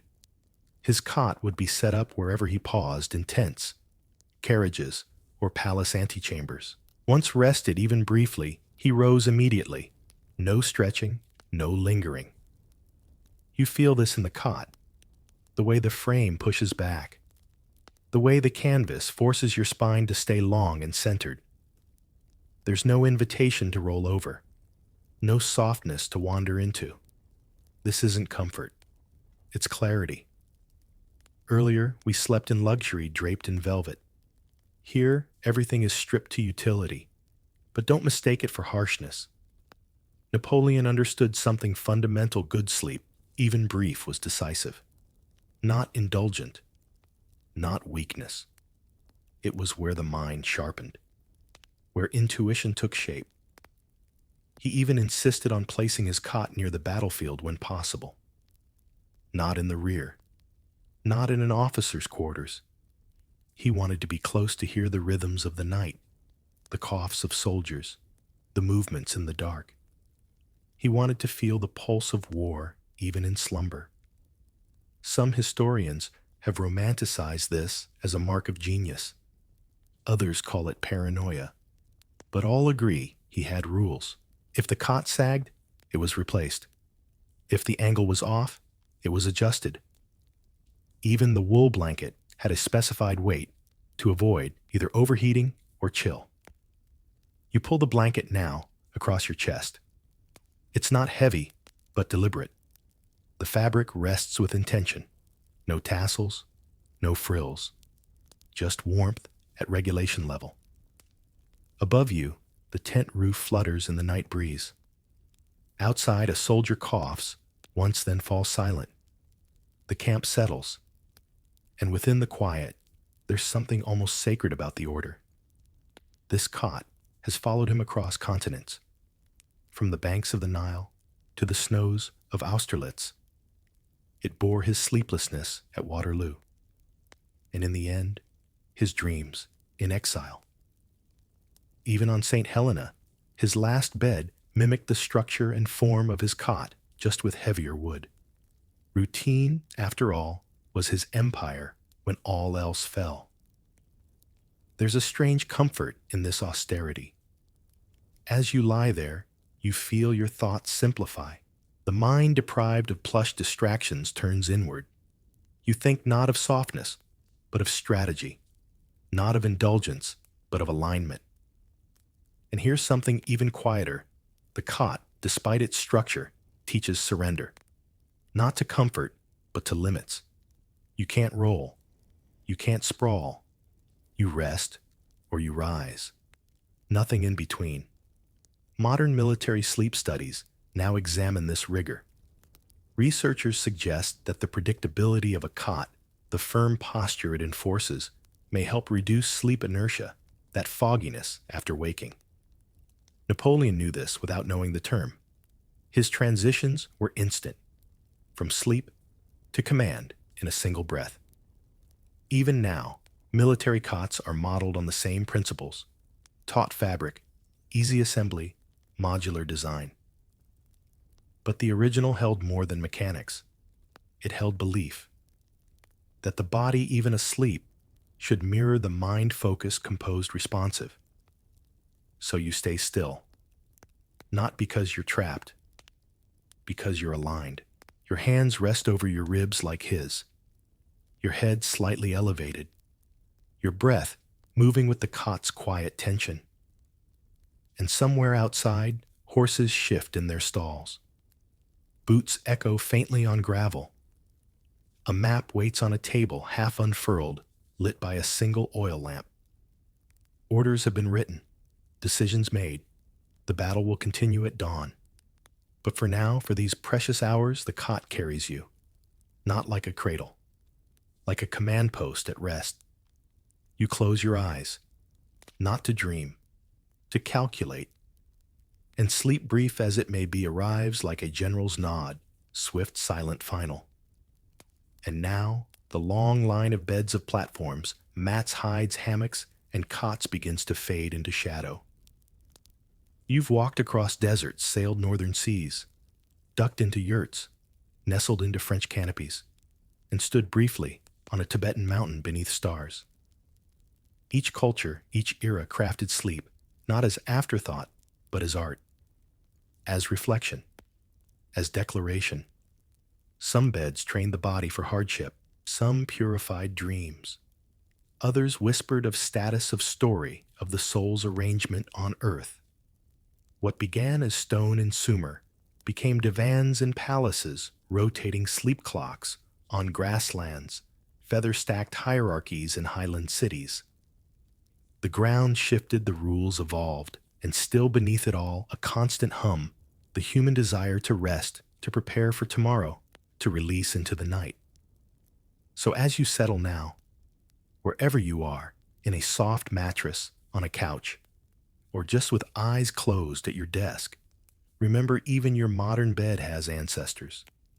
You carry their shapes in your posture, their rules in your rituals, their stories in your sleep. Let your body ease down.